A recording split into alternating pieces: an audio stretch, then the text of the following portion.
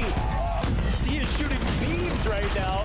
Your Call of Duty Warzone champions. Today, you show your opponents they don't stand a chance. We have the best players from around the world under one roof for the ultimate showdown. They are ready to prove themselves once again, so get loud and get ready. What is an LC-10 right into the face? He's got to stay alive. It's by the last skin of his teeth. Welcome in, ladies and gentlemen, to the Warzone Resurgence series. We're at DreamHack Atlanta, and this is the grand finals. $100,000 up for grab, and the coveted 5 EWC spots will be earned by the end of the day. Yesterday was electric. Group A, Group B competed to the death. Of course, we did get our best 16 teams to battle it out once again. The top 6 are now playing today against the best of the best from the online qualifiers of both EU and North America. Hey, welcome in, ladies and gentlemen. I'm your host, Taylor Reflections Noble, joined by Enigma and Dandro. Today's going to be great, boys. How we feeling? Honestly, incredibly excited for it, of course, but I think it's not just because we get to be online in this incredible environment, but because we have no idea who will come out on top today. So many storylines. Can't wait to cover them alongside both of you. That's it. Looking good today. Fresh. I think you went out and bought some new merch just for the grand finals. I mean, sure, as I usually do, but no, feeling great here in Atlanta. It's a great day for COD, man. We got, of course, the CDL going on. WRS is here. Challengers is rocking. It's just Championship Sunday all over the venue, and it's just an electric time. Can't wait to get it all started. Hope you guys have a chance to come to a DreamHack. Eventually, the fans quite literally run as soon as the venue opens Almost up. got run over.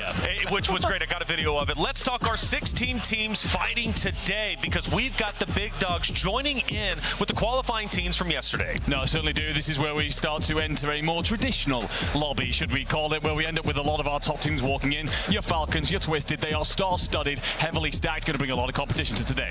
No, this is a lot of where if you are any of these open teams, you're now looking at the teams that come in from the qualifiers, and these are the squads you're normally fighting against in scrims and other tournaments. So you're maybe looking at this, you could be a little bit nervous, but hopefully not. But what's going to be more exciting to me is how this map is going to play out now that we have the usual suspects running around. That's right, usual, aka Falcons up there at the top. That's your 16 teams and a lot of orgs that you can support as well. Let us know in chat who you are going to be supporting throughout today's competition, which is match point. Going to be a ton of fun to see how many maps we get. Last time it was 11 in Birmingham. This time around could be less, more. I don't know. What are you guys thinking?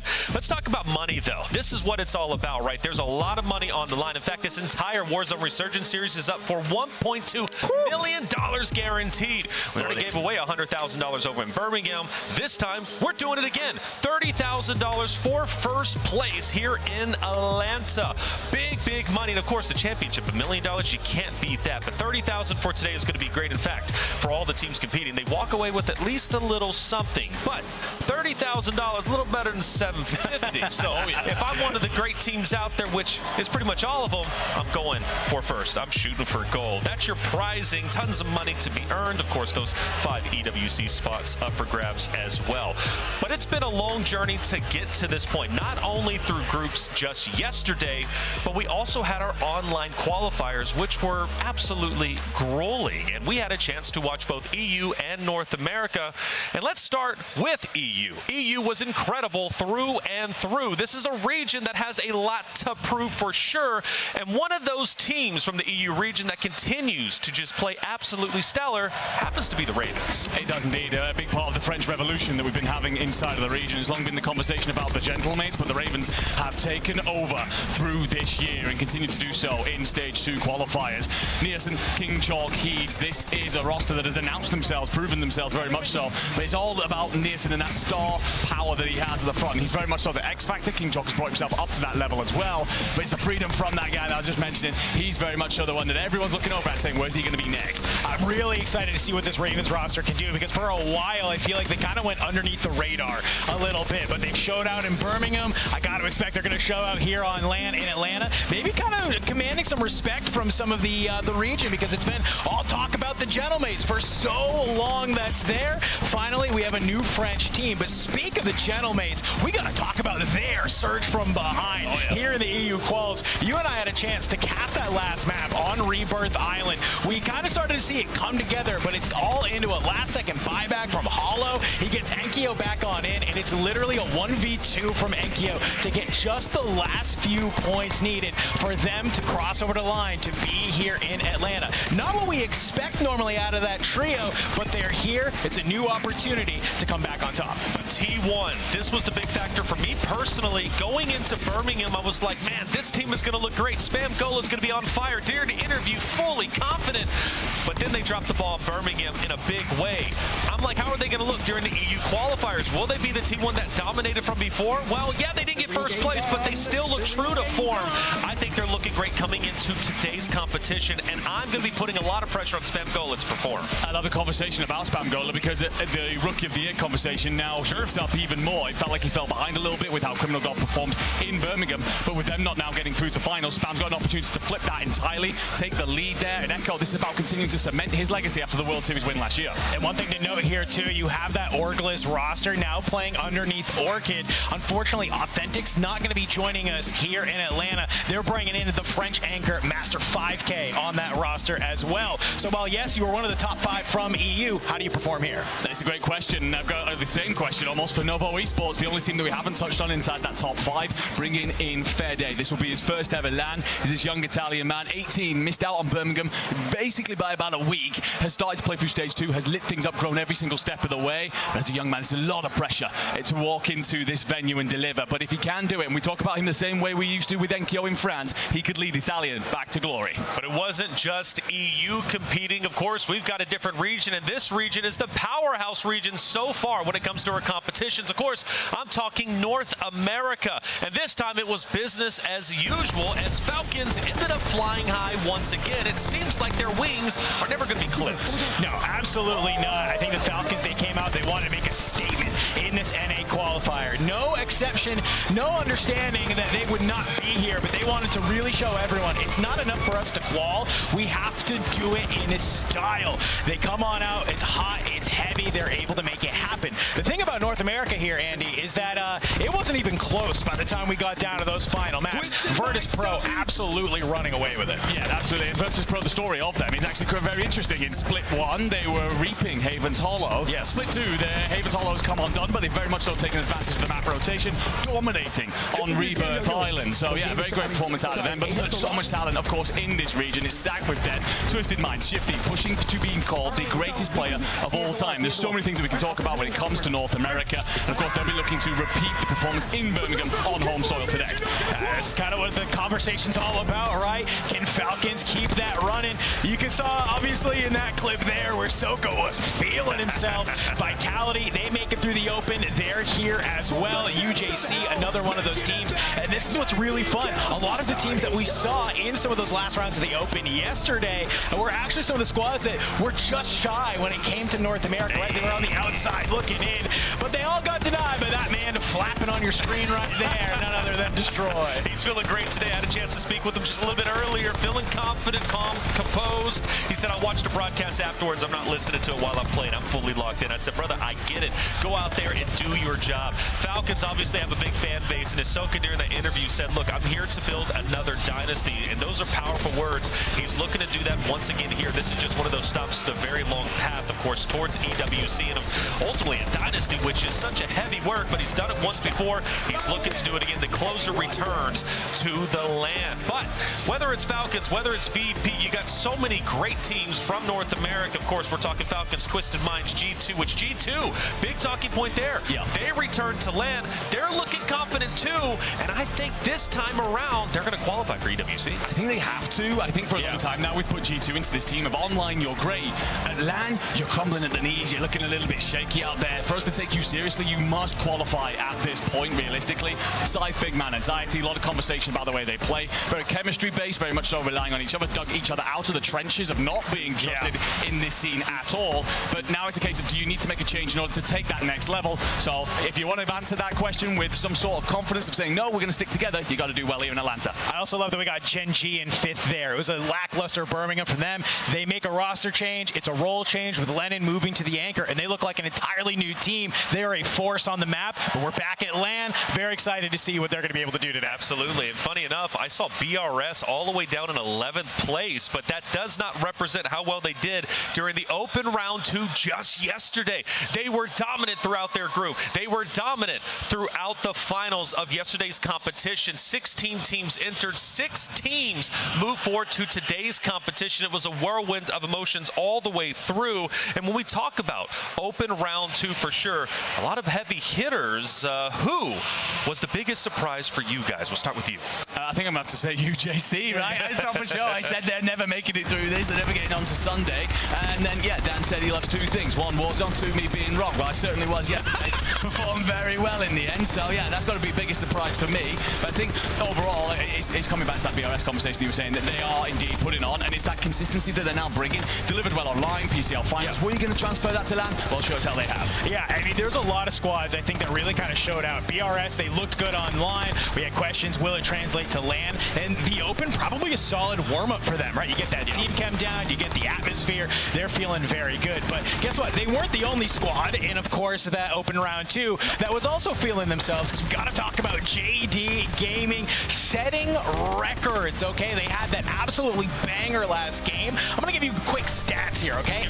Anchor FLS had half of the damage of either of his 2 teammates. They were frying. Also, across 6 games, the guy died 12 times total. 7 of them were in game number 2.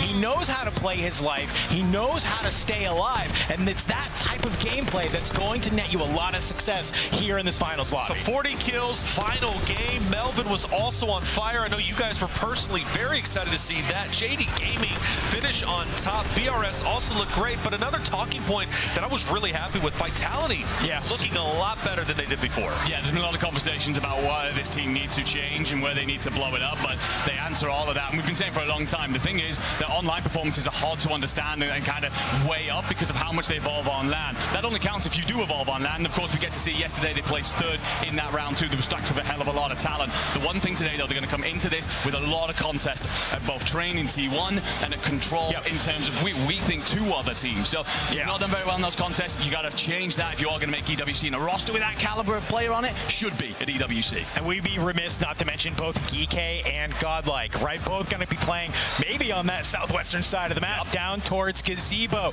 2 teams that are very heavy hitters, but this Godlike roster is one that's been a little bit rife in controversy recently, but we've had a chance to talk with the players. It's all good. It's all water underneath the bridge. They said, we want to come into Atlanta. We just want to compete at our very best, and they looked very good through the Open. Very excited to see, can they play at their best on a brand new day? Let's find out. One team that I was sad not to make, it was PBJ. I just wanted to keep the sandwich alive, man. But they fall a little bit short. They played incredibly well. One thing is for certain, you know, Warzone competitive has grown so much since we started way back in the day. And a large reason for that is because the competition continues to elevate. And who's behind that, really? Well, Team Falcons. Team Falcons have totally revolutionized what Warzone competitive is all about. And Hisoka is a large reason for that, being the closer himself. However, this time around, he says, you know what? I want to try something different. I want to pick up 2 new players for my Falcons roster, and it seems to be paying off. Yeah, no, I mean, obviously, when you're picking up some of the best in the game, it's going to work, right? Doggy had elevated himself in that time frame while Hisoka was with Shifty and Biffle, and now you say, okay, well, I'm losing Biffle. Who's the next best? It's going to be Dongi. And I got to say, Dongi might be in the running to be a way better fragger than Biffle at this point. Right, you line him up with noobs as well as obviously one of the most, I think, underrated players that we have here as well, and that's just been the secret to this team looking unstoppable. No, without a shadow of a doubt. We know what Soka brings, and it was a case of, all right, well, you lose Shifty, and of course we've got all the storylines there and the rivalry, but it's a case of, all right, who do you pick up next? Yeah, best shooter in the game right now, Dongi and Noobs. I love that you call him the most underrated player. When we look back through the history of Warzone, even back in the old days of streamer competitions, he was right up there towards the top. So the fact that he's got that longevity as well, it speaks volumes that he's getting the trust out of someone like Soka. To see them take their first ever win on Lando for both Noobs and Dongi out in Birmingham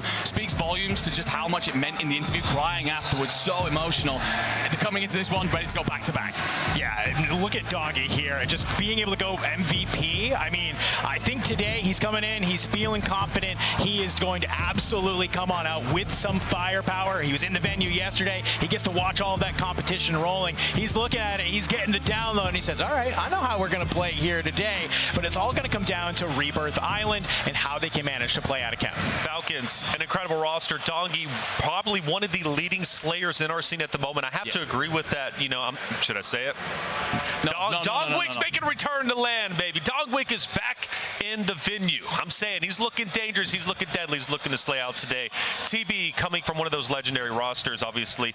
Then you have, of course, Hisoka there. It's just a recipe for success without question. Now, a lot of other great teams that are here today, including Gen G. Now, Gen G is a roster I'm looking very closely at. They're a team that consists of Aiden, right? And Aiden, he did win the championship over in EWC. However, they haven't qualified for EWC as of yet, so time might be running out. It would be weird not to see Aiden there to defend his crown. No, without a shadow of a doubt. I think that's one of the things about this roster. You forget there are two LAN champions, existing LAN champions in this roster. Aiden EWC, Lennon with the World Series. You had struggles in stage 1. You take out Raid, you add in Gabe, and my God, has that turned out into a force. I mean, so good online. Stepped up, obviously, in the qualifiers to get themselves straight through to the finals. Aiden is much freer out there on the map. Lennon's taking over that anchor role. I didn't think it would work. He's pulling it off. Gabe's a ridiculous POV at pretty much any time to watch. Well, I think what this team finally realized is they kind of maybe learned from teams like Twisted and Falcons that your anchor doesn't have to be this island player who doesn't get any kills and just plays their life. You want them to be a fragger. And if you're looking at this roster and you say Lennon's going to be the one on back, if he gets pushed by anyone, Len's dropping a two-piece and it's almost guaranteed, right? So if you need somebody to be able to stay alive and also find those kills, I think this is where this roster finally starts to glue and they start to find some work. I think what's fantastic about this roster, and I think it's an example set to the rest of the scene, it's growth. It's the fact that they've decided to go, okay, we're going to try and make this work. They've spent a lot of time in stage 1 trying to really put the pieces together. They've changed one out and gone, okay, we're going to try out different landing spots. We're going to try out different roles. They've done all sorts to try and figure out where they fit, and they're making it work. That's so much better than the system of blow it up that we've seen from so many of these rosters. You know, Aiden, funny guy, man. Love watching his streams, and I had an interview with him at EWC just last year, and I said, who are you really worried about? Like, who are you paying attention to? He says, honestly, I really don't even know who's on the other rosters. I just go in there and shoot straight. And I said, Aiden, I love that for you because you do it better than anyone else. Gen G looking to qual today. But there's another team we've been talking about, Manigma. I'm going to go to you with this one. It's Gentlemates. It certainly is, and well, it's been a disappointing year, an underwhelming year so far for my Frenchmen. But in Halo, Enkyo, and Gromlock, you know that they can turn up and deliver at any moment. They have that ceiling, that capacity. They came second in EWC last year, second at World Series. Silver Surfers for so long. Felt like it was inevitable when they would finally get their crown. And instead they've slid down the leaderboard a little bit. A little bit of discomfort between the players here. But what I do like coming into this tournament, they have changed their landing spot, particularly on Rebirth. They were getting ran at Turbine in that contest. They've moved over to Living Quarters in the last 2 weeks or so, and they've never looked better. Yeah, this feels like, to me, I mean, listen, hey, we have EU qualifiers for EWC coming on up, and this is, I feel like, going to be a good testament on has this team been able to make the changes that they need to, right? They kind of ran EU for so long. Now that you're the top, not the top dog, have you been able to go back to the drawing board, work together, work out the kinks, figure out what needs to change? Because coming in here to Atlanta, you're kind of being expected to perform, and if they don't, you kind of question what happens with this roster in the future. My eyes here are all on Halo. I think that in Enkyo, you've got a superstar. He's never going to be leaving that Gentlemate's seat. In Gromlock, you've got the man who's led France for so long. He's dominated dominated that region. He's the IGL. He's the general of the group. The thing for Halo, you're that glue guy. You're the guy that's supposed to get you over the line and allow the other two to do their jobs. And it feels like right now, especially with Nearson being incredibly hot over on the Ravens, a couple of folks are already eyeing up that change, and it's up to him to prove why he should still be there. Yeah, Genomate, second EWC, second World Series Warzone. This time, do they make EWC? I'm pretty confident they will, but today they got to make it happen, or else they only have one more chance to do so in the online qualifiers, and I don't want to leave chances up to just one online qualifier. But there is one player that I always love seeing in the venue. He's bringing the energy. He was the one dancing on your screen just a second ago. Of course, that's Destroy from VP. They're feeling good today. Virtus Pro, such a talented roster. Grimy, Destroy, and Adrian. And yesterday, there was a fan out there saying, hey, look, Adrian, one of my favorite players out there. He's on LAN. How do we think he's going to do? I think they're going to do stellar. What do you guys think? Yeah, without a doubt. I mean, this has been the surprise factor for me through this year. If you'd have said to me at the start of the year that Virtus Pro were doing what Vitality have been doing all year and Vitality were doing what Virtus Pro were doing, I wouldn't have been surprised. It's the fact that VP have grown so well. I wasn't sure where Grimy would fit at all in terms of this year. It felt like he had the capability, lacked consistency. My God, has he grown into a formidable talent. Destroy has played that anchor role incredibly well. Adrian starts to find the balance in where he fits in this system, and all the head clashing and all the head bashing and difficult conversations they had to have in the preseason where they're delivering in spades. Of course, already qualified for EWC and consistently inside that top 5 in a very difficult North American region. Well, there's your teams. Plenty more to cover, and we will be covering more teams as we get through today. But now it's time to start map number 1, Havens Hollow. Let's get it going for Grand Finals. Boys, take it away. Thank you so much, Taylor Reflections Noble, getting ready to head on in to map number 1. Let's remind everybody, Enigma, how today is going to go. The past 2 days, it's been all about a certain number of games. Not the case anymore. 16 squads dropping into our lobbies today, but we have our good old-fashioned 150 match point threshold. The way this works, every single map, you're going to get 1 point per kill. Depending on where you place, you're going to be able to multiply those kills. Win the map 1.6. But we're going to be looking who is going to be the first team to cross 150 total points. Once they do, all they need to do is win a map. Doesn't matter if you have 20 kills, doesn't matter if you have 1 kill. As long as you win the map after crossing that threshold, you will be the champion of DreamHack Atlanta. Let's talk about the maps that we're playing here today. A little bit of a sneak peek previously and before, but we're going to be on both Havens Hollow and Rebirth Island. You certainly shall, and of course there are going to be teams, and we've talked about this, that will favor either Havens or Rebirth. Looking at you in particular, Vitality, largely sealing away a lot of your points on Havens, and there are many examples that we can back and forth on that. Towards the very top end, Havens is largely run by the Falcons. Rebirth Island is largely run by Twisted Mind, so you can see where these two back and forth. But the Taylor's oldest time here in Warzone is consistency. For any squad that wants to be hitting that match point as quickly as possible, is finding a hell of a lot of points, even on the map you don't prefer, even where it's not your strong suit, and then going very big on the map that you call home. Well, that's kind of what we're looking at. It's the top teams. It's their ability to, no matter the map, continue to fry out, continue to get those points, right? Reminder, folks, last time we were here at DreamHack Birmingham, I believe we crossed 150 points in about 7 maps. Well, that was with Falcons having 2 chalked games, map 1, map 2. Had to play from behind. It pushes to 11 maps total. So I think it's a little bit of a different story coming in here today. If the Falcons can come on in, they can get hot immediately in game number 1. You might put the rest of the lobby on notice. Certainly can, certainly could, have done many times before.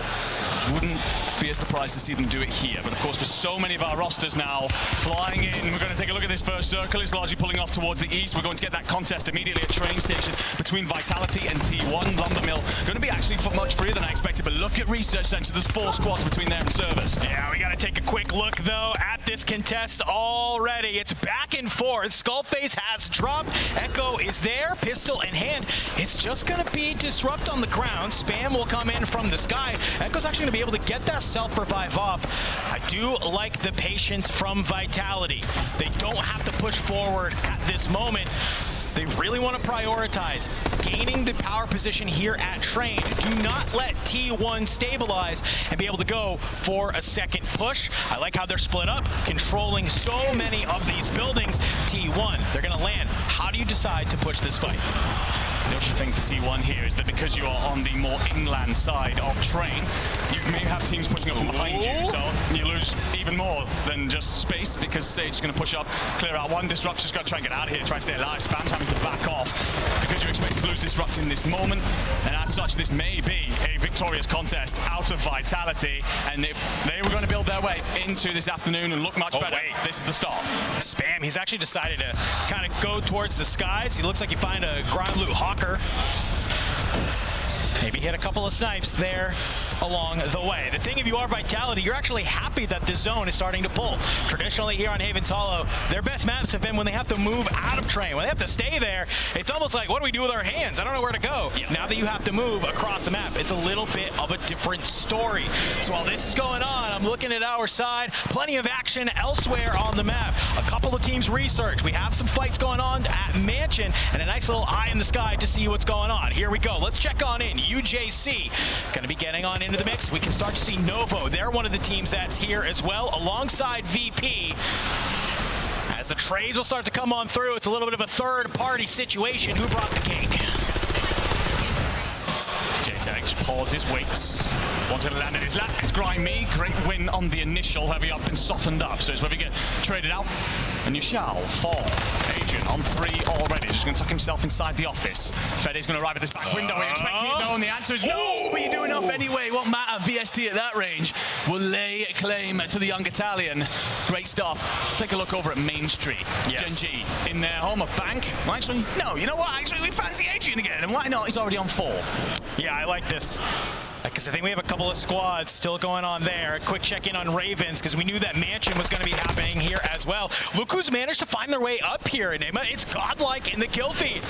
Twisted Minds, this is their home. You know they like to have it. They'll get a free kill on Trick. They probably knew going into this that Ravens were going to be contesting yet again. Both of these squads have made Mansion their home, but it's a nice little angle that Ravens is able to set on up. You find Shifty, Ullman, he has to back on up. Where's Smitty?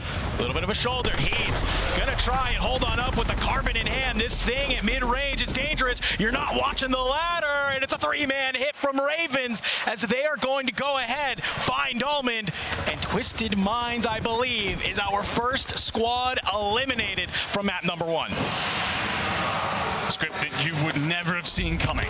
Twisted Minds, the team that we are expecting to go toe-to-toe with the Falcons all the way through this afternoon, out first. Very little to walk away in terms of kills either. T1 putting the sword to JDG. Reminder how good they looked yesterday. The elevation in the quality of lobby, though, means that you will be the second team out here on Haven's Hollow. This Eastern dragging circle is just pulling so many squads across the map quickly, and they're falling in mass, being caught on those rotations. VP, they've set themselves up a service here. They're going to have to contest the Gentlemates. 7 kills already in this map. It's a hot start for Virtus Pro. We know what they can do. I'm looking at that kill feed. Grimy, he's finding a couple members of the Gentlemates as well. You'll clear out your backside. Reset here at Mini. Where do you move on from there? Falcons continuing to gamble down here on the riverboat, as we know they love to do. You got Soko who just wants to stay up towards the top. You let Donkey Noobs float on over to Main Street. But with this zone starting to pull, I wonder, how do the Falcons play in on this rotation? You know you're going to have a team over at Lumber Mill. It's G2. So do you try and push up towards the north, or do you actually take the fight on over, a fight that you are normally accustomed to? Well, they're going to use the streaks to push G2 back here, and actually it's going to land to deny the loadout as well. Noobs still need to invest the PA. And in fact, it's going to drop it on the backside, just continue to gain space. G2 are going to have to scramble. You're going to meet them inside of Lumber. I like this. Soka, you don't need to move just yet. Send your fraggers forward, create an opening, hit that zip line if you need to come across and play the trades. Donkey's on the hunt, though. Chasing down Big Man. But G2 are going to read that somebody's pushing on over here, and you have to have this fight end quickly. Gas is about to be at your back very, very soon. Donkey and Noobs maybe hoping that you can just find one, put this into a 2v2. Not going to be the case for the time being. Donkey swings wide. Quick kill on the site. The stim, reset the health. Nade will come in up over the top. You are in between Anxiety and Big Man. But Noobs, he's backing you up. You call him the best support in the game for a reason. Soka, he's been able to match on with you. A buyback will come on in from G2, where you're already starting to get tagged on up from none other than the Gentlemates of Cole. Gentlemates have heard all of the noise, all the ruckus behind them. They're going to look over this and try and third party, so no one's safe for a moment. Soka doesn't have to get the knock. Unfortunately, though, you've lost noobs in the process. Oh and Anxiety also finds Soka, so it's all on Dongi. So often the front man, the fragger, just going to try and stay alive for a moment. Noob's managed to get back to his feet. He's trying to get out. Dongi's now been dropped. Noob's going to flee for the high hills if he can. Buy station's going to be nearby. You don't have the cash for this, though. So he's opening up crates, trying to bring that Resurgence timer down. You are deep inside the gas. G2 trying to hold you out, and in the kill feed, we're going to see that T1 have dealt with Gen G, trying to make that rotation in from Main Street. Top 10, 1.2 multiplier. If you're any of these teams who've already made an exit, you're going to be kicking yourself. You weren't able to get there. T1, it's a solid regain after that initial scuffle at Train, but unfortunately, it might all be for naught. Disrupt Echo dropped. Looks like you're able to get the buyback. 2 more members from T1 into the skies. Unfortunately for you, Ravens, they love to take flight. They're a bird just like the Falcons, as they are looking on up. Disrupt, spam, they land. G2, BRS, they are finding them in the kill feed. T1, just 0 opportunity to get their feet on the ground. You'll get up to a 4-3 if you are this G2 roster. It's BRS, number 12 on the map, and number 8 is Gentlemate. So they're going to be looking over you here, trying to hold you out of Cole. The positioning here from NKO and Hallow is going to let them look over from Trains.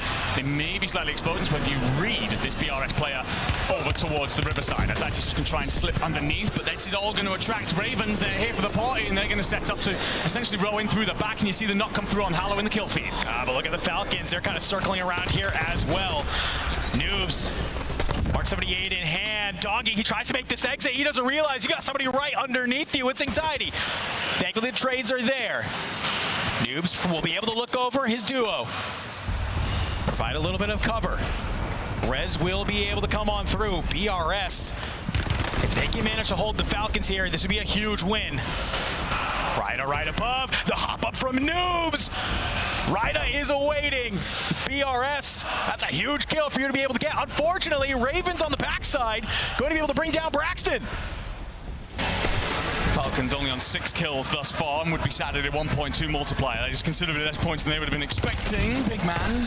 Looked like he actually managed to get a knock there. The icon came up, but it was going to be backed down by the shots from the Falcons. Anxiety's going to be pressed underneath. That's Enkyo with the first. The second big man drilled. Scythe now trying to make a play. Will catch Grommelok unawares, but that's only going to send up the signal flare. Look at Enkyo. Look at how at the window. Scythe doing his very best to stay alive. Incredible job thus far, but won't get much further, and that will be G2 out of here. A ton of kills, 11 in the end, but again, just that 1.2 multiplier done early. Other side, though, at the train car, BRS, it scopes. A lot of conversation around him. 4 kills in this game.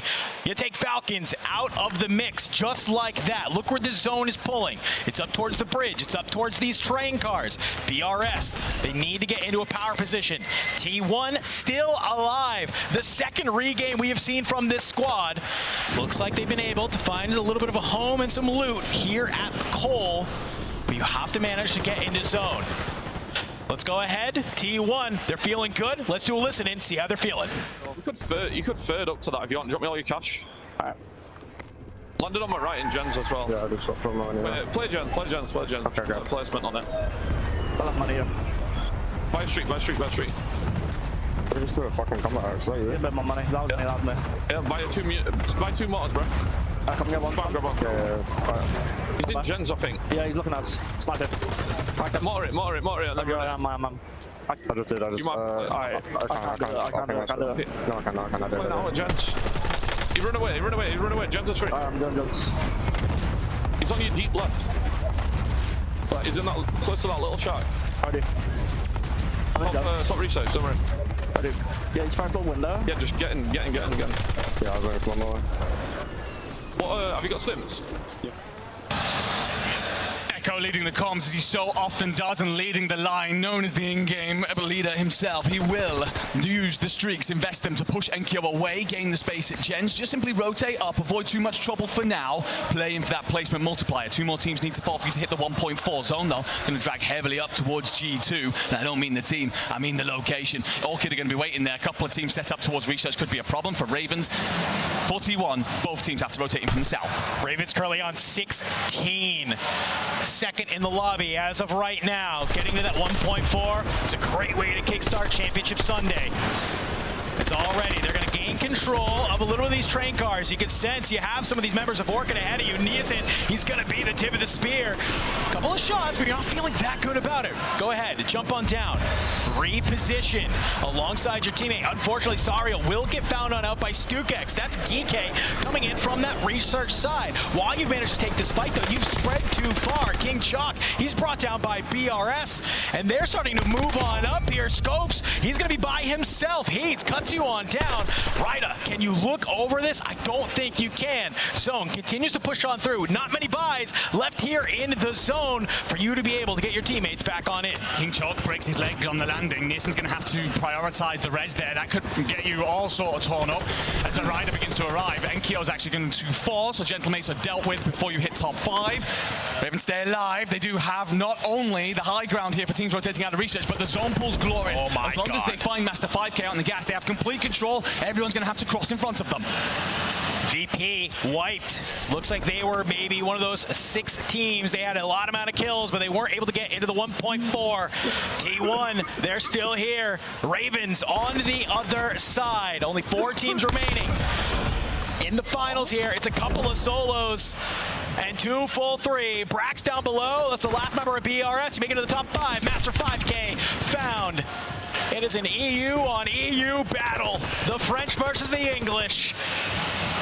Niasen putting the plates on in. It's a wide swing from Echo. But King Chalk, he makes the read. You're dropped on down. It's a 3v2. You know they have to be behind this rock. King Chalk's going to fly on forward, but you're looking on over. You make the trade. Disrupt, though. He's able to find 2. He puts it into a 1v1. Unfortunately for you, though, Niasen, he's got this heady. Mark 78 in hand, and you get the zone pull. He can just wait this out if he wants, Enigma. Disrupt tries to make it happen with a stim. Not going to be the case. But here in map number 1, Ravens continue the dominance that we saw online, and they're coming out swinging here in Atlanta. Great stuff out of them, and a confidence booster as well. They have, in recent scrims, been a little bit underwhelming since they got back from the Saudi Arabian LAN, but having to play essentially separate. I think that they've put the work in and understood that where it is that they're seeing issues, and I like the slow rotation in. Of course, winning out Mansion is a huge part of that. You take it from Twisted, you're not having to worry about them pressing up behind you, and just slowly take control of the entire northwestern portion of the circle. Once that zone drags back towards you, well, all your preparation meets opportunity, and their fortune shall be paid out in plenty of blood. So Ravens Esports taking over, but for map 1 it felt like we saw a lot of expected landing spots. A lot of the teams taking a chunk of kills that we would have written down at the start of today. But I will say, it seems like Twisted Mind's falling a bit earlier, Falcon's falling a little bit earlier, a couple of other squads stepping up, especially on the European side. Yeah, I mean, listen, we got to give some flowers to T1 here. We saw them lose that contested train. We see them kind of get farmed in the mid game as well. We check back on in that end game scenario, and they were able to stabilize it. Cole, and I love when we did that listening. You heard Echo. It's all cool, calm, and collected. I don't think any of those players ever get excited on that roster. But he's just by streaks, more to the guy Jens. And it was a moment there where he goes, I don't care about this team, focus Jens, right? And just being able to direct you into one type of area, it's how they're able to kind of hold that on out. You see the zone pull. You know all these teams out of research got to move. But I think Ravens do the best thing here. They understand, given this end game zone of this bridge, you want to control as much of the high ground as possible. Unfortunately for Echo, I don't think he realizes they're as far over as they probably are. So him going down first, it's tough. And then Disrupt almost does the impossible. Yeah, I'm going to give huge credit to Niasen. Now, of course, we've had plenty this year, but he decides to cover over his teammate then. King Choku flies forward. That helps him get the trade then onto Spam. He just buys his time. All right, Disrupt, try and make a play, brother. I've got the Mark 78, and this thing sends bullets down range. And he sure as hell delivers. One of the best shooters in the scene right now. Won't be missing opportunities like that, and walks away with, I think, 9 kills, yes, individually. But across the board, all involved. What's that, 17, around 25 kills there. So great performance from them. Yeah, the 1.6, hell of a start. Yeah, 23 kills is not a bad way with a 1.6 to kickstart our day. You know, before it was all about just like, hey, have a great one game, so you maybe create a little bit of a buffer. Every game matters here, because with a team like Ravens, if they can manage to do this a couple of times and still manage to stay consistent through the other few maps, guess what they're going to be doing? Be one of our teams across that match point threshold. It was kind of our idea, was our understanding coming into today's event that they were going to be a highly competitive team, and they make it happen. Most notably, winning the Mansion contest against Twisted Minds. Dude, map number 1 continuing to deliver on all of the storylines. Taylor, it was a fun one from start to finish. All EU, wasn't it? T1 Ravens looking incredible. The only North American roster that truly performed in map 1 was VP, and they were on fire. Yes. At one point, I thought they were going to be the favorites to take game number 1. Either way, a successful game 1 for a multitude of teams. Some, though, dropping the ball for sure, but at least at the moment, I do want to celebrate. You know, I asked, how would Spamgola back on land end up performing? Well, T1 gets second, and on top of that, Spamgola walks away with 8 kills for himself. So clearly feeling right at home, and not the performance he had in Birmingham, which is going to be great. We'll see what their future ends up holding. But let's talk about landing spots. One of the conversations, you know, going from groups now into the main events for the grand finals, those teams who were playing in groups as well as round 2 yesterday might have had to change things up now that the big dogs are in, Dandro. Yeah, I mean, this was sort of the conversation we were having all day yesterday, right? We watched a couple of teams are playing out of POIs that are most known by, you know, love some of these big teams, right? We saw 4Fun at Boat. We saw Blatant over there at Mansion. A couple different squads that are there. But being able to see this coming on in, this was a big one that we knew was going to happen. And I got to give some credit, Vitality, being able to win that against T1. It's great. Unfortunately, you're not able to convert. I think it's great for both teams in some way. Vitality actually winning a contest is nice, but they do tend to match up favorably against T1 in those. I think for T1 it's the recovery that comes through. So both teams probably off to a solid start, and they'll be feeling pretty happy with their work so far. But yeah, contest, obviously the map becomes much smaller for a lot of these other teams. This one, however, Ravens managing to lay claim to Mansion. Be interesting to see if that happens in map 2. Almond, I think, he charged this a lot earlier than I expected, to be completely honest. Maybe caught out in his timings. Yeah, I think he maybe thought he had just like one of those, like, if I can just maybe chow this, if I can at least get one, it's enough to chunk the timer down. But I love that also Ravens respect it, and they just sent all 3 people on over to be able to clear him on out. Really, really good. I also love this from the Falcons, right? We saw them, we said, hey, you're going to have to move at some point. Do you go through the south? Do you go through the north? They kind of try and cut through the middle, which we know Soka loves to do best. Unfortunately, you put yourself directly in the middle of a couple of different teams. Falcons being the #1 team may put a target on their back. I don't know if it was necessarily the case here, but out in 9th with only 6 kills. I'm not going to lie, I'm going to have to ask you again what you said there, my friend. There's a lot of noise inside this venue. Basically, Falcons out in 9th with 6. JD Gaming, a team that performed well yesterday, 15th only with 4. Vitality, 13th with 5. A lot of the heavy hitters from yesterday, excluding Falcons, not having a great game #1, despite all that practice yesterday. No, I mean, look, we step into a lobby of this quality. Every single mistake you make is going to be punished to an nth degree. And you end up with situations like JD, for example. Yes, they ran yesterday, and it was great to see them do that. This map becomes a lot smaller all of a sudden when you get all the big dogs involved. And we're going to take a look here at the drop 1 results. Ravens Esports with a 36.8 game. T1 25.2 despite their poor landing. But VP further down didn't even get the 1.4 in the end. It's still 21.6. Absolutely reaping that fight over in Resurge. Got their anchor over in service, so they're able to just contest that over and over again, and it's working for them. And importantly, remember, they're usually bad at Havens. They usually are much better over on Rebirth. However, we do have some teams from yesterday from the round 2 performance. Team Orchid. You also had, of course, Geekay doing relatively well. Godlike, right? Having a decent game. So you look at the teams from yesterday now coming in feeling very comfortable. But one of the key factors, Dandro, these guys scrim each other all the time. They scrim each other all the time. That's what you're saying. It plays a little bit more traditional that's there. One thing I want to point out on here, Gen G, they get 13 kills and just no multiplier. If they can actually just even convert that into a 1.2, that's a solid floor for you to be able to have, right? And that's really what we're looking at for some of these teams is what is your floor to be able to be there.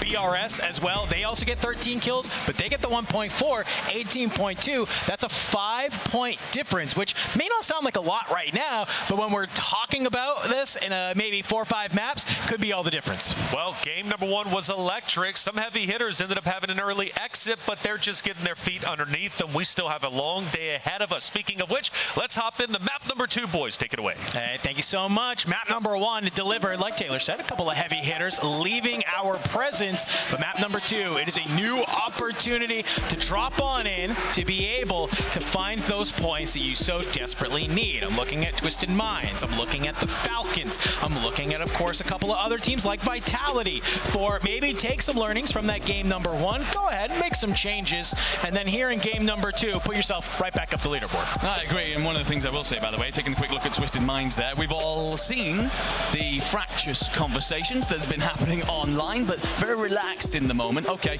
we've made a mistake. It's just one map. Got a long day ahead of us, and Falcons will also be talking that same conversation into themselves right now.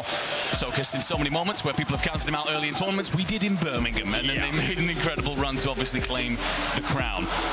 T1, again, great stuff from them, recovery off of a lost drop, and we saw a lot of that in Birmingham. The first half of Birmingham was them just being battered over at train over and over again. They were so far behind and still nearly made that run. So the fact that they've clearly worked on their recovery game says to me they're going to be involved when we get towards the end of today. No, I think it's like I said, it was when we were looking at the highlights, the fact that T1, just seeing how much of a blender they were put in, still able to get not only second, but also with a large number of kills as well. Those are the type of sort of fundamentals that you like from a top-tier Warzone team, that, hey, everyone can come on in and fry on out and have a great game. How do you do when maybe you lose an early contest? How do you look at the map and say, this spot is open, we can go ahead, we can land here, and then we can play on out from there? Of course, when you got somebody like Echo towards the top, helping lead his team, it's a little bit easier when you got one of the smartest in the game. Oh no, without a shadow of a doubt. And I think you raise an interesting point about gaps on the map here, because a reminder that all of this changes should we end up with a circle that drags hard towards the west. Teams like VP, for example, they no longer land servers, they'll go and play over towards Pond, and as such, that shifts everybody around the map. We're going to be looking early to see if T1 and Vitality do both go back to train. Do Godlike and Geeky both contest each other at Gazebos, and Gentlemason JD. Is your Cole engagement still on? Drop 2, opportunity to either fix the mistakes you made in drop 1 or to continue that momentum. I think one of the big things that you brought up there, it seems like since Birmingham, a lot of teams, they went back to the drawing board and said, hey, it's not enough for us to just have sort of a one primary spot and then maybe a secondary spot that we use like 10% of the time. It's no, we need 3 or 4 different drop spots depending on zone that we can feel comfortable with. So let's go ahead, let's see what's happening. It's already hot into the action though. We're gonna be keeping an eye on this contest. Yet again, that train, and Vitality continuing to find a success, find purchase already. Spam gets dropped on down. Thankfully, we are so early into the map that this Resurgence timer is basically 0. But Sage, he's the one who flies on forward. Skull there for the trade. You got Blast overlooking. But T1 already put into a bit of a tizzy. Don't think that we're too concerned yet. And a reminder, this happened in map 1. Let's take a look down towards Gazebos. This will be Godlike up against Geeky. Both teams that had to play themselves out of the open yesterday. Currently looks like Godlike have the ascendancy in this fight. Lays double drop, mate dodge trick, trying to get here to trade in time. It's up against Lays, though, he's not bad with it. Crack comes through, great shots out of empathy to catch the fleeing German. And that will be then Gazebos laid claim to by Godlike, giving the foundation to play out from for DK. You have to go and find somewhere else to operate. Listen, you don't get a POI named after you to then get pushed out of it on land, okay? Nate Dogg taking it personal. Says, no, this is my home, this is my area.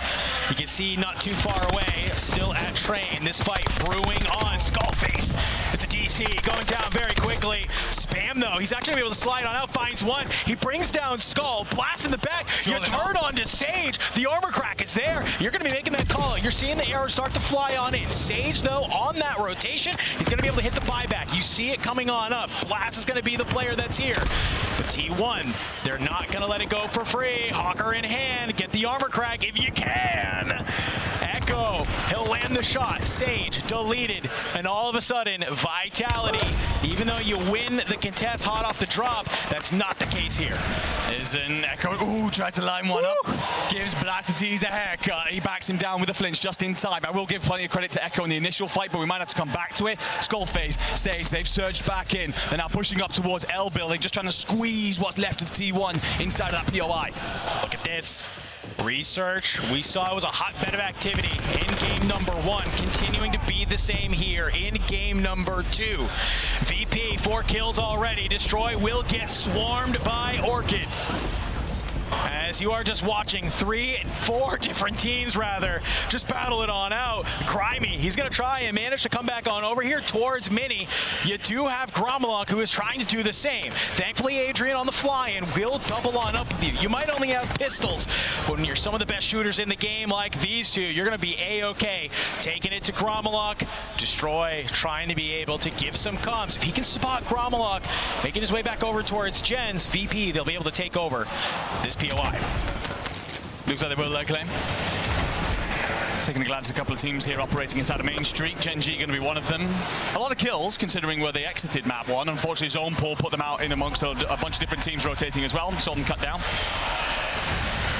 Now just a little quieter. Mansion, one out by Ravens in map 1. It's been a back and forth affair so far. This will be Ravens getting their loadout into play. Twisted Minds have been forced to flee out the other side of the building. They're going to play courtyard side. And right now, just pause, assess, and figure out how to prod and probe at each other. Yeah, it's been a lot more successful at Twisted Minds this round. Currently sitting on 8 kills already. Ravens 1. So you're feeling a lot better here in game number 2. Shifty, 6 of those 8 by himself. Few things you don't want in life. An angry Shifty is definitely top of my list. He's going to back down King Chalk here on this backside and try and line it on up. If you can give the comms, you could see Almond maybe from the top hit Vines and maybe get a nice little cheeky angle. Shots on the Neosin. You'll back him on down with that armor crack. Gas is coming in though. Shifty's got 2 stims in the back pocket and a muni, so not too worried about this coming on in. But it's just a pixel of the top of King Chalk. Not gonna be able to see him. Shifty, how long do you try and engage this fight? It's a little bit isolated here. I'm worried if you do get knocked, you won't have any coverage coming in. Neosin and King Chalk are actually gonna vacate, play through the bottom side, look for central. Let's take a scan at G2, they're fighting Novo. Novo trying to get out of that research side desperately, but it's always a tough hold when a G2 team is set up inside of G2, but they haven't read Fede on the flank. Big Man's going to be back down. Scythe in a lot of trouble. No, you do get there just about. But Orchid, they aren't far away. In fact, you've got one resurging in, and one of them actually laid claim to the Novo player in the first place. Yeah, we don't even have to almost like worry about them. They're also outside of zone. If G2, they can just ignore Novo in front of them, turn this fight in the back. Scythe, he's going to be able to get in some good damage though. Sim comes in, and a egregious chow from Sariel there. Nox will come on through, but here you go, Swizzin. Needs to be able to play this trade. Scythe just trying to stay alive. You got to be careful though. You have Novo on the other side. Blade, he'll gladly take some of those free points. And now it's just anxiety having to rotate back through Cole. Heads up play this, has all the cash, recognizes the boys are in trouble. Scythe's attempt to get out of there puts him in front of the team he'd just been shooting at, so I don't know what that decision making was, but you will stay in the matchup. In fact, all 16 teams still in this lobby. Falcons trying to change that a little bit as they're going to push out a little bit, just to try and squeeze towards the main street and take away a few points. Soka will do that after confirming Dongi's knock onto Adrian. 7 kills for the Falcons thus far. Much better game than game number 1. Good shots onto Aiden from Noobs. You get the armor crack. Back him on up, that's there, and that's actually going to put him directly into a fight against Destroy, which he will win. So now you can starting to see as this zone is pulling a little bit more south where we are going, but back on over towards Mansion. Twisted Minds exacting revenge against the Ravens. It's just Heeds for the time being, and he's going to go ahead, wrap on out through Pond. And just like that, Twisted Minds, they'll gain control. They'll push out through Courtyard. And they're going to kind of look to maybe start going a little bit south, though. Shifty. He has an idea, though. There's got to be a player here. Heeds might be on the right side. You're not ready for him to swing, and there you go. Heeds on the hunt. He's going to be brought on down. Neosin's going to land Chapel here, by the way, just as T1 is starting to vacate train station, rotate up after winning the fight against Vitality. So not going to be a safe place for very long. Disrupt on just the 1 kill, off from the support to spam, and we get our first team out of the lobby. G2 dealt with by the Gentlemates. That was off towards Lumberside. But look at all these bodies start to stack up now. Squad 13 is still Vitality, and they are still interested in all of this. But Spam's going to lose the fight initially to King Chalk. Echo deciding to vacate. He's going to drop off here. Does have the cash for a buy. Gets it in instantly. VP. We get a wipe come up, but actually that's going to be a false confirmed by the look of things. Still 1 player in the skies. Gentlemates still shooting. Enkyo on land. They don't have to play off 90 ping anymore. Hit rate feels a little different here. Eyes towards the sky, LMG in hand, and he's going to try and do that a little bit more. Oh my God. Finds a second one out of Blade. Oh my God. Talk about ground defense. And this is how you can get yourself back into these games. It's a couple, 3, 4, 5 kills. If you're able to pick them up out of the sky, all of a sudden you're brought right back on in. And this is an opportunity because you have one of the top dogs, T1, eliminated. T1 out, BRS out. The circle starting to compress all these teams together, force them into engagements. Geeky now trying to play up towards this third party. Skullface is going to be dropped. However, support is starting to come through. Decky does the right thing, drops a Semtex on top of him. Just tries to back off. Sage is going to hit the buy-in. Decky doesn't get the confirm. Wow. Will get a crack. Sage might not be long for this, but Blasterty's huge work to keep his team in the fight here. I love that. Sage flying on in, has the money, says, I don't care if I die, I just need to get the buy. But you're going to be able to get all three on up. The problem, you got to come on into zone with a couple of teams ahead of you. Ravens here into the church, getting pushed by none other than UCJ. As you're starting to try and work this here, if you are King Chalk, you're getting battered from every different angle. Look over at Barn. You still have Twisted Minds who have made their way on out as well. You don't want them to surge on forward. As the zone continues to push us on in, Enigma, it feels like we're seeing a couple teams battle in the north and a few more battle in the south.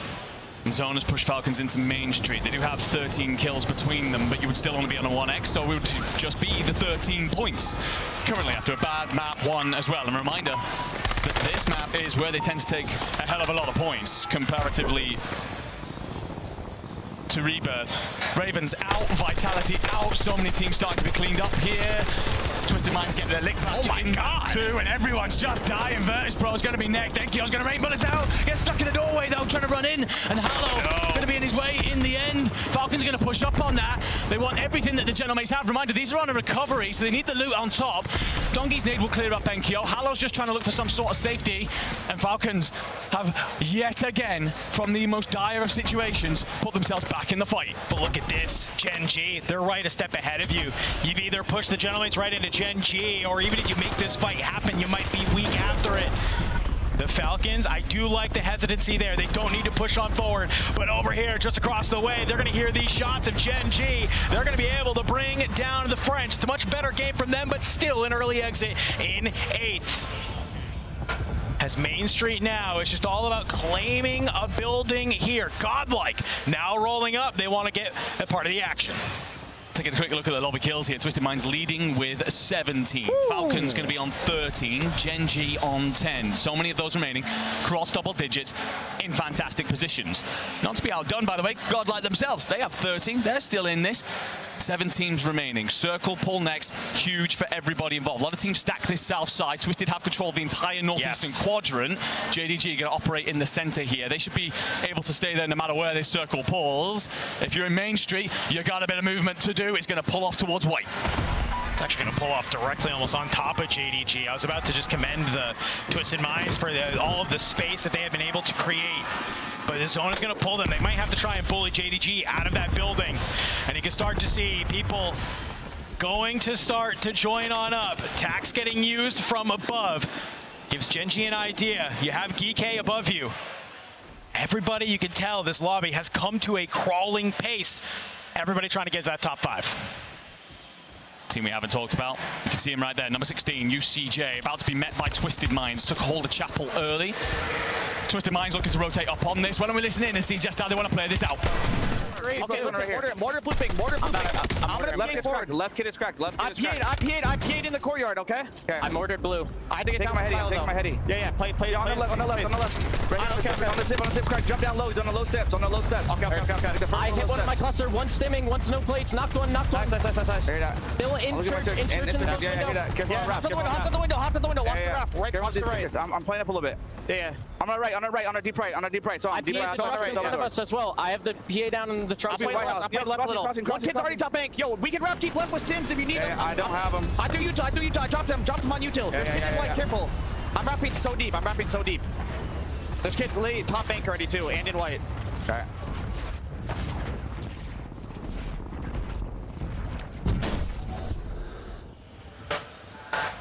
Twisted Minds, it's been a fantastic map for them already. 17 kills, and they need this multiplier after a lackluster game number 1. You're hearing the veteran comms there. Almond making the call up. Where do we put the streaks? What is the wrap? It's use the stims, make a deep push out here, and this might be the play. You've lost Shifty in the meanwhile, but Almond and Smitty might be able to play here together. Look at all of these teams around. They have to push on in. It's the dynamic duo of 2025, the esports World Cup champions that will just about stand the rotation there. Noobs hunkering in, praying for anyone else to shoot at each other to give him a top 5 multiplier. looking for any sort of loot off the deck. Is that going to be enough? No. Basically, pennies.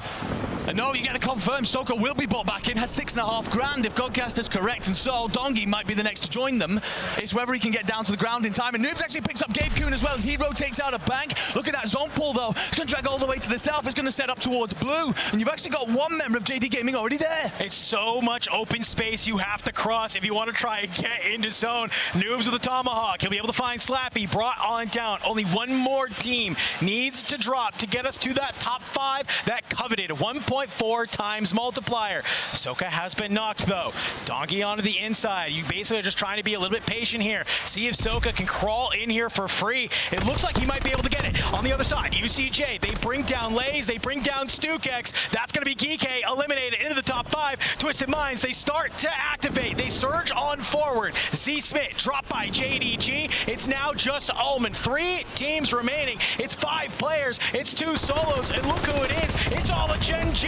They're still alive. They could go on the hunt here. They can try and claim game number 2. You slide on in. JDG eliminated. You lose Aiden in the process, but it's only a knock. It's not a full. You slide on out. Gabe, Lennon, they'll answer on together. Take map number 2. Beautiful work from Gen G. Their investment in bank pays out. It's the landing spot that they've taken control of through the online stages, but they stand firm. They see the movement that's going on elsewhere. Just hunker down. Don't worry, we've got the look over the rooftops. We can catch these players rotating should we need, and those coming down from the north, well, they'll be met by the end of our barrels. And in the end, keeping a full 3, play that numbers advantage beautifully, set themselves up around the gas station, and sniff the 2 remaining players out in some style. And again, the story, the trials and tribulations that these boys have been through to get to this point where we consider them to even be a solid roster, let alone the run of form they're coming into this tournament with. Incredible stuff to see them take map 2. Yeah, let's see how they were able to kind of go from this sort of layer cake endgame all the way towards the win. You called it out best. They've gained control of Bank. That has been their home. This is where they love to play on out of. And you heard it there in the Twisted Minds listening. They knew there was people top Bank, and it's going to be Gen G. So while everybody else is trying to just gain control of these buildings down below through either stim wraps, things like that, look at this. Aiden, he's more than happy to hop on over to this building and just play the rooftop. While everybody's scuffling in underneath, nobody knows that they're just kind of holding some of these high ground areas, and that's kind of why when it comes down to the end, they're able to just push on up, activate at the right time, clean up all of those kills. But the big thing here, Enigma, it's a lot of our top teams, a lot of kills, all secure top 5. Yeah, they did. There's going to be a hell of a lot of points added to the board on this one. They're taking advantage of that multiplier well and truly. Of course, Gen G are going to be part of that, but Falcons, they started pretty hot. Twisted Minds were a part of it as well, did plenty. UJC make themselves a deep stand there, having shown up in this lobby, probably the last seeded team coming into this. In fact, can confirm they were the last seeded team coming into this, so standing up and proving me wrong yet again. But yeah, the way you prioritize the decision making on the fights here, that's what Gen G do very well, to keep their full 3 alive. Like Gabe here, takes control of the top of the gas station, and it just means that those 2 players are trapped inside, they're hemmed in, so it allows Lennon and Aiden to surge forward. You not only walk away with the victory here, but both of these kills as well. You add the 1.6, it's an extra 3.25 points just in this engagement, and we never know how valuable that might be down the line. Yeah, no, I really like even just that very minutia last second play there, where they're able just to stick together. 15 kills for Gen G and a 1.6. Not a bad way to kickstart our Championship Sunday. First 2 maps, a Haven's Hollow, done and dusted. We saw some of the top dogs in game number 1 falter, but we like to call those download games. Here in game number 2, a lot of our top teams continuing to find purchase. Gen G, like you mentioned, maybe silencing the haters a little bit, proving the roster change and the role change, or maybe for the best. Man, 2 maps, a Haven's Hollow, done and dusted, but we get ready to maybe shift on gears over to Rebirth Island. It's potentially a new opportunity for these teams to be able to earn some points on the board, get themselves back on in. And Taylor, let's talk about it, man. Gen G, they come on out, they are swinging. Yeah, you know, they need to qualify. Bottom line, period. And this is one way that they do it. Great game number 2 for them. I love the term download game. I actually haven't heard you say that yet. Really? So I might actually adopt that. I do a lot of that. Gen G, great stuff. Twisted Minds also a granted fan favorite, champions from last year. This year around, they're already going to EWC, but they still want the bulk of the $100,000. We're talking 30K. But there was another hero on the battlefield. 3rd place, JD Gaming. Yes. Played very well yesterday. This time, third place, 17 kills. Something was working for him here. And then also Falcons, another great game coming out for them. There were 2 early exits, though, who made a big impact in game number 1. And, of course, that was Ravens and T1 out early with 7 and 12 kills, respectively. Give me the lay of the land, because I walked away, went to the bathroom, came back. There were still 16 teams remaining, whereas game 1, we lost 8 in like the first 10 minutes. I think that what you have here, I mean, we talk about some of those teams that are ending early. Ravens, yes, you lose that contest at Mansion, but you're so used to being on the back end of that set of fights that you keep yourself alive for long enough to really drag that out. And eventually in the end, it's actually because they're trying to rotate in and Twisted to push themselves off to bottom and they get cut down. For T1, again, it's a situation where the Vitality contest went on for so long in the end, back and forth from both of them. I imagine both of those teams walk away with a chunk of points just from those opening engagements, really. But I think overall, the fact that all these teams are staying alive, it shows the quality inside of Warzone we have right now. All these players know the roles, know the timings, understand what it is they have to do. We talk about fraggers, support players, anchors. All these boys will flitter between that depending on what the situation needs, and that's why everyone's staying alive. Yeah, I mean, when we kind of looked at this map, even just where the zone is starting to pull, it's not like anybody had to make this huge, big crossing around open space, right, in order to get on into the zone. Everyone's kind of be able to play from like POI to POI, weave their way in between buildings as the zone pulls on down towards Main Street. But it's also kind of to that point we basically stalled out at around 8 or 7 kills, just everybody waiting for that top 5. And it's right here. The second the top 5 happens, everybody is starting to try and move Gen G in this last fight. It's really, really solid, right? I think Gabe and Aiden, they kind of pair on up, but they find Melvin, and Lennon is there for that last and final trade. And you can see 15 kills and 1.6, 24 points. I believe that's lobby leader there. No, lobby second after Twisted Minds, but still very, very good. Yeah, very happy with Gen G, Twisted Minds as well. And again, JD Gaming, who went through the gauntlet yesterday, not only in the respective group, but also in round 2, now come back. Game 1, they're rocky. Game 2, looking great. If JD game with Melvin, Slappy, FLS, and qualifying for EWC, I know they're going to be ecstatic. We're also going to be personally happy for Melvin, given his history when it comes to Warzone competitive. Obviously, Falcons, too, you've got to give them a highlight, 23.8 points. They start to wake up. They're going to look scary. Who else are we looking at? I think that I'm going to go back again to UCJ. I keep expecting them to kind of be bottom of this board. I mean, you mentioned JD Gaming, obviously offer them their flowers and everything that they're doing because they had to play in through the open. UCJ will join them there towards the top, and it's again the fact that they're seeing out the deeper stages. I think if anybody had told me this before we walked into this tournament, I'd have said you're crazy. Yeah, I mean, even just looking at this leaderboard, there's so many teams that are still just gaining very solid points, right? A lot of 15s, a lot of 16s that are there because you're just getting 13 and a 1.2. If that's your floor, you're feeling good, because I'm looking at other squads like BRS.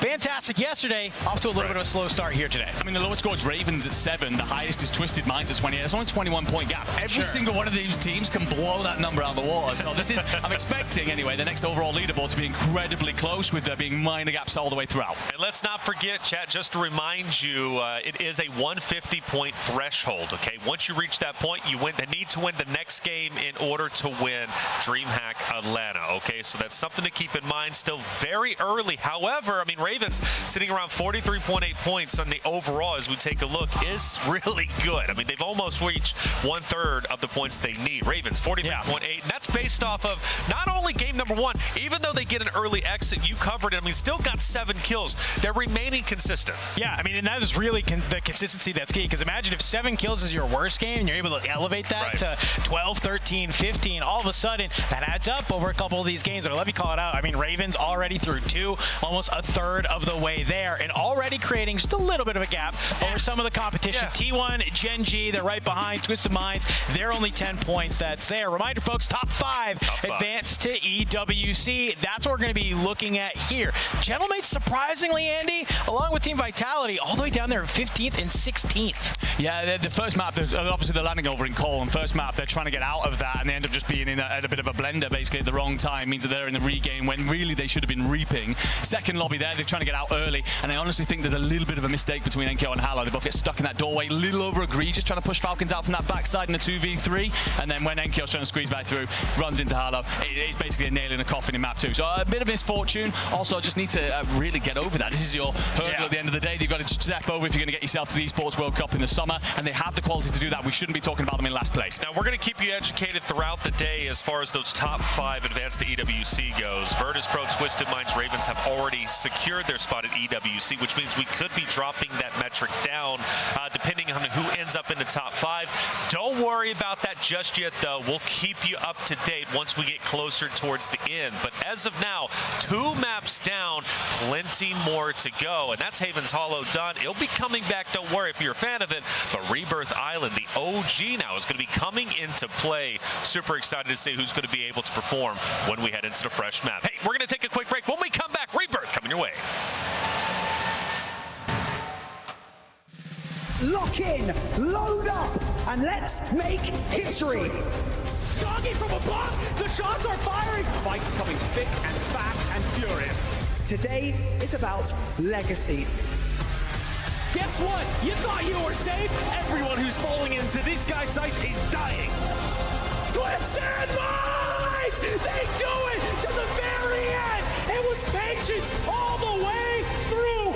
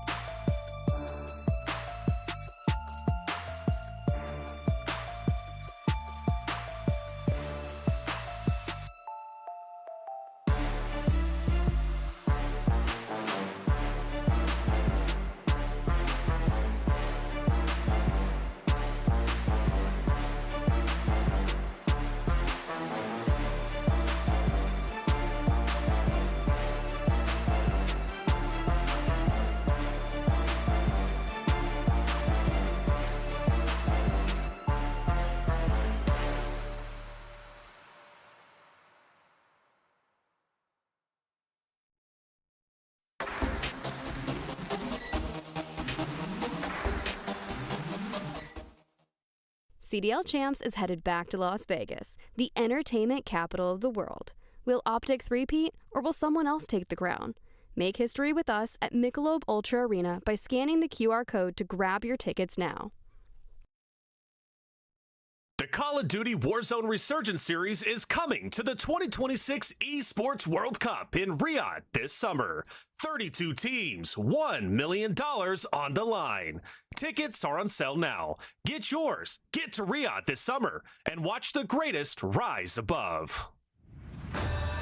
Welcome back, everyone, to the Warzone Resurgence series here at DreamHack Atlanta. It's grand finals, $100,000 up for grabs and 5 EWC slots. We've already witnessed 2 Haven's Hollow, and they were incredible. Now we hop into Rebirth Island. It's going to be a lot of fun. And when you see the banners fly, all 3 of those players, by the way, are competing on that very stage out there, which is great. Hey, I'm Taylor Reflections Noble. That's Goj Tip. Great to see the both of you. The duos back in the building. Rebirth Island, Goj. We're about to go into it. What we expected? There's a lot I could start yapping about. Let's go control. Yesterday, I was super verbose, so I'm going to try to keep it brief today. Now, let me be very clear. This Rebirth Island is going to set the tone for the rest of this entire tournament. Haven's Hollow went about like we expected. The biggest things to look out for, if you've been watching Rebirth Island for a very long time, especially this split, is of course the contest at control. Will there be 3 teams, 4 teams, 10 teams? I don't know. But we do know Vitality will be there and likely a few others. The big question I have, Tiff, is HQ. There are 3 different teams that like to land HQ. If we see a triple contest there, a team that just won a map like Gen G could be in a bit of trouble. Well, let's take a look at our kill leaders, Tiff, because Spam Gola, I believe, has been playing very well. Last time I looked at his stats, he was sitting at 8 from game number 1, and I hope that young man is going to be doing even better as we look in. He's going to be top 10. I like that. We got Echo at the top, though, Tiff.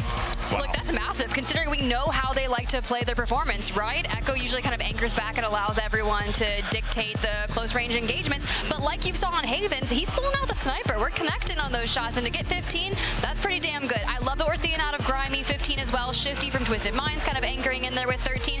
But we talked about specifically Ravens and how consistent they've been leading up to today's lobby. That's right. You got King Chalk, you got Niasen, both in double digits there, and that is impressive. Impressive indeed. This is how it lands after 2 Havens Hollows. We've got 2 Rebirths coming up. Where typically a lot of these kill leaders start to elevate themselves. We're talking a lot of eliminations. In fact, it's not uncommon to look at a Rebirth leaderboard afterwards and see a ton of 20 bombs, right? So that is going to be a possibility. You mentioned headquarters.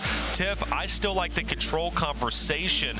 Are there any teams maybe that fell a little bit flat on Havens Hollow you're expecting to go big on Rebirth? Because right now, Ravens, they're the ones flying high, and I'll leave you with that as we head into Rebirth Island. Yeah, I mean, look, we're looking at Virtus Pro. We were just talking about them. I don't think they fell short by any means, so I'm kind of going to flip your script of who I'm expecting to perform Goj, so it'll be fun. They're going to get Mixie into that control type of thing, or do they actually show up? That is the big question, because if Vitality's there, if Novo decides to show presence, this could be the chance for them to rack up a ton of kills right off the rip. Yeah, I mean, I want to be very clear. For anybody that watched NA Finals, it was messy over there. And Virtus Pro was a main catalyst for that. Now, it wasn't Novo at the time, but Novo conned them in the past. So, I mean, NA Finals, Vitality got quite literally 15 out of 16 plays because they were triple conned or more at each of their POI. So it's an interesting conversation because they probably is going to happen. However, a couple key points about Rebirth.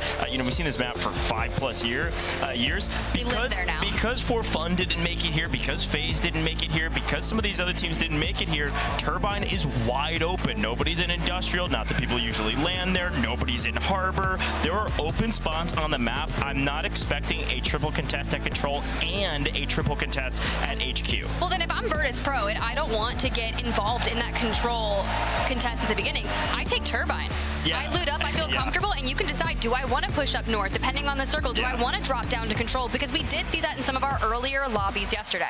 Well, and G2 was on your screen there very briefly, and it's worth bringing them up because they should be up at Bio by themselves. So I could see one of those HQ teams potentially conning them at Bio as well. We'll keep an eye out for it. Several teams inside of Prison, as per the usual. You're going to see UJC there, played really well out of the Showers area, and then Unrational likes to just sit in the water tower. I don't think that anything's going to change for them. And then we do know that JD Gaming sometimes are trying to play with the Falcons up at Chemical, and I'm going to be honest, I don't know if that's a good thing or not. But it's time to fly on in, folks. Welcome back to Rebirth Island. You're going to be with Goj and Tiff for these next 2 maps, and then we'll send you back with Dan and Enigma for more Havens Hollow. But for now, we take a look at our map and see what's going on. There is a contest at HQ. A couple teams there, a couple teams at Control. We're going to take a look at the Control fight first, as it looks like Vitality are hunting down Virtus Pro and doing a good job of it.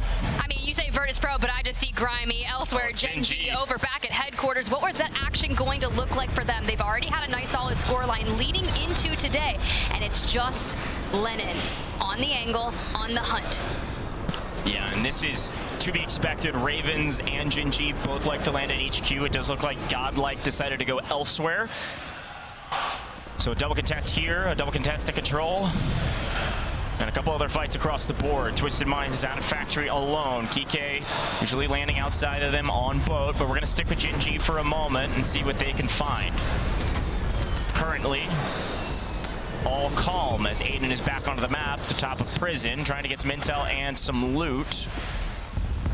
There's a lot going on elsewhere, but Lennon is dying to Heeds off screen. So a trading of blows between Ravens and Gen G will continue. They're all separated so far away. You've got Niasen pushing Prison elsewhere on the other side. We wanted to check in with Twisted Minds and see what's going on, but as soon as we walk away, is that for real? Our first team out of the lobby, Virtus Pro? Yeah, unfortunately, I think kind of caught between looking at a couple different perspectives, and in the meantime, the control fight was going on. Virtus Pro gets full wiped, and because of that, Virtus Pro is going to be losing out of their top 5 position after this map, and Geeke getting into the mix with Twisted Minds. This is to be expected. Twisted Minds is going to send actually all 3 onto this fight to ensure that they get the win, especially because it was just a solo outstretching into Factory. At least StukeX is still anchoring off into the distance. Decky flying back in for that Geeke roster. Maybe they can stabilize, but StukeX trying to keep that pressure on a Twisted Mind so they don't actually get the full send. A streak coming their way. It may allow Almond or Z-Smith to take some angles, but for now, keep comms on them. Okay, well, they're getting a loadout in, so they're going to have their weapons they're feeling comfortable with. Those fights are going to be continuous. We talked about Ravens Esports, the consistency that this squad has been able to have leading into this. We know they're already qualified for EWC, but what they want a LAN win. The French still taking on Gen G over here in headquarters. Taking on Lennon. That's a nasty angle. Yeah, I mean, this is going to be a fight that goes on for a while. I don't think either of these two teams are going to scam. They're just going to play for each other. A nice knock from King Chalk and actually able to stay alive before Lennon can cut him down from up on high. Gabe also getting cut down off screen. Or sorry, that was on screen.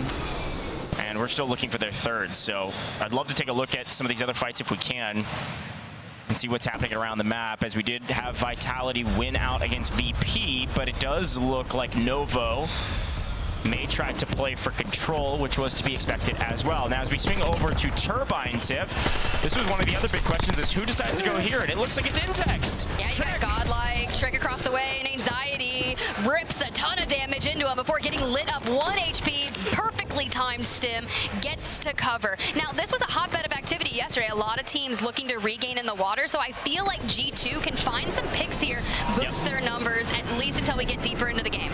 Yeah, and this was the big question I just brought up right before we started this, as it does look like, by the way, Scopes goes down. BRS, are they wiped early? Yes, confirmation, 14 teams left in the lobby. BRS from mid-prison, unfortunately, loses all 3. But the big question I brought up is that G2 is going to be conned, and which team from HQ moves over to Turbine, and we see both of the answers right now. G2 unconned, swings over to Turbine, and takes care of business for the most part, trading a couple out. These are freebies with their anchor and bio alone. G2 doing a good job of finding some early kills here on that Godlike roster. Well, it's interesting because Nate Dogg from Godlike was holding an angle, trying to keep that pressure onto Intex and allow them some kind of freedom from that squad, but still G2 moves on in. JDG is trying to do the same. For Vitality, right? We need a big game out of them. They went out too early in map number 1. We knew control was going to be crazy for them, but it seems like we have this level of calm as maybe one player is looking to potentially get in, and it's Vortex, you can see it just up above. Yeah, and that's Novo hanging out on boat, so they'll be going back and forth as well. Here's the same fight that's been happening since the very beginning. Aiden gets traded out here. Nice and easy for the Ravens, who currently, at the very least, have control of that HQ position. It looks like they're going to win out there, so Gen G's going to have to relocate and restabilize. Lennon down below, gave up on high, thinking maybe could go to Factory to find some real estate.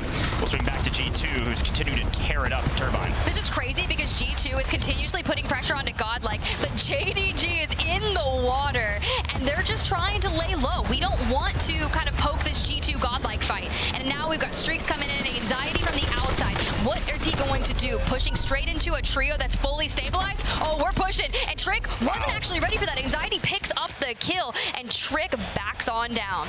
We'll get him back in here in just a moment to join Intex and Nate Dogg. A nice pickup. If you're wondering where the Falcons are, don't worry. They are doing absolutely nothing on the chemical side, just chilling. We'll take a look and see if their fraggers decide to go hunt for some kills, probably down on Factory side. So for now, we stick with a bit of the action, which has all been around Turbine. This Godlike roster had a great run through Opens round 2 yesterday, playing out of HQ all day. Now finding Turbine free. They thought it was going to be free most of the time, but JDG here, I mean, these guys are just in a blender right now between JDG and the fraggers for G2. Intex is just trying to stay up and find any kills that he can in the early game. Doing a good job, Nate Dogg is, of staying alive, Tiff, but... Yeah. Well, I mean, Intex is only on 1. So my question is, how many does Nate Dogg have? Because it's like a new challenger keeps emerging. This time, it's JDG. G2, after that fight with Godlike, they evict to go to Bio and stabilize for the long game. They don't want to get squad wiped early on outside and not get a multi. For T1, we really wanted to see the best of the best when they came to DreamHack Birmingham, and they were in the conversation for potentially being able to grab that win. Don't convert, but it starts here, it starts now, and you've got a couple teams just ahead of you, so we'll see what that looks like later, but for now, it's all calm. A good look at the battle since the beginning of the map over at HQ. And here's the free cam of what's going on around Control and ebb and flow. And maybe not so calm. Echo is coming in to try to disrupt things as a solo. Maybe trying to grab grab Control as theirs, as the rest of the team is swarming in on him. It's a little bit too late, though. Disrupt's not going to get here in time, and that's to think twice about coming to save Echo. Echo got here early, thinking maybe he could just kind of blow things up in there, but Nova had complete control. Yeah, and I loved what I just saw from Sage, right? He was kind of playing right off the edge and bounces down, but Novo moves in. Fetty on 5, has the high ground, and is just basically putting in the work towards Vitality, but here's T1, spam bullet in the stairway, puts a lot of damage straight into Fetty and backs down. Gets away with his life, but we know that they're going to reapproach this engagement. Novo's kind of sneakily, by the way, crept up to 15, no, make it 16 kills already. Novo Esports in a fantastic position, still battling in Control, this time against C1 yet again. Spam can't get better of his opponents. Our zone is going to pull away from Control, so it's really important to win it, and that's exactly what T1 does. We lose Jin G with the Ravens, and at the exact same time, it looks like Novo almost eliminated. Not a full wipe. We do have one in the air, but that was real dang close if you're a Novo fan. And this is the chaos of the race to 150 with match point, right? We just saw Gen G take a win. They're out. Ravens, though, your map 1 winners on Haven's Hollow, continue that momentum. Continue racking up kills. Niasen on 9, King Chalk on 5. A massive game in a relatively healthy lobby. And they've set their sights on the Gentlemates. Yeah, and King Chalk knows that, of course, there's only one in here as he saw the double buyback, so it's just going to be a freebie if he wins it, and he absolutely does. Very well played. Ravens are in final form. Good grief, looking very strong from mid-map as we do lose Nate Dogg. Down goes Godlike, and that is a confirmation they are full out. G2 still in the mix over where they've been fighting since the dawn of the map. A little chaos here for T1. Would love some stabilization, but when you've got someone basically just continuously fighting you that in Novo, let's see what you can make of it. You have to rotate through them, and anyone that's on top of prison is going to keep the pressure on you as well. Good pickup there on Fetty. Off screen, by the way, UJC in mid-prison gets full wipe. They're also confirmed out. There's a big pickup from Twisted Minds, who are out hunting for kills around the map, playing out of Factory alone. We're going to be rotating over to Harbor, where Twisted Minds have already secured the next position in New. I would love to swap over to the other side as Echo is trying to make his way into zone. We do lose Geeke off screen as well. We're out. I thought we were going to be able to get that. I love that Echo was working on finding as many stims as possible, timing it out, but what can you do when Novo is expecting you to rotate in? So, elsewhere, a lot of teams, you've been asking, hey, where are the Falcons? Where's our DreamHack Birmingham winners? Let's get in the comms with them and see what they're doing. Yeah. They just threw a lady on the fire now, on the fire. Fire one shot. Alrighty. You guys focus that. I'm focusing other dangers. Yeah, the ladies at low industries. They're not going to be on UAs anymore. I get another much side industries. I hear you, I hear you. Do we know if there's a guy on water tower? He could get there. No, he's not in there right now, but he could get there. Fighting industries right now. I'm gonna look in the tunnel, okay? Yeah. Carrot, Donkey, just hold an iron in the tunnel. Yeah, I got you. That's what I'm doing. If you can't hold it long enough, just give it up, okay? I hear you. They're all fighting second right now. It's like 2 or 3 teams. I'm looting first. I'm gonna loot first real quick. Yo, listen. Care for your helipad. Care for your helipad. Yeah. I don't have that. That's the only thing I don't have. I got everything else. Just shoulder once in a while. I'm first one right now, okay? 90 poach. We're close in advance. We're really close. There's some fighting industries. So I'm just holding the tunnel. Yeah, I already. I don't have the water tower, absolute. A lot of comms going back and forth, just relaying info. The Falcons in a very good spot, especially as the zone pulls directly on top of them. A piece of chemical in zone means they're going to be holding out easily to top 5. By the way, they're on double-digit kills at about 10 right now, looking for a lot more, as it looks like Nova's going to row straight into them. Hey, they're going to have to take this fight if they want to find themselves a next spot in the zone. We did lose out on JD Gaming. We did lose out on Ravens, and Novo could be next if we're not careful. We know how comms are tight with the Falcons, and they had this angle on lock. Fetty gets his plates ripped off and is just trying to take the low ground. We know this is likely going to be watched for them, so keep your eyes on Noobs, as he's going to be the one that's holding some of these angles. Well, we got a lot of folks trying to scrap their way into zone, but in zone, Twisted Minds have control of the south, Falcons have control of the north, and Gentlemates are directly in the middle of the sandwich. People like Disrupt, people like, of course, Novo trying to rotate in on the outside. JDG looking like they're picking up one on G2.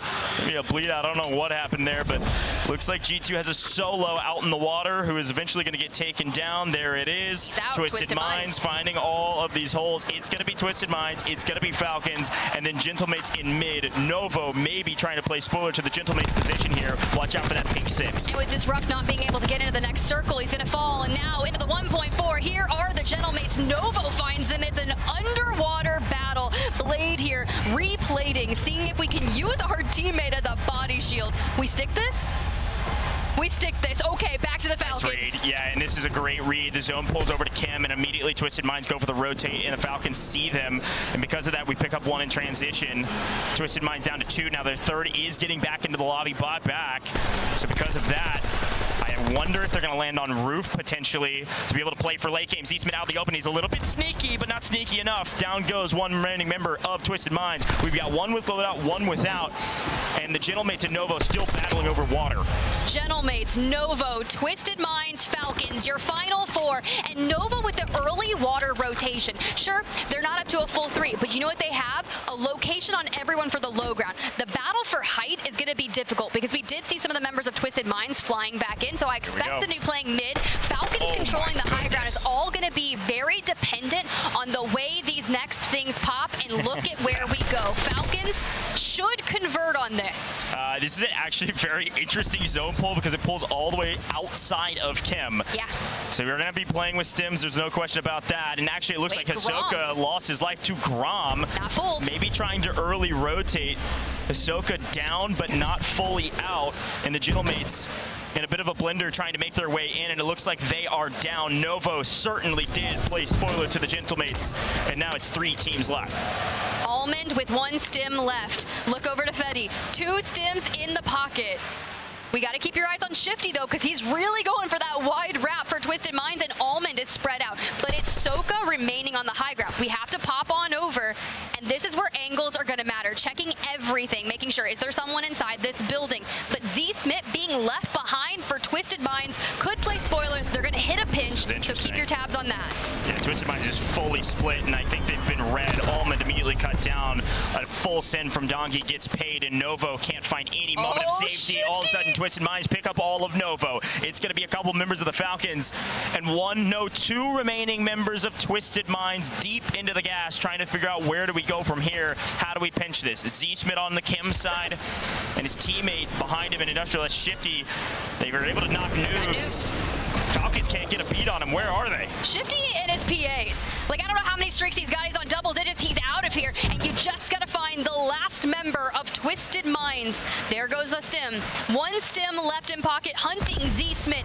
But we are okay on high ground. And if they notice he's not popping up here, it could be a stim off.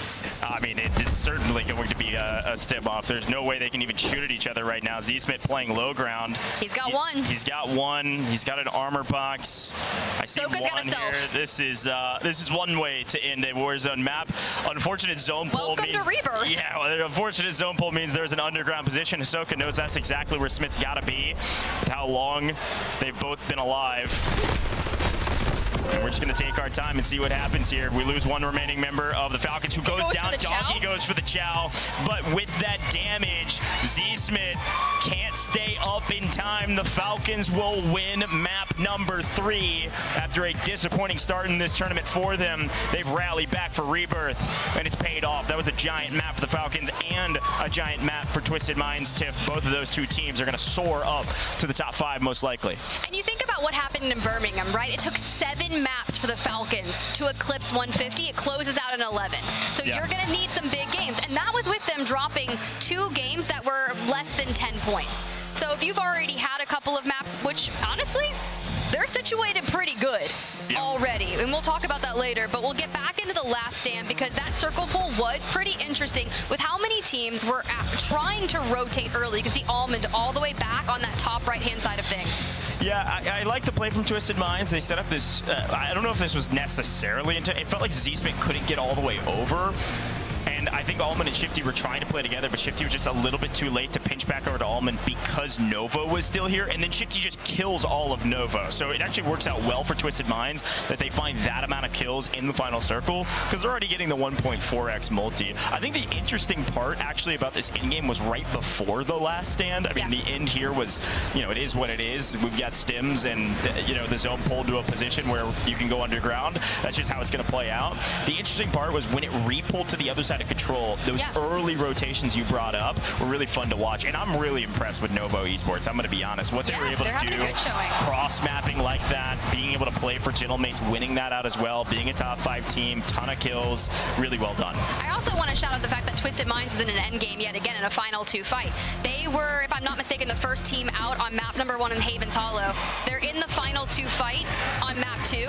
We're in the final 2 fight on Rebirth, so we've shown that we can perform on Haven's Hollow and we can perform on Rebirth, which is great because it's all about doing that and getting the numbers and the higher multipliers. So love that we've got Z-Smith on low ground. Dongy does cut down to the low to see if he can find him, at least grab that extra kill. It's going to be worth 1.6 by the time, and there it goes through.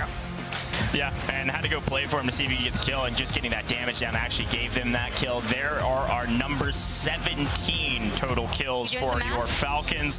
That is going to be, that's a little bit harder because it's an odd number, but that's going to be a solid amount. That's going to be in the high 20s after some of their multipliers come in, 1.6 for winning it. So great job. That was a map they should win. That was a zone where they dropped. That's a chemical ending, and they were able to secure it and lock it down. I think that's good practice for them once they get to the match point threshold, and it's a great score for them now. That's a good point. I mean, we do like to typically see if you are going to hit 150, can you close out a map win? And if the Falcons have already won one, which it's no surprise, they've won a land prior, they've got history there. We know they can win, basically. But also with Ravens and Gen G taking a win, we keep going. Yeah, Taylor, I'd love to hear your perspective because that was a wild one to end. Yeah, you know, I was like looking at it hill off. I'm like, okay, cool. This is interesting. And I'm like, who's alive for Falcons? Got to be Hisoka. It's Hisoka. You go back to his OG days, right? I mean, he understands how to play inside gas. So like, he's one of the best ones to be able to do that in conjunction with Dongy. Getting that win is huge. Nice to see Falcons Twisted Minds the 1 and 2. But like, they're going to have a rivalry that's going to only heat up as we go on to EWC. Exactly. You know, it's going to be a lot of fun. But I do want to shout out, and you shouted out Novo. Yeah. Novo has a real chance to, at this point, if they, especially on this trajectory, to qualify for EWC, which is a big deal for this roster. Fede, who's only 18 years old, is coming out hot, playing incredibly well. We have a lot of young guns. Right now, he's leading the charge, at least for the teams that can qualify for EWC. What did Novo do so well? Why did they impress you throughout this Rebirth? Because they had a banger game. Yeah, they had a banger game, and I actually really want to take a look back on it to showcase it. But it started off a couple different ways for some of these teams. You were seeing a quick look at BRS there. There was a lot of like, what happened to a moment in this game. We're so focused on kind of some of the edge of the map fights. You're seeing some of them now over at Factory that we didn't really get a chance to see the mid-map at all, right? We took a glance at HQ at the beginning, but that prison fight, there was a bunch of chaos there. Our biggest question mark, though, Tip, going into this map was who actually goes to Turbine, because it wasn't even a POI that anybody had kind of marked down as where they should drop, because they didn't know who would make it through opens. Yeah, and you do have some teams like G2 that went bio that decided to drop down into that Turbine fight. You have Godlike, which is on your screen right now. Exactly. And you kind of have this rotating 3 squads that are farming each other. But the big question here is T1, Control. Novo show up over towards Control. And Virtus Pro was there at the beginning. But that allowed Novo to essentially farm from the very beginning. They stayed alive and they reached that mid-map. Yeah, and that's what happens when you've got 3 teams playing around Control, right? Vitality, VP, and then Novo. We expected to see all 3 teams there. Novo took a nice slow and easy pace, make sure they pinch into VP when it was happening, and then back off. And then when T1 are forced out of Stronghold by its zone, that's when Novo was able to get really active and get a bunch of kills. But then they rotated extremely early when the zone pulled to this side. You can see him in the water there, pink 6. Of course, again, the Falcons did a great job holding down Kim, and Twisted Minds had a ton of kills, by the way, so you're going to see their scoreline go way up as well. Yeah, I think around 25, which is nuts. There it is, 25, 35 points total. Novo, the big story, however, walking away with the most with 36.4, but nice to see Falcons starting to wake up. You know, I feel like, especially throughout the qualifiers, maybe even in Birmingham, right? Sometimes it takes them a couple maps to get acclimated, start feeling good, then they start to take over lobbies. But right now, they've got some serious competition. A lot of teams performing well. Ravens remaining consistent. That consistency is key. Hey, again, no pressure for them. That was one of the conversations going into the EU qualifiers. They had already qualified through Birmingham. They go into EU qualifiers. They dominate. They're now back on LAN, and they're performing incredibly well. Sometimes you've got to reach that point where you win to know what it feels like to relieve that pressure from before. But T1, a bit of a lower game than they probably wanted. Gentleman's, again, another bit of a low game. They've got to step it up, especially moving forward. Yeah, Tim, I'd be curious. You know, I think T1, they didn't have a great game, but again, you got to remember that's one of the harder zones that they can pull in Rebirth. Yeah, I mean, look, if your worst game is going to be a 13.2 so far, and that's your floor, I'm kind of okay with that because still top 5. We don't have that frenzy that is someone has hit win condition just yet. We are a little bit over of the third of the way there with Twisted Minds, Ravens, and even Novo Falcons and T1. Yeah. You've eclipsed 50, so we're staying on par, and even Team Orchid and JD Gaming are right there. Yeah, just a reminder, 150 is the threshold to reach match point, then you win a game after that. So your top 5 teams are absolutely soaring their way towards that threshold. Twisted Minds, especially Ravens just behind them. Novo, the biggest surprise, at least right now, being up there in the top 5. Great to see Team 1, though. Night and day difference from the Birmingham performance to where they are now. They needed Birmingham. They needed to fail there in order to thrive here. Oh, interesting. And they're doing that. Again, because sometimes you just need to, hey, we need another rebirth. I want to see how this scoreboard is going to shake up after map number 4. All right, well, let's get into another Rebirth Island and see if anybody changes things up now that they know where their competition is landing, Tiff. A fun map. It was, frankly, an interesting one because of how it ended. Again, I want to reiterate, sometimes on Rebirth, with some of those end zones, you have an underground area. It's going to come down to stims. That's just how the game plays right now. But if there's going to be a team that's going to have the strategy to accomplish that and convert on a win, it's going to be the team on your screen. Dongi, Soka, Nukes. They have been impressive, and honestly, they're going for a back-to-back. They get the medals there, DreamHack Birmingham. They're seeking the back-to-back, and I know we were talking to some members of their team, and they're like, yeah, we want to win it all. And it's like, of course, you do have the capabilities to do it, but think back to when we saw their interview with Repulse and just the overcome with emotions, but you really can't even focus on that because it's every day at a time, every map at a time. And for the team like Twisted Minds, right, that wants to basically take that slot number 1 at the end of the day, currently number 1 on the leaderboard, and we're strategizing.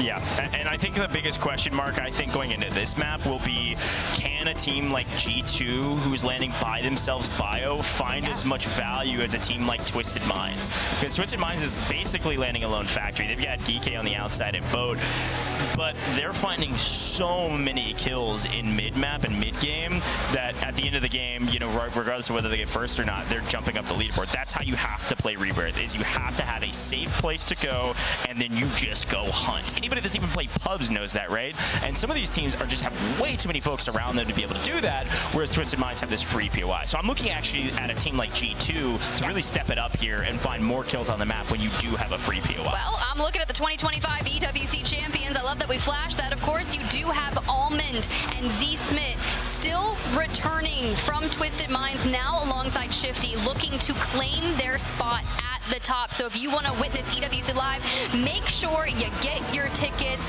get on a plane, and go to LAN, because it's going to crazy.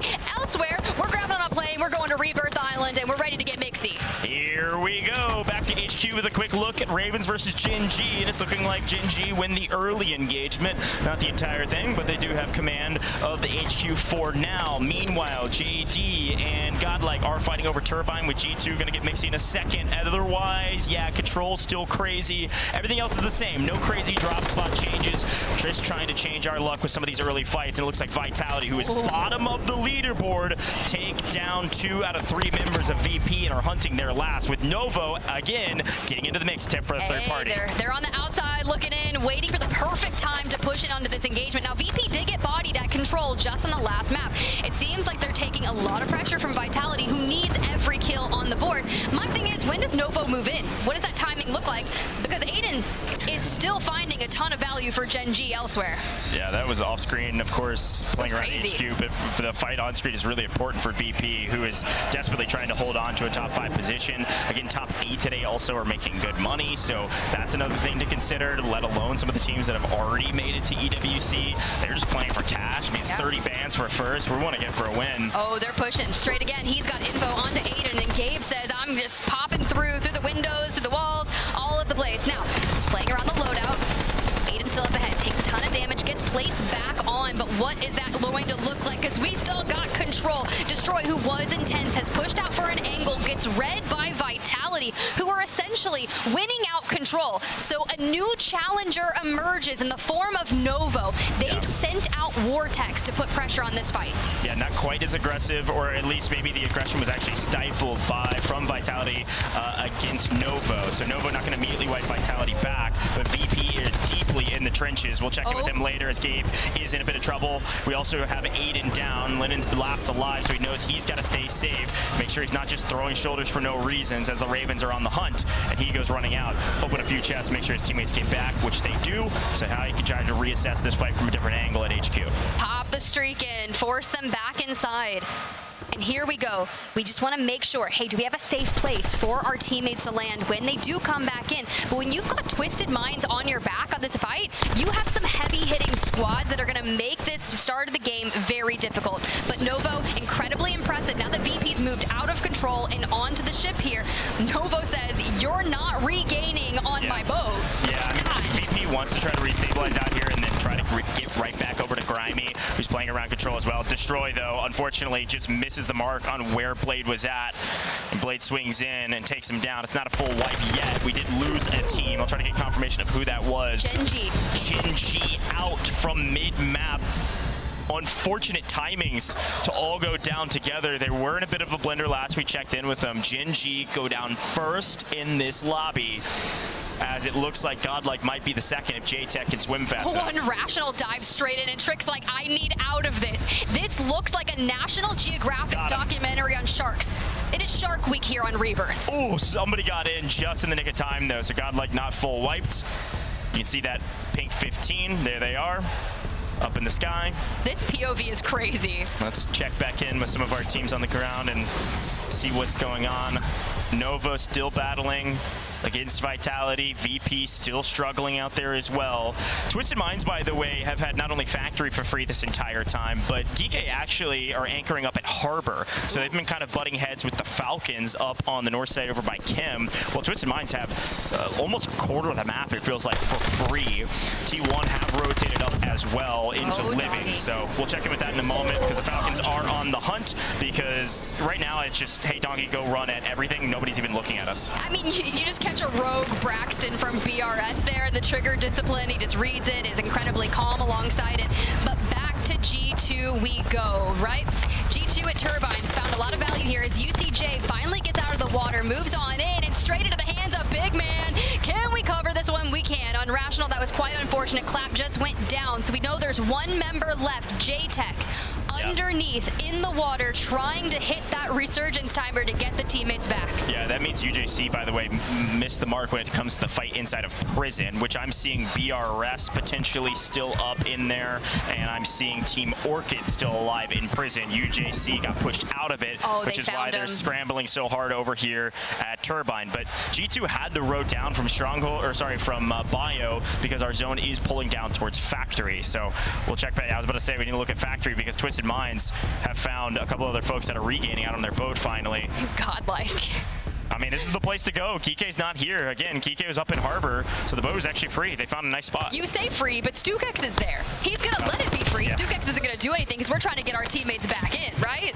And into the water it is, but Nate finds him. Kike under Surge here by Godlike. Hey, they're going to need every kill they can get.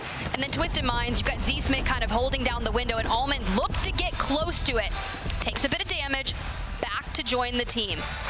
Yeah, and Stukex was actually just maybe looking to see if boat was free, because Decky's actually alone, kind of anchoring in the building between Harbor and Factory. To Prison. And they get knocked down. But yeah, it's a good look at Prison, because BRS, who destroyed everybody in our open stages and looks like one of the top teams, recently won PCL as well. This is a squad that a lot of folks had high hopes for, and they've been struggling a bit today. Really struggled in the last Rebirth map, Tiff, but it looks like they're winning out in mid. As actually one of their main pieces of competition, UJC might be full wiped off screen. So BRS, pretty comfortable mid-prison for the most part. Master 5K and that Team Orchid right above them. You say pretty comfortable, but I see two of them go down to G2. So we got chaos all around. This has been one of the most interesting fights because it's been elongated. Z-Smith grabs a streak, throws it down, and now you've got multiple teams turning their sights towards G2. Novo over here at control does still have one squad here. Vitality from the beginning. Right to the face, right? Perfect stick, you gotta send it. Here it goes. We're sending Tracy's way.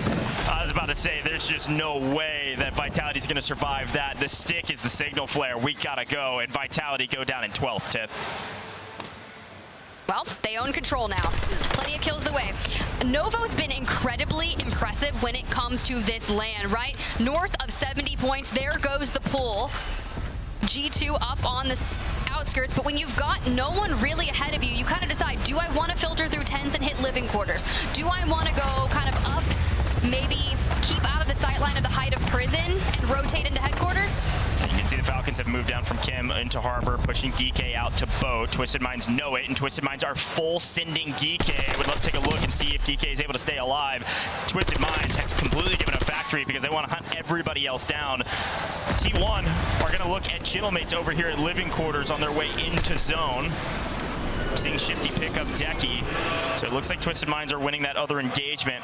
The T1 are just trying to win out on the south side of this zone, trying to rotate into new. I think they've got to be quick, Goj. Look, if they don't know, I mean, you have Novo at your backs who could easily decide to push straight into you. For G2, they were on the other side. Here's the issue with this, is you've got Ravens Esports who are trying to control a large portion of it, anchoring on the outskirts of Prison with 2 members inside. Sometimes you got to pop into a prison cell and just survive. Not even in top 10. We're not even into a multiplier just yet. Yeah, he's on 8. I mean, they actually have a pretty good game going, 13 kills. By the way, I believe I did see DK down to a solo. Okay, that is not a full wipe, but we go back to living quarters where the Gentlemates are trying to rotate into new. A little bit ahead of T1, and unfortunately, sometimes rotating in first means they're going to get shot in the back. Gromalok trying to hold it down. Yakko's going to go for the kill. It's going to be extremely close, especially with Twisted Mind's help, but Grom backs up, and he's out of here. Godlight gone. Gentlemates gone. We're into our top 10. Bro. Do you know how many times we've talked about Echo being the cerebral player for T1 and its spam and disrupt the fraggers? But I've seen Echo get crazy, and he's been doing just that today. The fact that he goes on the hunt to finish out Gentlemates, job's not done though, but they're getting themselves a good position. Novo chooses Prison. Novo chooses Prison for the rotate in from control as it is deep inside the zone. Going through the bottom of Prison makes a ton of sense. Unfortunately, there's a lot of folks here. Ravens peppering them, G2 peppering them. It's a little busy here, and G2 have a good game going, especially with their teammates getting back into the lobby. Down goes BRS. That is a full wipe. Down to 8 teams, I believe. Swizzin squad, if you're a fan of Team Orchid, they are still alive. False positive. They got a solo who I think just full sent into the water. But T1 have done a great job pinching Gentlemates to earn this spot on the western side of the map, or of the zone, right outside of Factory. The problem is they have to rotate into this next zone. There's no way they get that desperate of a zone pull. And as Big Man finds the angles, unfortunately, he gets found out as well. Ravens hunt down the rest of G2 in mid-prison. A couple swimmers. But our main teams to watch right now, yet again, are the Falcons and Twisted Minds. And this time, T1 joining the battle with Ravens still alive as well. T1 has to push into the next circle. And with the pressure that Team Twisted Minds is doing, Almond in particular, kind of just pushing out, denying them the chance to get a nice early rotation. Novo. You're going to have the pressure from Novo, who straight up send Ravens, and it's going to have to be this collapse before we can move in. Twisted Minds should win out and get a ton of kills here on these times in the fighting. Yeah, it should be a Twisted Minds win if they're able to hold down Factory, but the Falcons are free on the north side of the map. We're going to do a listen-in with Novo, who've been playing spoiler to everybody and have a chance to make it to land. Sopra di noi, però, sopra di noi. Giochiamo sotto, ragazzi. Yeah, chill. Top 7. Ma volete andare tutto a sinistra, raga? No, con calma, con calma. Ci ciallano loro. Siamo qua con le sim, lo faranno anche loro, ok? Siamo qua, non moriamo. Dove noi? Sotto esterno. Vedo? No, bro. Ragazzi, stiamo morendo me, stiamo morendo me. Pushano a me sicuro, raga. Guarda, un teatro. C'andiamo, ragazzi, winghiamo? Yeah. Vai. Wing da me. Vai. Dai, va bene. Dobbiamo andare tanto lato, forse, cioè. Va bene, però, va bene. Secondo me sai cosa, Fede, non dovevamo... And the French win out. Now we have to collapse onto that next circle, and there's so many things going on. We saw Falcons move in onto the low ground. Twisted Minds still trying to split hold not only the boat, but the building as well, and there goes Ravens. This is a big moment, folks. We're looking for our top 5, 1.4x multi, and the Ravens wipe the Italians, and they're going to come flying forward. Twisted Minds are here, but not all of them. The Ravens potentially had a player advantage, but unfortunately T1 are playing spoiler from the back side of it, which puts King Chalk in a terrible position. Yes, on high ground, but here come the Falcons, all three together. Deathball down below. We lose Swizzin, so we're into our top 5. All of these teams want these points desperately, and the Ravens have a big game going. He survived just long enough. We're just getting started for our end game. The thing about that was he called in a streak to the top, right? To immediately try to say, hey, we don't want to fight Twisted Minds up here. He peeks up, he's got T1 at his back, and now Falcons down below, streaks in hand, can time this out. We don't want to take an isolated fight against Twisted Minds because you know that, oh my God. Good morning. How about a PA over the top to wipe everybody? That I was going to say a third party in T1. That's how you deal with a third party. You throw a PA on their face. Now you can fight Twisted Minds with ease. Of course, we're down to the top 3. We got Geekay in the mix. Yeah, by the way, Hisoka making the widest route possible to get to high ground because he has stims and his 2 teammates are already into new zone. The Falcons did a fantastic job setting up for new, and they're going to take down Twisted Minds. Z-Smith overextends, and Hisoka finds him. They didn't know that Hisoka was this deep into the gas, and I think the only thing that Hisoka doesn't know right now is where Laze is at, who could potentially do something weird, but this is going to be a Falcons victory at what looked like originally a Twisted Minds game. A 3v1v1. The Falcons versus Laze versus Almond, and they just need to put the finishing touches in it. They need to find him. Now, if I'm Almond, I want to see if Laze can maybe take out a member of the Falcons, maybe surprise it, bring it to a 1v2. It could be a hero play, it could happen, but the Falcons control, they have the circle pull, and down goes Laze. It's an Almond versus the Falcons. Oh man, Falcons, they're just better, man. That is a huge win. Fantastic play, read like a book. Hisoka with a great call to play deep in the gas, play the backside to make sure Twisted Minds could not regroup and move into new. Unreal. Great win. Twisted Minds had another banger game, though. You're still going to see those 2 teams at the top of the leaderboard, most likely. I will say, King Chalk picking up a top 5 position when they had nearly 20 kills. That extra multiplier is going to be huge for them to stay near the top of the leaderboard as well. Our top 3 teams staying at the top. Really well done, Tiff, as we take a look at the last The best part about that was actually Laze and Almond deny the Falcons any more points at 1.6. Yeah, true. So, I mean, okay, you just saved them 3.4. That could buy you an extra game when it comes to hitting 150. But as we run this last stand, this is the moment where Soka drops a PA on the base of T1 and changes the rest of the game. Because if T1 stays on height there, that's your real challenge to Falcons in this endgame. Yeah, and honestly, a good shout. T1 actually played a fantastic game as well, coming in late to the party through Living. But it worked out really well. They were able to pinch through onto Gentlemates, able to win that engagement to be able to play the outside of the zone. So they make it to top 5 as well. Should see T1 with some solid game in terms of the point totals. But Again, these are the moments here. We just barely missed it on the last stand because Ahsoka's so far away. He is so deep in the gas. Z-Smith was not expecting to get shot in the back as Z-Smith's deep in the gas, thinking about how to rotate into new to maybe try to play with Almond. So both Lays and Almond are thinking, well, we don't really want to give up points. I really don't have an option to even get to this new zone. It double pulls all the way back to like the deep side of living, which is crazy. So yeah, that's just a Falcons win. They read it perfectly. I mean, the back-to-back, a 50% win rate on our games thus far for the day. So we've already seen, yes, they can take wins in a dominating fashion. And I'm saying dominating because there's not really any pressure to the Falcons in these end games. It's positioning. It's having basically everyone else die to gas. Like, what do they got? 15. 15. Thank you for doing the math. Look at me. No problem. 15 points with 1.6, looking pretty solid. That's like 26-ish. I think this team not only is not being contested in in-game, they're not being contested in early game either. So being able to play out of Kim, well, I would be scared. I mean, really, it's just the way the map's playing. Kim is such a good drop spot because it's so big, but no one's willing to drop on them. So the closest teams to them are G2, who find easier kills on the other side at Turbine because they can third party, who are also alone, by the way, over at Bio. Or you've got Geekay, who are stuck between Twisted Minds and Falcons playing for the win. It's just like, I don't know what you do as a Geekay team. Well, do I play for the North against the Falcons, play to the South, Twisted Minds? Well, it's not a good decision either way. I can see your fear. I can smell it. They've still made it to top 5, though. You don't want to play against them, man. Now, repeat of Rebirth from last time. Now we get the same result. Twisted Minds second, Falcons first. Now, the scary thing about the Falcons, we know they can win. They've already won 2 at this point, back-to-back.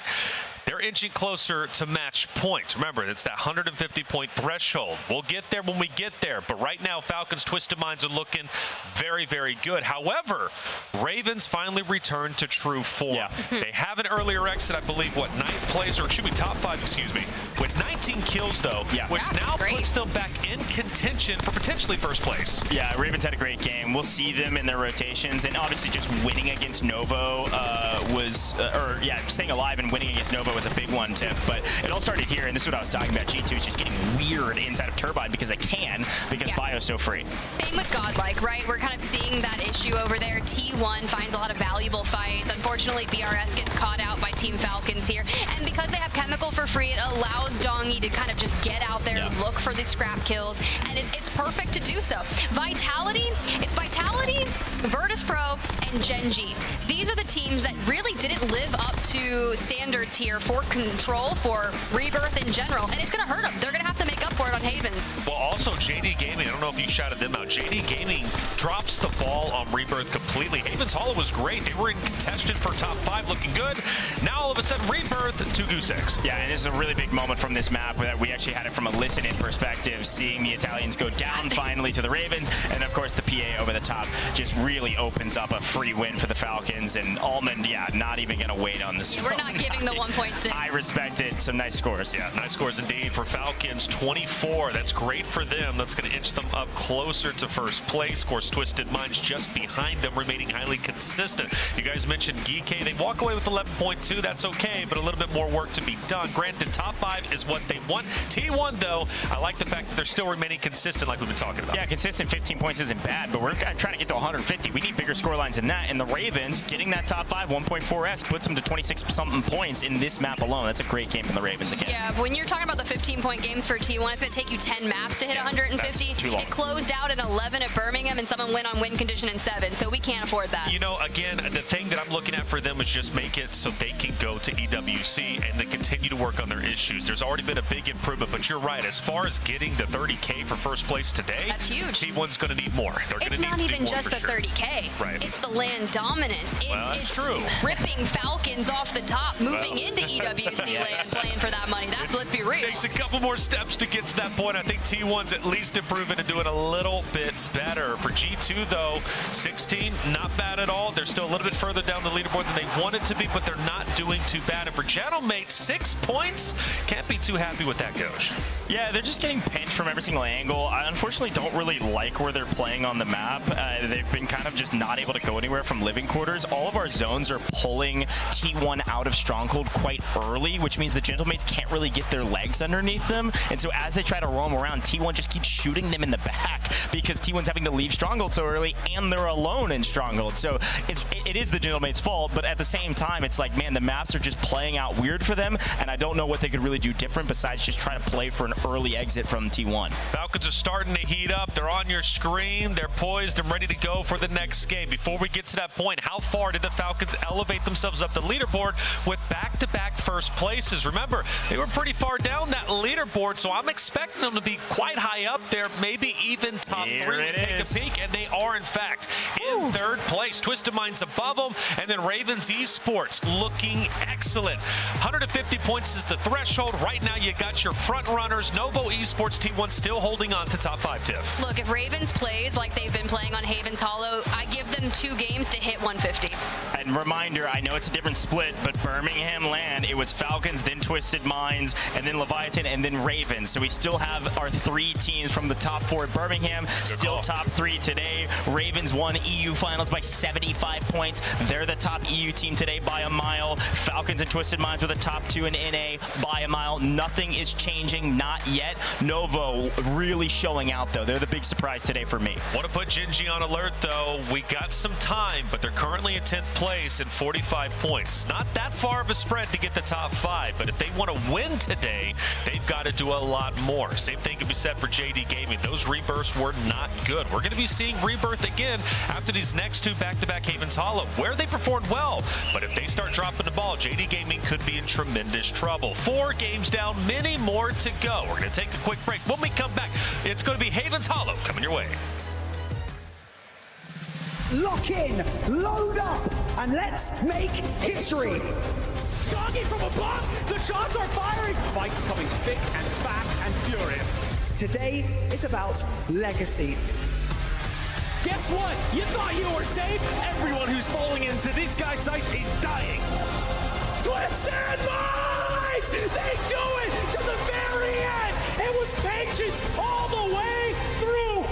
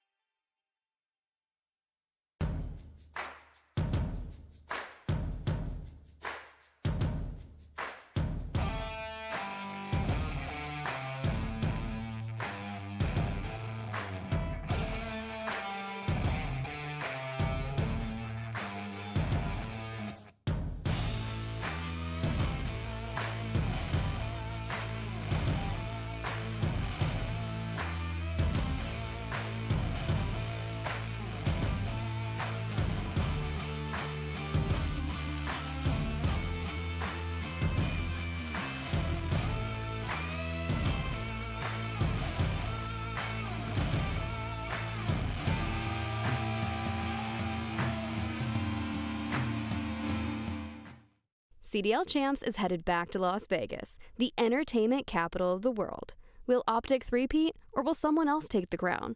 Make history with us at Michelob Ultra Arena by scanning the QR code to grab your tickets now. The Call of Duty Warzone Resurgence series is coming to the 2026 Esports World Cup in Riyadh this summer.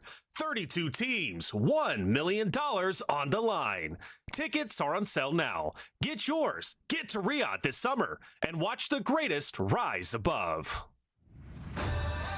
Welcome back, everyone, to the Warzone Resurgence Series DreamHack Atlantis Grand Finals. 4 maps deep, about to hop back into Haven's Hollow for 2 more times, and we are inching closer and closer to the 150-point threshold. Currently, it is Ravens Esports leading the charge at 92, followed by Twisted Minds and Team Falcons. Things are starting to heat up. Of course, Enigma, Danjo, boys, good to see you. We've already seen now a full rotation. Haven's Hollow, Rebirth. Some teams continue and remain consistent, like Ravens. Some teams like JD starting to drop the ball a little bit. Let's hone in on our top 5, though. Enigma, what have we noticed so far? What are we thinking? Well, a lot of the same teams towards the top end, right? Where if we ended the tournament right now, we would have 3 of those teams inside the top 5 that have already qualified, would bump those positions down. However, I think the really interesting story to kick things off is going to be Novo Esports. Sure. This is the young lads, the Italians, Fede, Vortex, Blade. I say young lads. Fede is the young man who's been brought into this roster, and he's certainly standing up and delivering in a role that wasn't even meant to be for him, showing out on his first lap. Fede's incredible, boys. I'm ready to hop back into Haven's Hollow. Who's going to break the 150-point threshold first? Let's find out. Let's do it, man. Back on to Haven's Hollow we go. Listen, they call it Hotlanta for a reason, and that is because we are starting to heat up here in our lobbies. It was a lackluster Game 1, Game 2 for the Falcons, but back-to-back wins, baby. That's what we've come to know and love from the boys. But they're not the only ones. Twisted Minds also looking to be hot on their heels, but you mentioned it, Enigma. All of that is fine and dandy. Ravens still leading the pack. Certainly are. Have shown the consistency across both Havens and Rebirth that many teams have lacked. However, going back to Havens, of course, the conversation goes back to Ravens winning drop 1. They do that here, they would likely assemble a gap over everybody else in this tournament in their hunt for match point. Novo, they've largely played out of research, farming kills from those who have dared contest. Again, could see them soar up the board. The conversation, of course, Twisted Minds and Team Falcons. Now, we kind of discussed this before coming to the tournament today. We wonder if there will be a contest at some point. If Falcons will decide to go back over to Mansion, mix it with Twisted, mix it with Ravens, and try and turn that into a blender that they get rid of their 2 enemies from. Curious about if we see it, whether it be here in map 5 or in drop 6, to really start to set themselves up. The plays that was made at the end of that last one on Rebirth, that was classic Soka. Drop the PA, clear a path, make a long wrap. That tells me the Falcons are coming online. Hey man, if we get one of these northwestern zones up over towards Pond, I wouldn't count it on out, my man. But they're not the only squad trying to make things happen. You can see Aiden there on your screen. He's locked and ready to rock here in drop 5. Another opportunity. I love this sort of map rotation that we're able to have, because we've seen how these teams perform on Haven's Hollow. We now can see how they perform on Rebirth Island. You have all the information you need. You know how everybody in this lobby is going to try and play. So now that you have all that info, how do you use it to your utmost ability? You need points on the board. You need to surge up the leaderboard. I'm sure probably after these 2 maps, we start having some conversations about EWC qualification. But we have to get through these maps first. That we do.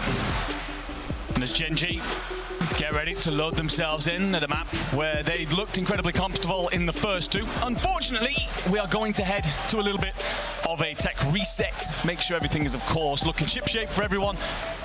Competitive integrity at the utmost importance, considering the stakes at hand here. Reminder, this is $100,000. This is 5 spots to the Esports World Cup to play for a further $1 million in the summer. And as such, we're going to give everyone the opportunity to reset here. I will say, you and me took a quick look over at the monitor, and we had a northwest circle, which would have given us largely a change-up in the landing spots. You're talking VP probably hitting Pond, Falcons maybe contesting at Mansion. So many different things that could have happened, but that's all theory right now, we wait to find out exactly what this next drop will look like. My apologies, everybody. The Castle Curse also works out a game. It's okay. But we're getting ready, get everyone back on it. But that just gives us a little bit more time to hype up this drop number 5 on Haven's Hollow. I love that we're getting a lot of these shots around the venue. Everybody locked on in here at DreamHack Atlanta. But also, more importantly, got a nice little crowd brewing on up. I saw some fans of some of the other teams. I saw some Twisted Minds jerseys. I saw some, Virtus Pro jerseys. I think I saw a couple of Falcons fans also in the crowd as well. I know Soka's family is here, as well as a lot of other supporters of everyone that is here. Love being able to be here at DreamHack Atlanta and give everybody a nice little show, a nice little spectacle here in venue. It's always funny when you get to see these moments where players recognize that they're actually on the screen. This guy on the right here trying to don't worry, I know the camera's looking at me. I'm now looking at it myself. But it's going to be a setup here as we take a look at the player stats. Of course, Shifty currently leading the lobby with 29 overall. Nielsen in behind him with 27. Vortex in 26. Now, Vortex has been a formidable force for Novo in Europe. It's a case of whether or not he could step it up on the global stage. I'd argue with Fede alongside him, he's looked considerably more comfortable than he was with the previous iteration of the roster. You can see between them, between the pairing there, 49 kills across 4 maps. A hell of a showing. Yeah, and I think what I really love here is just kind of, normally sometimes we come into these and it's one person just like far and away. I mean, 29th down through 10th would only be 21 and 8 kill difference. Not that large. I think what's kind of crazy to me is I'm looking at Echo and Spam from T1 there in 9th and 10th. Seeing Spam Gola on this list, no surprise. Seeing your anchor Echo right there with you, that does have me in a little bit of surprise. Seems like Echo maybe trying to take some of these kills into his own hands, putting himself in a much better position. I wonder how much that early contest is basically attributing to this, right? Normally you think your anchor is always a little bit step below. Echo there, he might just be kind of hanging back, always the one playing the trade. Yeah, absolutely. It's a fair conversation. I think as well, looking at this list, only seeing all 3 players in if you are Twisted Mind inside your top 20, so certainly flying their way to the very top of the board. A concerning one for Gentlemates, the only player appearing is Enki, and he's going to be the very bottom of the board, so got to find a way to get the French Prince involved in today.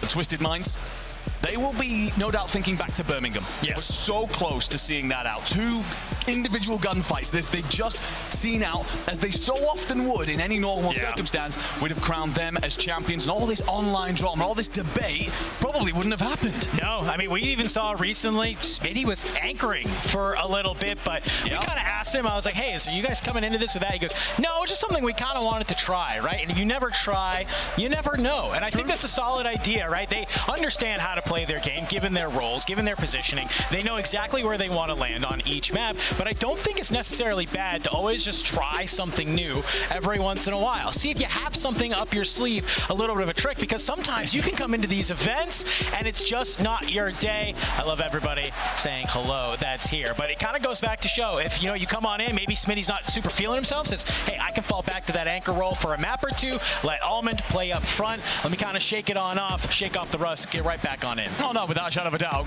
By the way, going to apologise to the young lady who was eating there that we had up on the big screen. That's a rough timing, that one is. But yeah, you're right about the whole situation in terms of changing out your roles, your anchor situations. And it might be what T1 have done here, as they've seen difficulty in some of their opening drops, but we now will get in then for drop 5 here in Atlanta, and it will still be a relatively western circle, certainly not northern, maybe a little bit of a reminder of drop 1 here. Of course, T1, Vitality, they're going to contest here at Train. Back and forth they will go. Largely won out by Vitality in the first drop. T1 had to go and figure out the game elsewhere, and Gentlemates out almost immediately, pretty much, before they even hit the ground. Gentlemates are done, contested that one. The Frenchmen continue to struggle. No shot. We come into this game, and Gentlemates are already getting wiped. This is an opportunity to get back into the game, but it feels like a little bit of a break. We're back on Haven's Hollow, and the aggression is roaring from everyone. Spam and Echo, they gotta play this outside of Train. Can you bring Vitality on in? It's a quick snap on up, Spam! You find one up top, you cut down Sage from the side. Blast, you catch that trail coming on in. Echo, he's on the hunt. You have Disrupt coming in from the sky. Blast, he's in the bathroom. You are trying to be able to find him, and it's a knife to the throat of Blastides. Second team already eliminated, and and it's Vitality. It attracts the attention though. Virtus Pro, Grimy wants a piece of this, and he's actually going to get backed down by a cluster in the end that comes over. I will say that's not the only team over in that region. Kike Esports fancied a piece of the pie. Take a look at Main Street, Gen G. They've been pretty good so far today. Would love though to find themselves more points on Main Street. They're just going to try and play around a little bit. Do-si-do at the doorway. One player trying to get up and down the stairs, and oh my god, sending pretty much everybody for off. Gamegoon's going to get on the hoodie and does eventually catch Scopes, cuts him down. But look at that kill feed lighting up in the yellow of VP. Oh my god. Dude, last time we were on Haven's Hollow, everyone waited so long to get these kills started. Not the case here in map number 5, dude. Oh my god, BRS, it's been a rough day for them so far. Continuing the trend here, trying to stay alive in the water. JDG and the Gen G. Maybe we'll start to butt head to Main Street. Turn the shower gate breeds. Slappy breaks in, but Slappy gets the hell out of there. You do find Aiden amongst the mess, so Slappy and Melvin now able to team up, fly at Gabe, and clean him up inside of the arcades. Trying to find the last remaining member of Gen G. Lennon anchoring for dear life. Slappy's going to be the doorway. Lennon sat down, but does just about get his boys back in with the timer. Still though, straight into the regain you go if you are Gen G. They looked very solid in map number 2 last time we were on Haven's Hollow. Not the case here as well. T1 continuing to try and regain Master 5K. Sub onto this Orchid roster. It's gonna come down. Last one alive. I'm still looking at that kill feed. JDG still continuing to farm Gen G at Main Street. It's a new map of Haven's Hollow. We're starting to see some new players come online. That we are on the road to match point. All of our teams top right there, leading the charge. 150, the marker that everyone must meet. T1 have started off pretty hot. 8 kills in the board. Why is VP here? I was about to ask the same question. They landed over at Pond. Immediately white Gentlemates decided, actually, you know what, Twisted? We want everything you have. Smitty's going to pop the nade over, won't get there. Shifty's currently sat down. You want the loadout. I don't think you're actually going to get to it in time. Smitty's going to be cracked. Slim's going to go in. Slips away. Can you get Almond into a position to support? And actually, I think Almond's just trying to look to anchor this in for a moment. So, Smitty, you're on your own. Yeah. A quick little stim. Let Smith make the wraparound. Braxton has to win this fight. Not going to be allowed. Continuing to get farmed by JDG. Right, last one alive over at Electrical. You have to be careful, though. You have G2. They're floating over from Lumber Mill. You've been able to stay alive just long enough to get Scopes back on in, but it feels like every single time we come on over to PRS, it's one player getting killed, another player flying in from the sky. Yeah, not having a fantastic time right now. Well and truly in the blender. Mansion. The war continues, if anything. It gets just a little bit more intense as Nielsen and the Ravens decide to rotate over. VP have actually backed off from this for a second. But Smitty will open things up onto King Chalk, so you're outnumbered. And the Superstar will ring shots out, connects with nothing though. Then after losing his duo, decides to give it up. Take his time, open a couple of crates, bleed that timer down. And then figure out how to poke and probe at the tournament leaders. Yeah, it's a much smaller game from Ravens than we've seen previously. Twisted Minds continuing to play at a pace that we've come to expect from them. They have claimed Mansion as their own, at least here on our 3rd game on Haven's Hollow. I think they've won the contest basically 2 out of 3 times. Want to continue running with that one. T1 still here at Train. We can see the cleanup on the Grimy as we are here. You have one more member of Virtus Pro into the mix. That's going to be Adrian, but Disrupt finds the kill that's there. So you're still here at Train. You've managed to kind of come on top with that contest. And honestly, Enigma, you're going to have a lot of space for free. T1 do very well there, actually. As you start to get pushed out towards Church, you get the Virtus Pro players rotate over, cut you down. Virtus Pro then try and squeeze you, but you regain just in time to send them packing. Otherwise, because T1 eliminated relatively early here, 2 teams have exited Lobby 5. JD and Gen G back and forth they go. JD currently sitting at 11 kills. I'd argue maybe 10 of those are on Gen G right now. We've been in a constant suffering path. And you will see Gabe drops yet again. Melvin getting the better of him. Lennon's going to try and reposition. Aiden's up high. Lennon, do you read? Slappy trying to wrap him through the back. Oh no, yeah, they're careful here. Bust open the door. Knock, knock. Unfortunately, though, it's a little bit of a too fast of a slide out. Melvin, though, tried to play a little bit of support. You missed the player down below there. You have to hop up through the stairs, get to that roof. You have a cluster raining up over the top, but you're going to be able to get out of here. Great work from Gen G. They play together. They don't allow any aspect of JDG just to kind of slide in and break them apart. So even though you lose Gabe, we still have Resurgence timer rocking. He'll be able to land, get his feet underneath him. You have a little bit of loot, but look at this. JDG, they had to roll on out, but as they do, G2 have made their way from Lumber Mill. They're starting to get on active. We come on over to Church, and Ravens, they're missing heats. That they are. Looking at UCJ in front of them and Virtus Pro. King Chalk's going to hit a wide angle here. Should he manage to find some loot on the way down, he should be able to support. That being said, well, actually, I was about to say the Virtus Pro anchor should be able to shoot you in the back, but he's looking the wrong way at the wrong time. I like it. Got something that's absolute finest. Neeson's up high. He's waiting for the go button. He's being knocked. This should be the moment where he gets over, covers. Oh, no. And picks Grimy off. You're going to rethink about that, though. Maybe you were putting yourself in a great position to kind of play that trade. Unfortunately, you lose both teammates. You're backed on down. Literally 1 HP. Get that HP regenning, but it's a nade from Destroy that will land on top of Neeson, and I'm pretty certain that's Ravens Esports leaving this lobby. Ball in 13th, so only a 1x for Ravens. Had a fantastic tournament so far, sat in second, but just 2 points in this drop. Now everyone rolling in behind, Novo, Falcons, T1. This is your window. Close the gap. Yes. Overtake, if anything. So many more points could be added to the board yet. T1 having their way after winning the contest, already on 15 kills. Echo watching his boys go out, but he's under pressure right now from Geek. He's calling for reinforcements. He's just trying to shimmy and shake and gets there in time if you are Disrupt. Spams there over the top as well. Beautiful work yet again from this trio. Echo stays alive just enough, says, boys, I need a little bit of help. And it certainly arrives. You will hold on to train and get so much space holding the entire northwestern part of the circle. Listen. All you needed was some okay games on Rebirth Island. They achieved that. It was great games on Haven's Hollow, and they'll continue to do that here. T1 was just on the outside looking in of that top 5. Looking to continue to punch their way up. You can see as the zone starts to pull us a little bit more north, we get towards Main Street. So of course, Gen G is going to be trying to clear out as many of these buildings as possible. You've been able to find Swizzin. You back down Sariel. The only unfortunately part, Sariel, he's come on into this building, and you got a member of UCJ that's hanging out here somehow. You're going to be able to cross the street, get back to the bowling alley, rack up the pins, meet up with your teammate.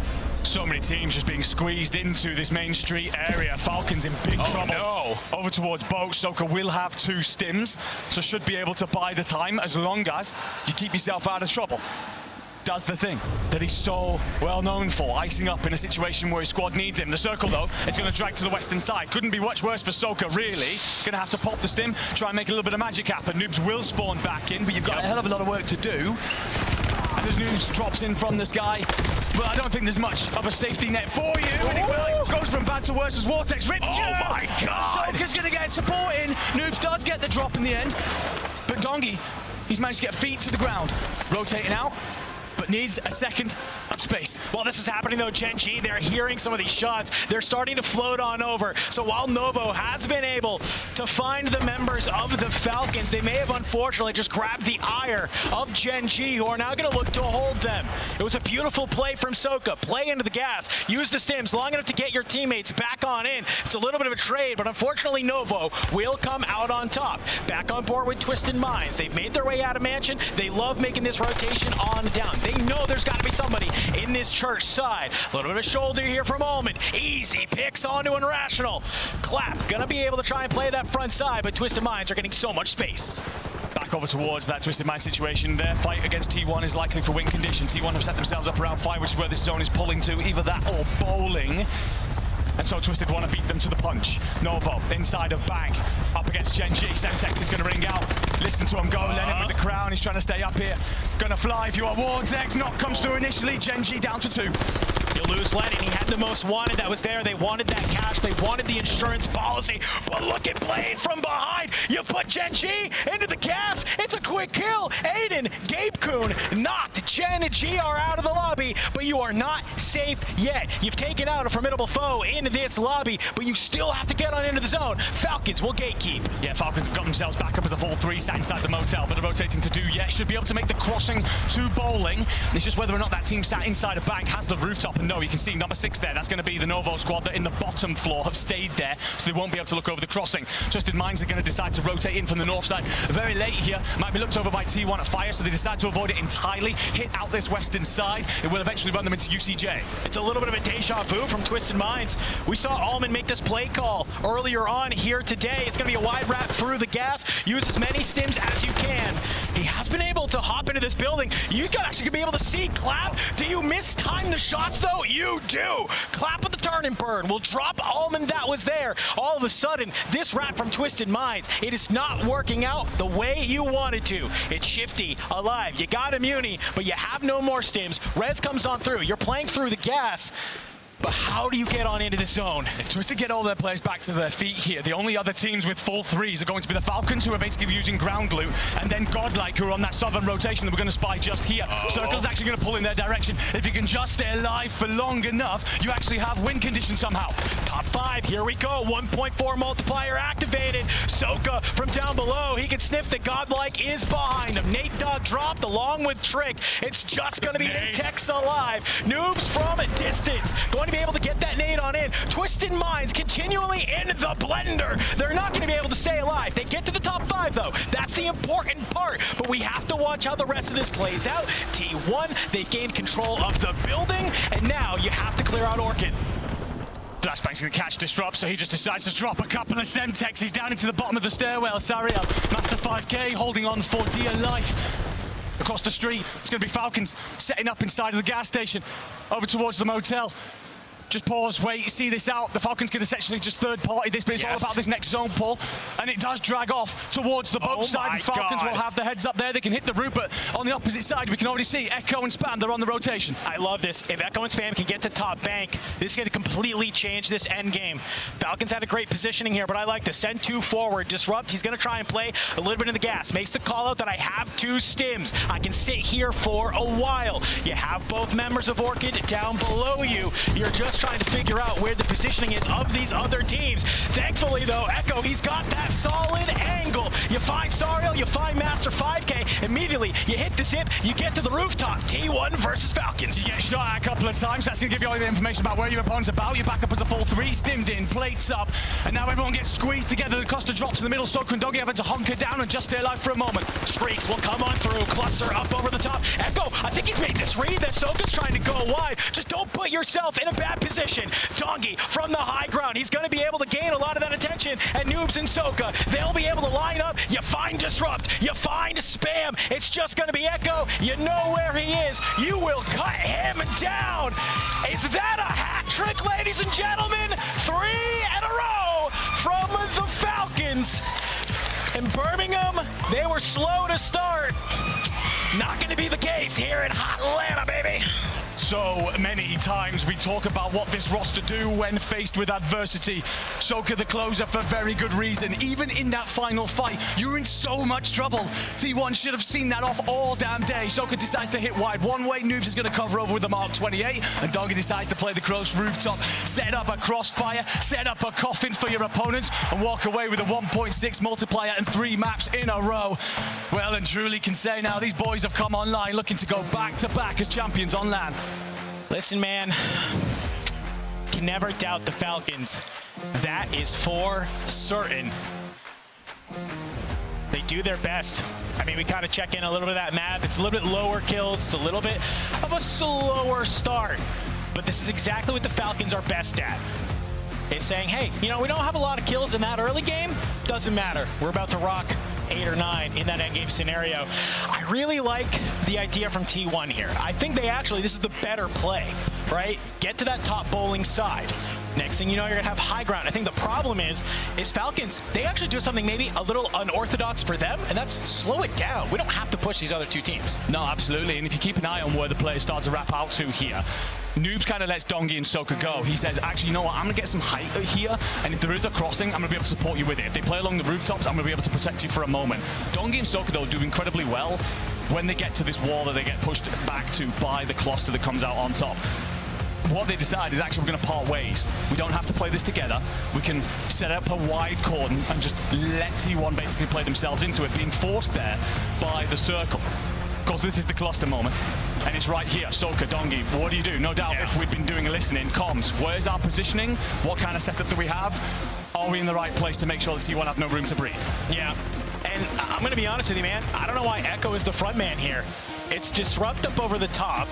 You can kind of see as they move on over, they know Soka is to their left. They're not ready for Dongi to the roof. But while all of that is happening, it's Noobs actually making the play up top to take down Disrupt from the high ground. It's just too much in too many different directions. T1, you can't triangulate where the Falcons are playing. Competitive Warzone was built off of this thing we like to call the kill triangle. We're starting to see the resurgence here today yet again. 16 kills, 1.6 for the Falcons, as they will claim their third win across 5 maps.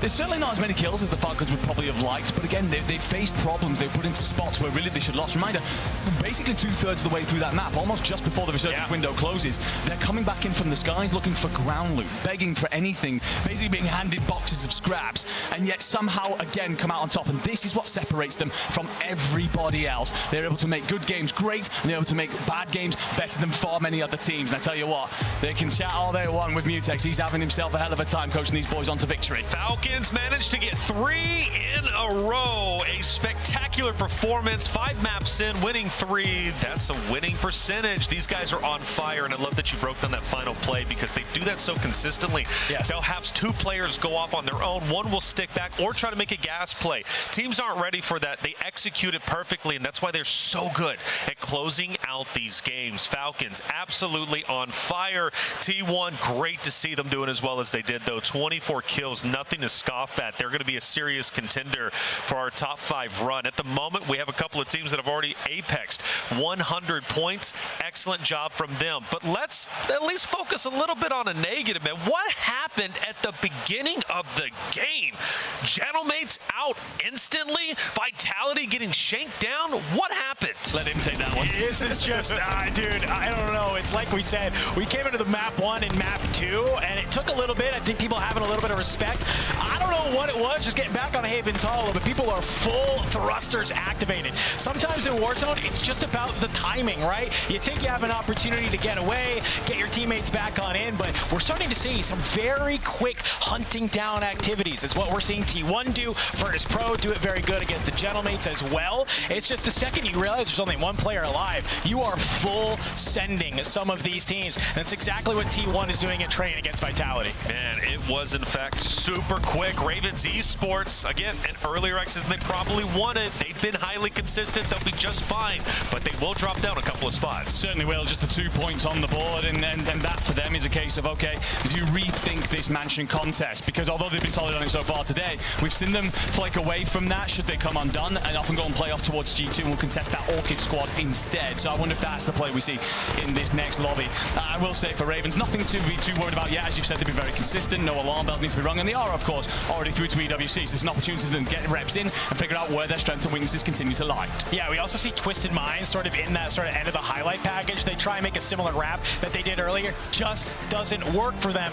They'll get 13 kills. They'll get the 1.4x multiplier. It's 18.2 points. Not a bad, quote-unquote, bad game for you, but I'm looking at the top of that leaderboard, boys. We're seeing Team Falcons, 25.6 points that are there. T1 with 24, by the way. 1.4 multiplier there. Another 33.6. But Orchid, another team that's been on our radar, continuing game over game to find very solid points. And don't forget Novo. Yep. 7th, right?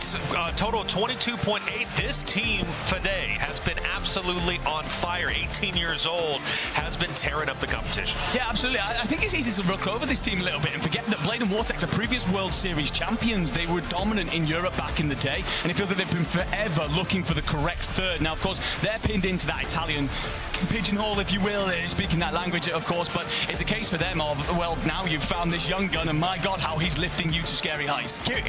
Production, we can scroll back down to the bottom there real quick. Because there's some not great scores from some very large teams. That's right. Down at the bottom, but I saw a couple ones, a couple twos. We'll spare them. We'll spare them maybe the embarrassment, but a little bit look at the leaderboard. Boys, when we came into this, it was pretty close. Falcons and Twisted Minds, I mean, unsurprisingly, surprisingly neck and neck. Yeah, right. I mean, and just neck and neck, right? 0.6 away from each other. The rivalry is real.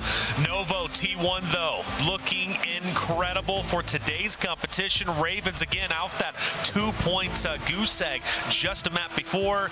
That's going to put them at 94 points in top 5, but they're still doing okay. Now, for the teams that are breaking upwards, Orchid, G2, Godlike, still a very real chance to break up, but a gap is starting to form, especially where 7th is at with G2. Boys, we still got a long way to go. Nobody has reached 150, but we're getting dangerously close. Let's hop in the drop 6, Havens Hollow.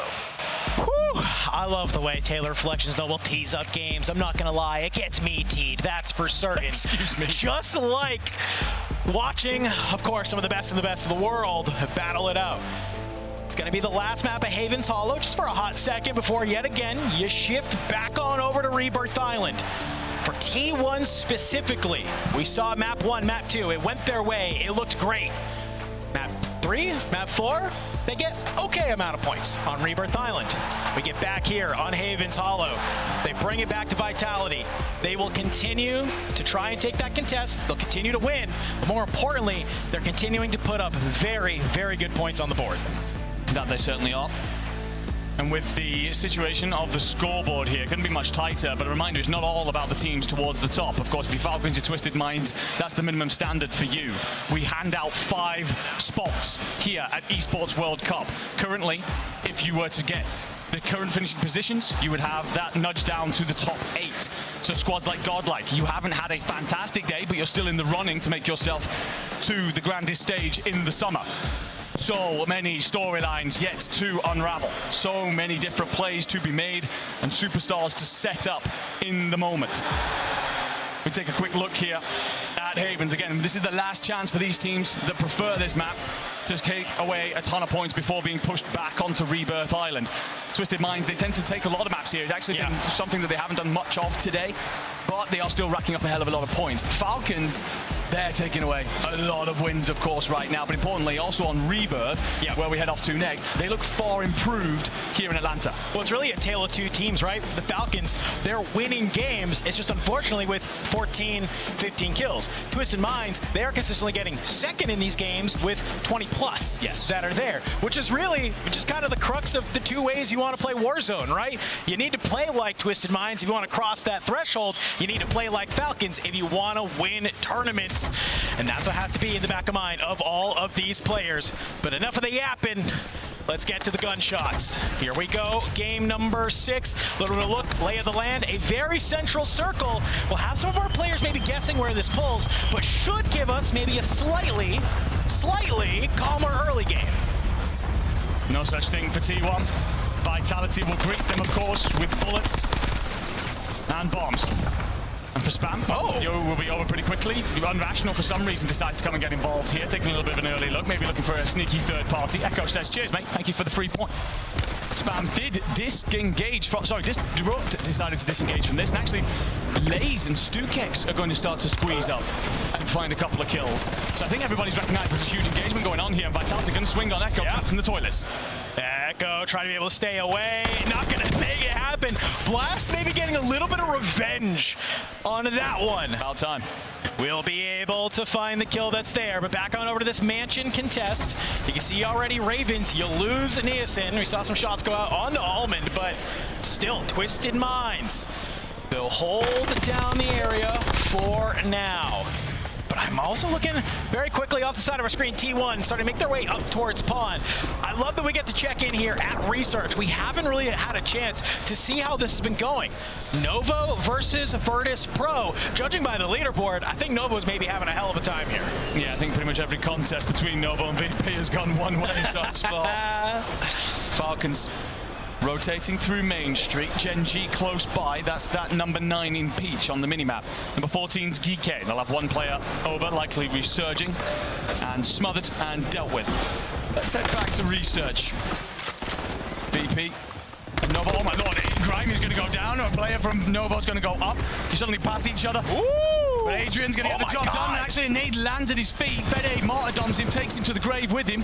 And Blade plays cleanups. Now Grimey's just got to go and find some sort of spot to lay safe for now. Going to be hit from both sides. That's incredibly well. The first finish finishes him off with a tomahawk. Vortex looking to trade this out, but Grimey's got the plates in. I love this. Shimmy the pillar, throw some shoulders, baby. And yeah, you're gonna back down Vortex that's there. Grimy. Absolutely going nuclear. But back over at Mansion, it looks like Ravens are gonna get the last laugh here in game number 6 as they will finally be able to take down Twisted Minds. What does that mean for our leaderboard? An opportunity to Falcons to maybe jump up over TM. But yet again, even though the zone is centered, that doesn't mean the action stops here. Here at Research, Novo Esports continuing to find success in these engagements. Vortex goes nuclear, baits his teammate out after hitting the trade, fakes the res, and welcomes a player into his lap. T1 swatted away again by Vitality. Echo, though, set up over towards Pond. You won't be too worried for now. You also have the loadout in play, at least for this circle. And plenty of space, so you'll slow it down for a moment. Speaking of loadouts, Gen G have theirs. It's sat on the bank rooftop. Aiden's going to Molotov himself to death. Don't worry, ladies and gentlemen, that's on purpose. That's to ensure that the loadout sticks around for a little bit. Likely quite a while as well, considering that it's pretty much center zone. Yep. Gabe just going to pop his head out a little bit, take a couple of looks-see. Team 12 nearby, that's BRS. Haven't heard much from them today. Would be a hell of a time to suddenly come alive if you are Scopes. Yeah, I mean, you have to. We kind of talked about it. I mean, if some of the teams stay towards the top here, we're going to be looking at 6th through 10th for some of these EWC qualifications. For like a team like BRS, maybe you don't win the event, but you can make your way to EWC through DreamHack Atlanta. That's quite the hell of a story, given their recent success. But over at Cole, much better game, it looks like, from the Gentlemates. As Virtus Pro, we saw them getting active against Novo at Research, decided to maybe flex down to Cole, but just like that, blink and you'll miss it. It's Grimy, last alive, up over the top. Kromalok not gonna be able to make it happen. Can Enkyo get there for the trade? He will. Virtus Pro, I believe that is an early exit for them. 6 kills to their name. But the action doesn't stop there. Gone over to Main Street. Godlike, Gen G continue to battle it out. Gen G are actually going to get a complete hold of Brick here to themselves. The remaining member of DK is going to be lying very quietly over by the tracks. That's StukX, the anchor, doing his job. Gabe's going to get a look out over here, hoping to spot Vitality rotating out, or maybe a rogue move from Spam. The problem is here, you kind of want the perfect opportunity to shoot at this, and as bullets ring out elsewhere, it's going to mean your opportunity passes by, but you won't care too much. You have the positioning. T1 trying to hold Vitality out, get rid of their arch nemesis, this portion of the map, allow them to control this side of the circle and walk in with it.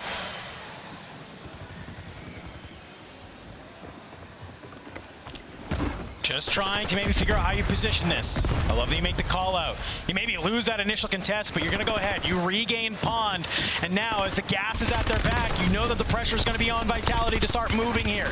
So T1, they're going to slide on through. Echo frontman yet again, trying to be the hero. Won't manage to find the kills that you need. Into the side, Disrupt with the stim. Sage will cut you on down. It's just going to be spam from the rooftop here. LMG in hand as they're going to try and make it happen. We're starting to see the zone. It's pulling southern. It's going a little bit down towards this Riverboat Lumber area. I'm looking at our mini-map. I'm seeing T1 alive. I'm seeing Vitality potentially nowhere here. And that might be a Vitality squad wipe. Yeah, Spam must have done something absolutely incredible as we pan away. He sits himself on the rooftop, says Vitality, not going to let you rotate past me. Might have dealt with my 2 teammates, but I'm the straightest shooter of the lot. Falcons have complete control, of the boat. 8 kills already. They've had to fight for this patch of land. But considering the zone is pulling south, it'll stay inside the circle for just a little bit longer. Gentlemates really need to start to find their footing inside this tournament in Atlanta. The conversations around them, the pressure on them to potentially make a roster change, unlikely to come through anytime soon. But if you want your seat still marching into 2027, results like this can't happen. It's going to be tough, though. You're outside its zone. You have 2 members of G2 around you, as well as some of the members of Novo. You can maybe lay in wait, let them fight each other. Well, on one side, you're trying to make your way on in. The same can be said for Main Street. Gen G, you'll lose Lennon, but you're in a good position here. You're around this buy station. You know some players are going to try and hit it on the wrap through. You could kind of go ahead and camp this if you want. You have Godlike trying to make their way on in. Falcons flirting with this fight as well. T1 also trying to get their way on through. However, Gabe Kuhn, he's going to lose a fight against Swizzin from Orchid, but it looks like the revive is there. Great execution that by Genji. Just as the fire sale comes online, you're going to use the pre-buy to get Lennon in. You're then going to stock up on an advance, and it's going to give you all the intel you need to take a hold a little bit more of Main Street. Grommelok deals with anxiety. G2, they aren't far away though. Buy's going to come in, signal flare's going to go up, and Nova are going to start to take another look at this. They have train cars control and one wrapping through the back. I like this. G2, they start to flex on up and they realize, wait, no, there's people train cars. We can't make this push that is here. So with that buy, you know, there's only going to be two. One, he's going to have ground loot. So like you said, Novo, they're going to start to move on in. Here you go. Hollow though. He's ready, he's waiting. You get the crack, unfortunately, as you try and make your exit through the back. Vortex is waiting, Fede is there. Grommelok, Hollow dropped. It's just gonna be Enkyo flying back on in to that Cole side. But the zone is shrinking. Your ability to find landmass or regain is dwindling. How do you play up from here? You can see it's a battle on both sides of the map. One area is Cole, another gonna be Main Street. And with that, looks like Orchid make an exit. Team Falcons have found a lot of kills inside of this one, up to 123 points. A 1.6 here, doubling up on the amount of kills should they get there. You'd be incredibly close to match point. Making their statement, creating a gap over the rest of the lobby. Ravens, they're sat in 5th right now, trying to close that a little bit. They're going to push and take control over Lumber Mill. All these teams being squeezed in towards Main Street, or the next circle pull might drag you all out into a quick rotation. Genji, hell of a lot to do. Let's get a listen in, find out how they're feeling, and find out how they're going to build themselves into those top 5 spots. You reckon there's anyone there? I have a phone. You got Sims here. Could one of the gold team? I have a phone. Yeah, we could play that well. Yeah, in L, left L, go left L. Ready? Be careful. I'm with this dog shit, Watch out, bottom middle. Push it? Oh, nah. Nah, because we're going to get shot from corner. I need a little bit of plates. We're safe in wood, by the way. We are safe in bottom right corner wood. Yeah, we got P2. Okay. In L, cracked. I'm chilling. We're safe in wood. Drop it in. I think he's want to try to get his guns. Okay. Wait, on Lodi. I think he landed Lodi. Yeah, he did. I'm out of plates again, bro. Here's plates I made in here. Alright. Here. Is there a phone here? We have no info corner. I would like to get like corner, but we have no info on it. There's the people top main, okay? There's no one in wood. Is anyone in here? Genji, the comms, they're cool, calm, and collected for the time being. A lot of discussion about what they want to do next, and you're going to have to be on point given the teams around you. Certainly are. Gabe Kuhn trying to find a route into this building. It is going to be occupied by his teammates, but T1 are lurking on the rooftops just above. I think Gabe actually hears them. He's waiting for them to step out, bait them in. JD Gaming are going to look towards this the second the bullets start to fly. Spam, he unfortunately steps out just a little bit too much. Gabe, he's going to at least be able to find one, but you have T1 looking at you. JD, they hear all of these shots. They're going to go ahead, turn their eyes on over. You got to back down if you are Genji here. It looks like that res might be able to come through from T1, but look at the teams that are in this area, Enigma. You got some heavy hitters. Certainly do, and Zone's going to drag awfully for pretty much everybody here. He's going to pull way over towards Lumber, so you end up with a spot then of all 4 of those teams going to rotate out. Freddy's in trouble. Stim time to absolute perfection, but my God, he's on his own and just trying to hunker down for the top 5. 7 teams left in this. He'll have a while to wait. It looks like T1 are being put to the sword by JDG. Yeah, they are, as there's a cluster that comes on through. One more team needs to drop, get you into the top 5, 1.4. A lot of these teams desperately want those placements. You have the Falcons, you have G2, you have Genji, you have JDG. A lot of these squads need points on the board. But if you're going to try and make a gas play like Genji, this better net you the purchase that you are looking for, because you are going to have a hell of a time to try and get out of here. Stim play means a wide wrap up towards the northern side. You're going to come in through the back here, and Ravens are unlikely to see you coming. Gabe Kuhn gets up, do you spy the opponents in front of you, takes the initial shot, that gives away your position, so they should be able to turn and face you. You got one member of Novo lurking in the wings though, but Gabe, through the stims, he's going to be able to get on through. You have Lennon in and at your back. If you can turn the eyes of this Ravens roster, you might be able to push on through. You got one below you though, Lennon. He's not going to be able to make it on in because it's Fede from Novo playing spoiler on the side. Look at the positioning. The zone will pull you off to the area, but we still don't have top 5. No, G2 had control of the western bank, so they're going to have to rotate over. Aiden dies for Genji, so Gabe Kuhn's just trying to hunk him for dear life. Does have the 2 stims, so able to buy time, and the circle will creep over the top of him. Genji looking to make a wrap, but going to run into the Falcons, and Noobs, well, he's actually caught from FLS from behind. Oh no, Donkey, he's last alive. He's the only one here. He's going to try and slide on out. Hopefully you got field medic, buddy, but you do not. JDG, they're actually going to be able to take down Soka. That puts us into the top 5. Ravens Esports inside of the mill. G2 out of here. JDG going to lay claim to the rotation here. That being said, you've only got one body in the fight. Novo with one as well. Full force, if you are Ravens, it's all about execution from this point. You have a solid position, and you can see the buy station, get a UAV, get some streaks, try and play this one out. Fede just continuing to hunker in, feels like he's been alive in the gas for about 3 years. But look at the rotation coming through from the Ravens. Should have a hold of this. Next circle is going to continue to squeeze towards Main Street. So you've got a lot of rotating to make, but Gabe Kuhn and FLS, they're not looking your way just yet. It's Ravens and 3 solos. Go hunting, boys. But you got to be a little bit careful that you don't have a team pop out of nowhere. Yet again, you know exactly where this is. Just play as a 3. Death ball your way through the end of this. Fede, it has to be trigger discipline. Gabe Kuhn from the roof. He's got 1 stim. He has armor plates in the back. Fede will drop. 3 teams remaining. It's just Gabe Kuhn. It's just 1 player from JDG. It's all 3 members from Ravens. They're on the hunt. They can't find them. No, I've got to close this out. You're sitting top 5 right now, and this will lift you ever higher. Of course, qualified TWC for them. It's all about the prize money. It's all about the title towards the end. Gabe Kuhn dealt with FLS. Is going to find Godheady and do his utmost against the 3 Frenchmen. I mean, this would be amazing if FLS can make it happen, but it's an anchor versus 3 pissed off Frenchmen, as they are going to try and bring you down. Zone will move FLS out, so if it's not by the hands of Ravens, it'll be at the hands of the gas. FLS is good to find heats, though. You'll put it into the 1v2, and you can see Nielsen, he's like, I know you're low HP. I know all it takes is a bullet. And he might have just missed FLS making this cross. How long can you spend in the gas? Honestly, for FLS, this might be a case of just don't hand points out to a rival. True. Nielsen desperately wants them. You can see, yeah, buddy, come and show your face. FLS has actually been knocked. Turns out he still had his self, which means he hasn't died yet. Insane stuff.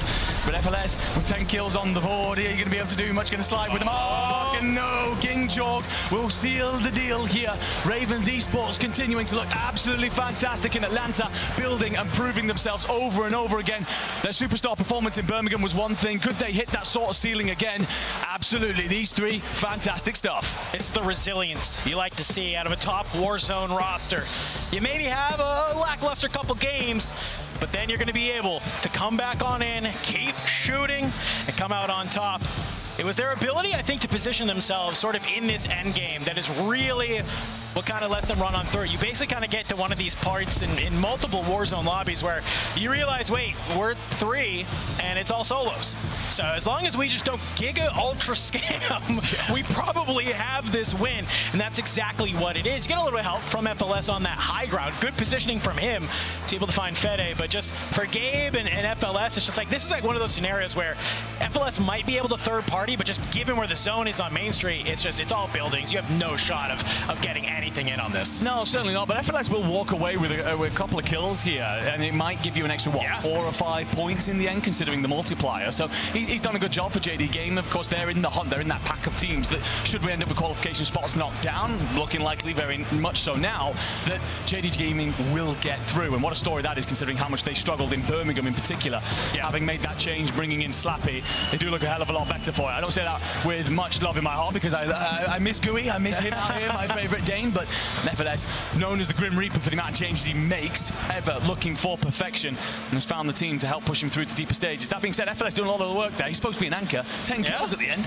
All right. Listen, he ended the day yesterday getting outshined by his fragger and support. Not going to be maybe the case here today, but I think you're going to have a good point there. He finds Fede, and he at least finds Heeds in this end game. Those 2 kills, 1.4 multiplier, not looking too shabby. But for Ravens, okay, it's a 15-kill win. What's been interesting here, Enigma, is I feel like this is kind of the par for the course, where we're seeing our winners are sticking around that like 15 to 18 kill mark. We haven't necessarily seen like this super banger game with somebody being able to win, taking full advantage of that 1.6, and that's a lot what's leading to our leaderboard being very close through those top 5. second map of Haven's Hollow done and dusted. Yeah. Got to get ready for Rebirth Island. Well, Falcons said, hey, we'll sit this one out. We can let somebody else win. They got 3 in a row after all, but they're getting dangerously close to match point. But however, so is Novo. I know they have, you know, an earlier exit, but 12 kills, still staying consistent. They're looking great. Now, one of the stories that I've kind of been bringing up, and I'm going to continue to harp on, is JD Gaming, Rebirth Island, not their map. Haven's Hollow, though, very, very good. JD comes out with second, 22 kills. So that's going to put them back in the running and potentially not only top 5, but also an EWC slot. It definitely is. That was kind of, we mentioned it in the middle of that cast, and as we start to see some of these teams flirt with 150, that kind of has to be our conversation. Yes, we love the prizing here in DreamHack Atlanta, but we also have a little bit of extra qualification spots on the line that could be going down the board. But let's kind of recap what happened in this map here, because it was a very central zone. It was kind of slow towards the start, but just as the zone started to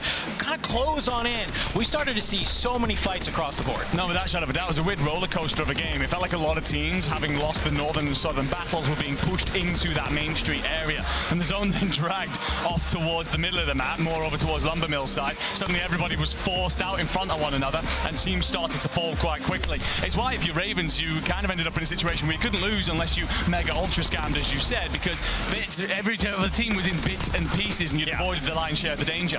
Yeah, bits and pieces indeed. And for me, man, Virtus, Pro, Team Vitality, refusing to get anything started today, whether it's on Rebirth or Havens, but at least when it comes to Havens, what's happening?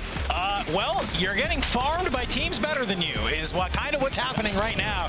Like, Vitality is like winning this contested train sometimes, but T1 is just doing such a good job at regaining, and we saw it in that map where they basically lose the contest and they go back to pawn and then they basically re-hit. But looking at some of those drop 6 results there, 32.2 for JD Gaming, huge. 23 kills at 1.4, that'll do it. But Ravens with 24 is also huge. Yeah, we're super worried about JD going into Rebirth, but at least as of now, we can celebrate their success with 32.2. Incredible stuff. Gen G, 3rd place, good for them, especially given where they are on the leaderboard.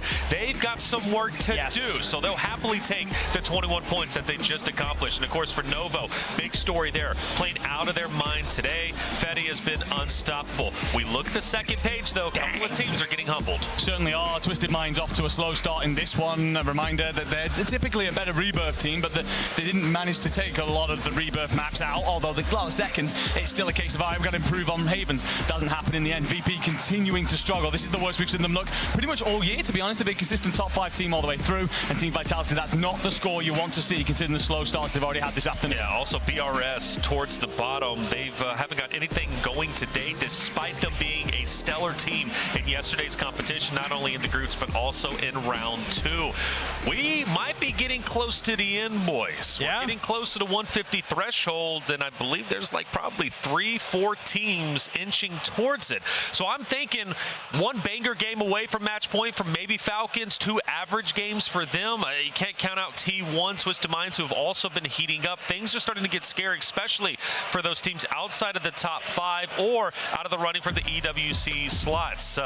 Maybe potentially just 3 more games left. Of course, we don't know how many it's going to be. We hone in on it. Team Falcons still leading. Team Falcons leading the line. You only need 25.4 points if you want to try and cross that threshold, but it's also not by this insane margin. This is what we've been seeing in scrims and other tournaments leading on up to this. It's like, yeah, you might have one team that crosses the threshold, but it's going to be every game after we're adding 2 or 3 teams to our match point eligible squad. So as you look at this list going down the line, if you are going to be one of these first teams to cross, you got to ace, you got to close it out quickly. Oh, 100%, because you're suddenly going to be up against so many other foes. But a surprise note to bring up, really. There's a billion storylines, of course, to cover here, but the fact that you've got Team Orchid in 6th is insane. Of course, had to make a last-second swap because Authentic couldn't make the event. Master 5K comes in. He's never really been a takeover player. He's been a little bit here, a little bit there. The fact he's starting 6th in the lobby of this quality is quite frankly insane. To make it through to EWC, and currently you would, with a last-second substitute, would be an outstanding surprise story. Have have they been on land before? Remind me. Yes, they have, although you wouldn't say they were necessarily successful on that. Yes. Sure. Well, fair enough. They've at least been there, and this is their best performance we've seen as of yet. Taking a look at our kill leaders, who's leading the way so far? I want to say it would be Spam Gola. He's in third place. Nope. Good for him, but Anxiety and Vortex right up above him. I mean, obviously, I think when we look at Novo Esports, you're getting your answer right here. Vortex on 39. Rookie of the Year contender, Fede, he is on 35. They are combining for a lot of kills right now. But I love seeing Anxiety up there, 37. Sure. Kind of probably a big reason that G2 is maybe even still in the conversation. No, without a shadow of a doubt, and I think it's very important for Anxiety to be doing that, because remember, a lot of the conversation at the minute is if you don't perform on land here in Atlanta, you need to make a change. And he's making the claim of being like, well, it won't be me. I'm saying I can have that frying, boys. But yeah, a couple of other names in there. Again, Sariel. You're not expecting this down in ninth there. Now, you are getting a lot of that G2 landing location for free because Ravens are continuing to invest in the contest at Mansion with your Twisted Minds. That being said, Sariel's operating that pocket of space incredibly well. Swizzin just in behind him with 29. Again, the surprise underdog factor. I expected them to be dead last today, and boy, another team proving me wrong this weekend. You know what we need? Slappy to start slapping this lobby around like he was doing in groups. He's down there at 19th alongside that of Melvin. Let's not forget their potential 40-point game, 40-kill game, I should say. They have a chance to shake things up, but as it stands currently, things are looking a bit crazy at the top with Falcons leading the way. Match point potentially coming the way. I'm thinking so. Still, plenty of games to go. Let's see how many we get. Until then, we're going to take a quick break. When we come back, Drop 7, Rebirth Island coming your way. Lock in, load up, and let's make history. Doggy from above, the shots are firing. Fights coming thick and fast and furious. Today is about legacy. Guess what? You thought you were safe? Everyone who's falling into this guy's sights is dying. Twisted Minds! They do it to the very end! It was patience all the way through!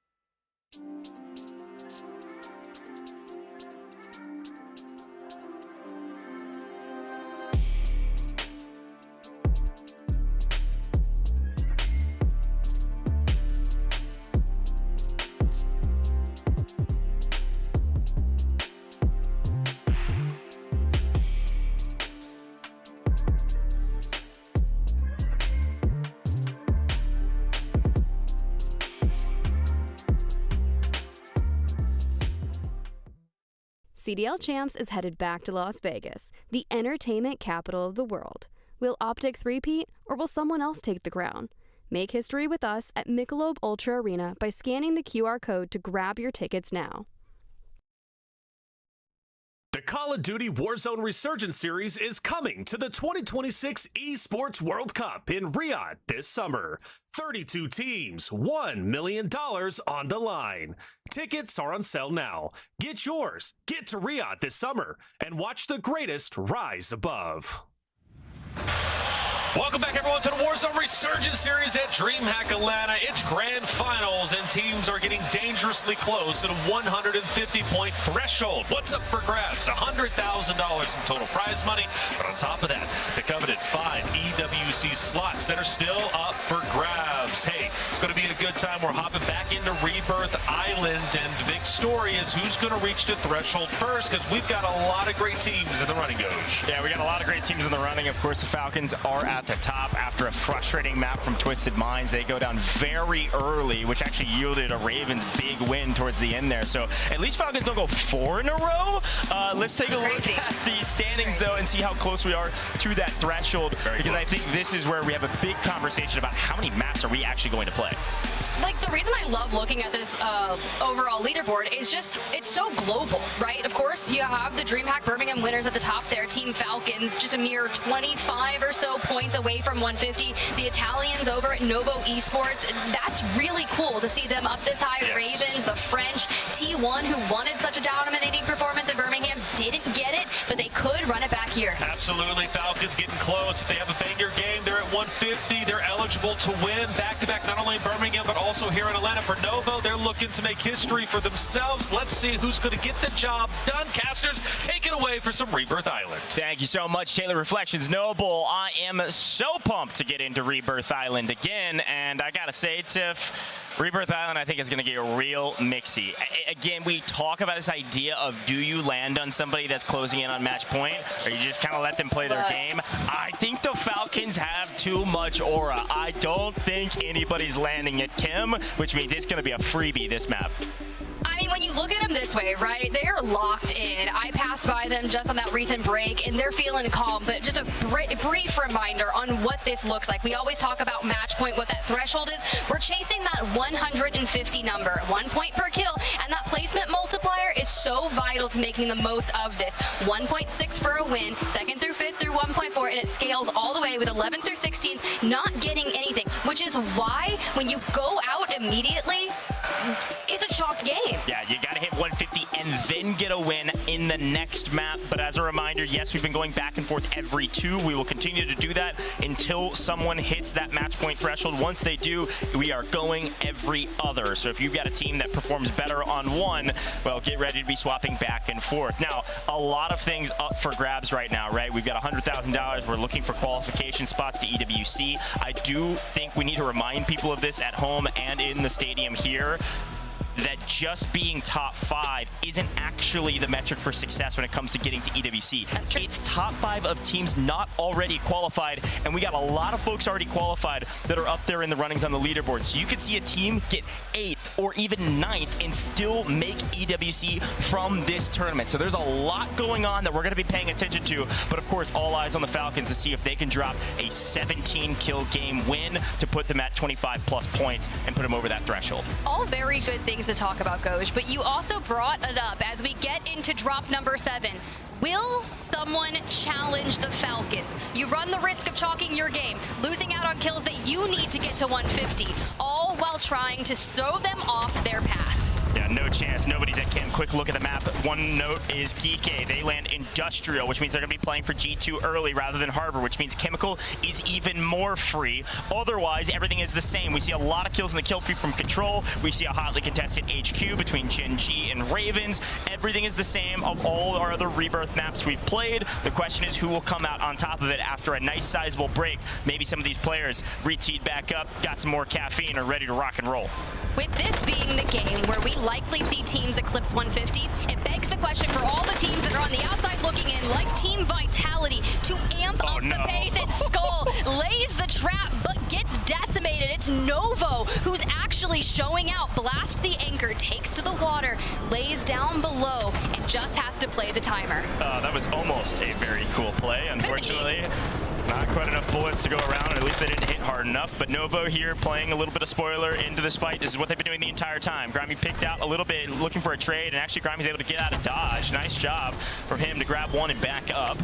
Vortex and Fede playing together on top roof here at Control, not feeling like they're too threatened.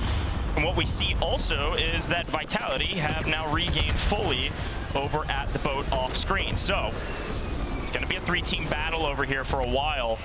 And the question is who's going to come out on top? Probably Novo. They're leading the lobby in terms of kills. They're not afraid to fight. When you got a young up-and-comer in Fede who's 18 stepping in for this roster. Now, mind you, this wasn't their DreamHack Birmingham roster, and it doesn't matter. Twisted Minds in shambles now with Z Smith being last alive, but we're distanced enough to get our team back for the reset. Yeah, good catch from production that the Gentlemates are actually over in Factory contesting Twisted Minds, who've had a free entire side of the map since the beginning of our Rebirth Island games. So a nice play from the Gentlemates to force Twisted Minds to regain an anchor in Harbor before trying to reassess that fight. But we go back to the Ravens at Gen G at HQ mid-map, and Nison's on the hunt. Gabe on the run. Hunting down his prey and closing doors on the way. Unfortunately, not going to be enough, or is it? Gabe spins, Gabe turns and burns, takes down Heeds. Nice and able to grab the trade. Should be all fine and dandy for the Ravens fans, but at least Gabe gets one. But Nielsen right there on that play to not go down on the window. Holy Gen G, first team out of the lobby. If you're an Aiden fan, that one's going to hurt. Same with Lennon. For Falcons, they're doing similar to when we saw them move up on BRS here at Prison. Falcons still have 2 at Chem, so we're kind of okay, but JDG, they're getting slapped around. Unfortunate timing from Gen G to die. Gabe goes in for the trade. You know he's in danger. The other 2 have to stay safe, and unfortunately they get caught out. So Gen G out first is bad news, especially because they are on the fringe. They were in 9th or so place going into this one, and unfortunately I think when you're playing for those EWC spots, time is ticking when the Falcons have a nearly free map. But Novo back into the mix here with Virtus Pro, who is having a frustrating day. Virtus Pro has traditionally been able to slay lobbies out. This time around, they are almost at the bottom of the leaderboard with their counterparts of Vitality. We've been playing around this position. Novo has been the big winner of Control. Let's see if they can maintain that position playing the top of the stairs. Stop, is Blade baiting right now? Did he just bait some of VP up the stairway? Now Vortex on the hunt for the remnants of VP. Grimy with a hell of an angle, and I love to see that. Forces Vortex out. Fede still in the mix alongside Blade. What this team is doing is sticking together. Falcons in a bit of trouble, or maybe causing the trouble. As a reminder, anytime you see the Falcons go down and it's not Hisoka by himself and Kim, it's all fine. That's Resurgence, baby. The other two go out and look for kills, and it looks like Hisoka will chill and let his teammates get back into the lobby. And Tiff, you pointed it out here on main, and I will shout it out. Gentlemates, we're conning Twisted Minds. Twisted Minds get the last laugh. Gentlemates out in 15th. T1 getting active. Spam on your screen, looking for 5. Gets the knock, and it could convert onto it. But a brilliant stim here to get back to cover. Echo at a distance is allowing them to get active in the mix here. But seriously, though, I'm worried about G2. G2's got an anchor down in Bio. Yeah, look, T1's done a really good job when we keep pulling these northern zones. They're getting pulled out of Stronghold early, and they're getting extremely aggressive, not only rotating up through Living and maybe trying to play at Factory, they're actually rotating the other side of the map through Turbine and causing so much havoc on this side of the map, thinking that Bio could be WinCon. They're trying to win out on the north side. Wait, Novo, Fede, you gotta hold on. You open enough crates, and Blade is back in. The timer effective, but BP was trying to wipe them off the face of Rebirth. So Blade to the water. It's scary if you're a big fan of the Italians here. They need 25 points in this match, and the reason this is so vital is someone's going to hit 150. BP finally starting to catch some wind in their sails. Control is still a mess, and soon the zone will come play with these 3 teams. An early rotation here out could get you where? What, to Turbine? It's chaos over there as well. You gotta win these fights first so you can figure out how to maybe move into prison. Fede hiding behind a loadout and is barely able to make it out because of a stim. Oh, and we're shredded. The fact that Team Vitality is not backing away, they're still keeping their presence towards Control, is making this a 3-way battle. Checking in with T1, a little bit of water play. A couple teams out there still regaining, and it's Grimy. A bit of action here, and Destroy goes big to get the trades. Virtus Pro finally starting to look like a Virtus Pro. Big fights that they're winning right now, and they basically cannot stop. They have to drop banger map after banger map after banger map and hope nobody closes this tournament out so they can claw their way back in to a top 10 position. T1 go down. On screen, we're checking in. I'm seeing 3 dead. I'm not seeing anybody in the air. T1 got a little too mixy for comfort and get into the water, and unfortunately there were a ton of swimmers, and they get taken down. Pistols in the water. Sharks are out. T1 are out of the lobby. No 150 for them. They will close out this game 28 points away from match point. Friendly reminder, Gentlemates and Genji also out of the lobby. Twisted Minds need a massive game to hit 150, and it would be great to have one in the pocket if they could make it happen. If they take down the Falcons here, out on this side, which would be very tough considering they're split, you stop them from hitting 150.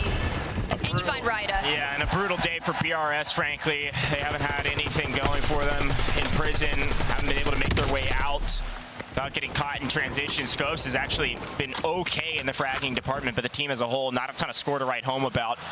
And Ryda gets caught in transition by Twisted Minds, like you mentioned. Twisted Minds, they won out. Reminder, they wiped Gentlemates earlier. They won out the south side of the map, and they're walking through Harbor. We'll check back in with them later as BRS are full wiped off the map. And it looks like Team Orchid are one of the reasons that they lost in prison. Good grief, Swizzens on 10. Orchid moving up the ranks quite quickly. With a decent multiplier tiff, Team Orchid can move into top 5. They really could. And they got to keep on with that pace. For Ravens Esports, 3rd overall, 26 points away from 150, and Niasen is on 6. And I like how kind of balanced we're playing this. You talk about Team Orchid, and there's a good chance Ravens runs into them. Quick look at the Falcons, though, because they just got obliterated by Twisted Minds. I was wondering if Twisted Minds were going to chill in Harbor and wait, or try to take the power position at Chemical, and they swing on Falcons, take down 2. Noob's able to sneak out and get the buyback, but Twisted Minds now have power position. Twisted Minds have the win con. Let's see if anybody can take it away from them as everybody else wipes each other's off the map. Novo out of here, and they are gone at the hands of Ravens Esports. No win condition for Novo Esports as they fall. The top 5 cracked wide open, and Ravens Esports now has the chance to move. 22 points are needed, and the top 5 multi will help us get there. Back to the Falcons as G2 has moved in, but some things to be said about them, right? The survivability. When you fight the Falcons, it's like cutting off one head with 2 to spawn. Still in it, but barely. Ahsoka alone with 1 kill and a dream. VP. After being displaced, he has nowhere to go. All the rest of these POIs are fully covered, and he is going deep into the bottom of Turbine. And VP hear him. They are hunting him down. Ahsoka with a stem. Ahsoka with no plates. Ahsoka down. The Falcons fall in 6. They will not breach our match point threshold, and we will keep playing for a long while now. Most of our teams within striking distance are gone, except for Heeds and Ravens Esports. But when you're down to a solo and you get that 1.4, now it's all about making the most of it. The teams, though, that are outside trying to breach into that, this is perfect for them, right? This allows them to jump up to the leaderboard, to get into contention. But keep your eyes on him. He would have to go absolutely massive in endgame, and I don't see that happening.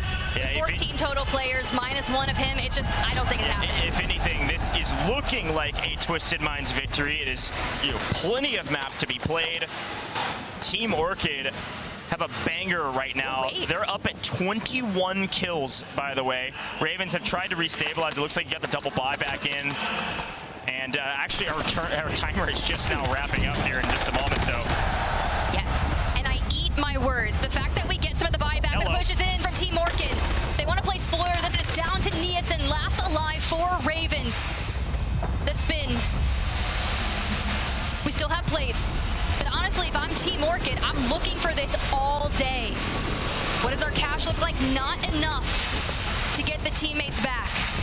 Team Orchid have the best game going right now by far. This is already a 30-point game for them, and it could be a lot more, especially if they could somehow grab the win. Twisted Minds have 1 player, looks like it's Shifty, way up at helipad, essentially, playing as a solo, while his 2 teammates hold it down in Chem.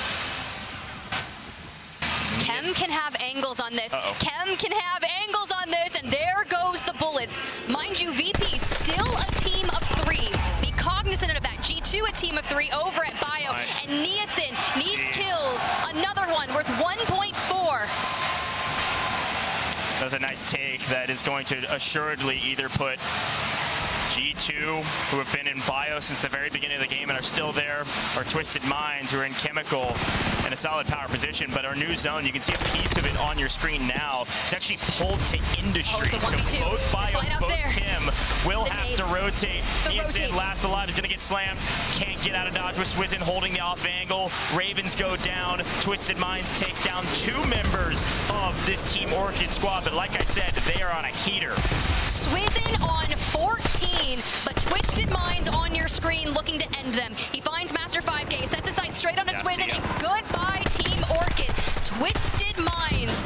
We always talk about the rivalry between Shifty and Soka, but they're playing so dang good right now. Yeah, perfect timing. They were able to rotate over, take down Team Orchid, and then grab high ground position on Industries. What did G2 do? Well, they're looking for kills. They swing out and take 2 of the 3 members of VP down, and then Twisted Minds find the last one. So we're down to a 3v3. Twisted Minds have the better position, and Twisted Minds right now have the better gunny. 2 go down, a little BM, and then the third. G2 fall. Twisted Minds grab a win after being first out in the last lobby. And with that 1.6 multiplier in all of those kills at the end, is it enough to hit 150? I don't think so, but it's close. 4 games for us. They needed a big one, and they almost got it. Again, I think you were pushing up on probably closing in on 20 kills or so. The other big winners from that map, Team Orchid, had over 20 kills from what I saw. Swizzin, I think, was on 14 by himself. Here's a quick look at that last stand. and they did really well to find a ton of kills coming out of prison, but then they kind of got stuck in this weird courtyard area just outside of prison. It's not a good spot to be in because you can get looked at from so many different angles, especially when they don't get the zone pull. But because we still had Niasen playing just this thorn in their side, they couldn't rotate early into Industries. No, but Niasen was doing a really good job of trying to get kills, find cash, and hit the buyback that's right there. But VP playing this kind of angle, obviously they have to sit here because G2's got height, got windows, and is looking straight at them. So it kind of denies them any real way to cross unless you have smokes. But then, even then, they throw the streak onto VP, and they move straight into Industries. Yeah, it's really good actually zoning mechanism from G2. And what G2 knew is that if they were going to try to win this map, they needed to wipe VP incredibly fast and then retake height. The problem is it took them maybe a hair longer than they would have wanted. Look at where Grimey's at on the backside. They're able to take 2 down. They're looking for the 3rd, don't see him. And then immediately when those shots go down, Twisted Minds have already beat them to height and beat them to the win con. Twisted Minds get here, and G2 are scrambling, trying to stay alive and find a flank on Allman. Allman jumps down, challenges the gunfight on sight, and then Twisted Minds just had the advantage all the way through. Really well executed from Twisted Minds, Tiff. Great timing once they heard the shots against VP and they took down Orchid extremely fast. They win the map because of that play. And it's a nice amount of kills, right? 18 at a 1.6. I'll let you do the math, you little wizard. But I do love that G2, you do see one member kind of trade height. However, it was just too disjointed on the timing for that fight. Too slow. Yeah. 28.8 points is the 1.6 multi on that. All right, it's a little bit. He didn't even use a calculator, guys. That's right. They don't trust you though. They think I probably did. I don't know. Listen, 28.8 is a solid amount of points. Is it enough to push them past our 150? I think it's close. I don't think it's quite there. What's up, Reflections? Yeah, great. That was a great game. Had a chance to go out there in the audience, watch it a little bit. It was pretty fun, man. You guys sounded great.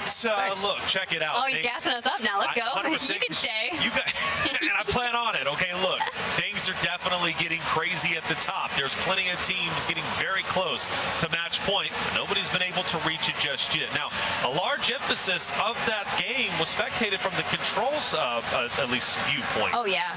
Control, always a contested area. Virtus Pro is one of those big talking points that I would love to at least harp on because they have a great game. And I've been crunching the numbers. They're just outside of a ticket to EWC, but this game puts them close to potentially getting it. Virtus Pro? That's correct. Well, if I remember correctly, Virtus Pro's already there. Virtus Pro's already going there. They want to go top 5. But it is a good point. JD Gaming, though, so they'll be the closest one. Well, I will say, to your point, though, if VP creep up into the... I can stay. I don't know. I might send you. If VP creep up into like the top 8, for instance, though, it does bump that next spot down even further. So you could see a team in 9th potentially take that spot. But regardless, it was a very fun map. And I think to Virtus Pro's credit, they're doing a great job finally winning out of control. But this is great news if you're some of these other teams at the top. Novo was in striking distance of trying to take down some of these top teams. Novo end up losing out because VP win control for the very first time today. I just love as we look at these highlights, they just, no one gives up, right? No one backs away. We're not leaving control. And then even that, you have that. We talk about Turbine and what happens in the water across the way as teams are looking to regain. It's kind of a shame how many times we saw the Falcons go down to one player and not get snuffed out. It took them at least 3 times. Well, and it was that play right there. We just barely missed it where we saw Twisted Minds on Kim. Twisted Minds full synth bio knowing that we had 2 members of the Falcons out and they tried to come back and they couldn't get there in time. So Twisted Minds made the right play, which put the Falcons in the blender to not be able to stabilize in the final circle. G2, they've kind of been asleep at the wheel a couple of times. This time around, they managed to secure a 2nd place with 21 kills. That's going to be 29.4 points. Twisted Minds above them at 28. Virtus Pro, again, a very, very good game compared to what we've been seeing at 29.4. But I love Team Orchid. They get the highest score out there at 32. This is a team that very well could not only reach match point, win today, mind you, but also secure an EWC slot, which would be massive for that trio. Also, can we just say, this team was already a surprise when they got top 5 in EU finals and skipped the Open.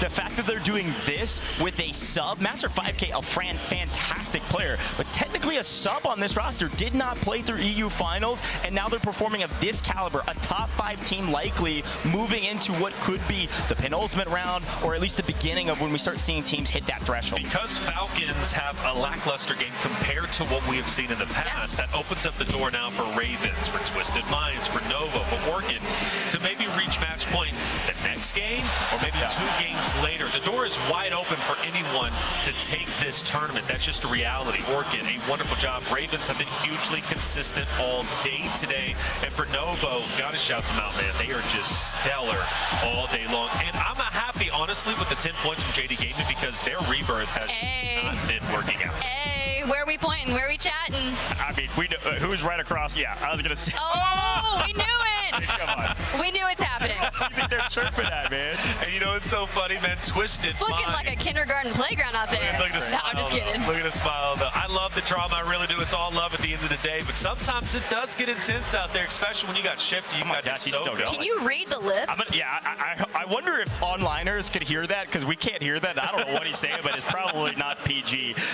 Taylor, walk us through this, because Twisted Minds.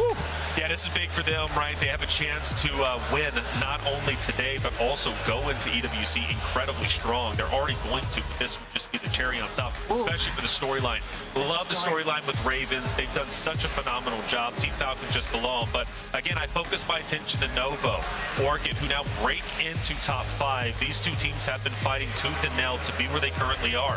T1, G2 right behind them. G2 gets a massive game, jumps up to top 7. Another team that could be in the run. And let's not forget, we had 6 teams in Birmingham who was on match point. Also, again, I want to set up the same conversation we were just having about EWC slots with the current leaderboard, which is not going to be even close to final. Twisted Minds, Ravens, and the Falcons, and Virtus Pro already have a spot to EWC. So you then look down at Novo, you look at Team Orchid, you look at T1, G2, JD Gaming. Those are all teams that could potentially make EWC based on our current leaderboard. There are so many different little bubbles and things to play for in this competition. We have to pay attention to our champion, but there's a lot of other considerations to have as we keep playing. And it's it for Gen G, right? Like 20 points away from even getting into that conversation. And with time potentially running out, they've got to get serious, because time is not on their side.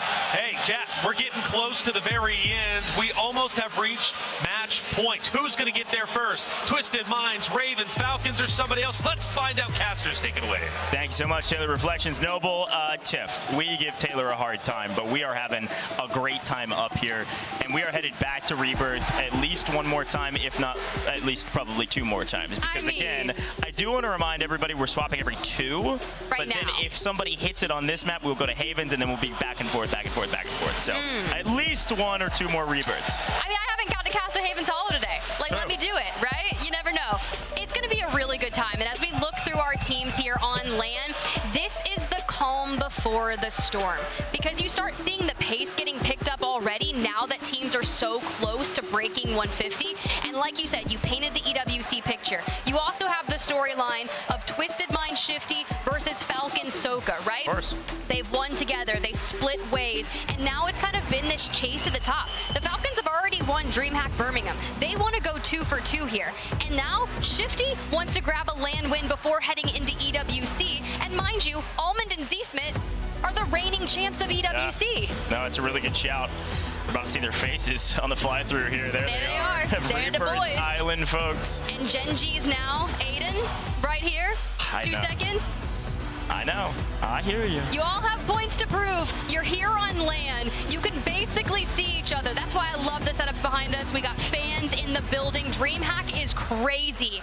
And Rebirth is about to go that much harder. Keep your eyes on the team, because every kill, every multiplier will matter when you're chasing 150. Here we go. Rebirth Island, folks. We're right back into it. Twisted Minds need 9 points to breach that threshold. We'll be watching out for it. So we already see some...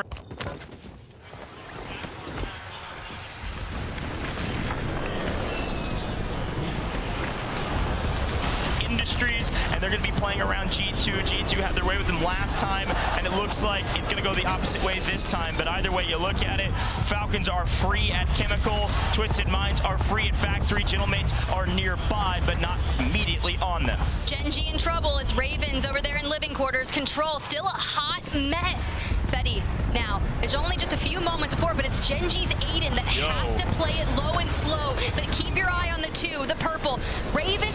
They're looking.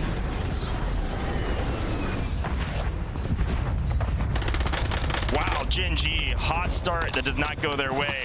Check in with him later as Fetty has found an angle on one member of VP. Again, Virtus Pro won out in control last time, and it really changed the tides of the map when they were able to do so. Virtus Pro is slowly but surely creeping back into a position to even play for the top 5. With this match point threshold position, as Sage tries to get active and almost gets dropped, this match point threshold, things can change on a dime. Even after somebody hits the threshold, the entire map could play different. Able to play those stairs and put pressure into control while you have the remaining on the boat for that anchor. Back to Vitality, back to Virtus Pro, and a slide in onto Skullface. But when Grimy comes swooping in through the window, there's not much you can do. Sage now too far behind to try and provide assistance onto VP. Blast is down. Sage, this is a bold move, my friend. You better get win here. Picks up one. We're in deep. Drop the timer a little bit. We're gets deep. Grimy goes crazy, and Skullface gets in just in the nick of time. Vitality not out of it yet, but deeply in the blender. A good showing through the open just yesterday, but finding some struggles here today in the finals lobby. Gen G, a couple early exits, but when you've got a reigning EWC champ on your team, and a World Series of Warzone champ in Lennon, and a fragger in Gabe, we just got to get things moving. Yeah, they can't get out of the regain blender. They don't have any loot, they don't have any plates. Constantly being taken down, but they're still on the map, and that's all that matters. T1 are being very aggressive. Their anchor is way back in Stronghold. This is what they've been doing this entire time. It's one of the reasons they're still within striking distance of top 5.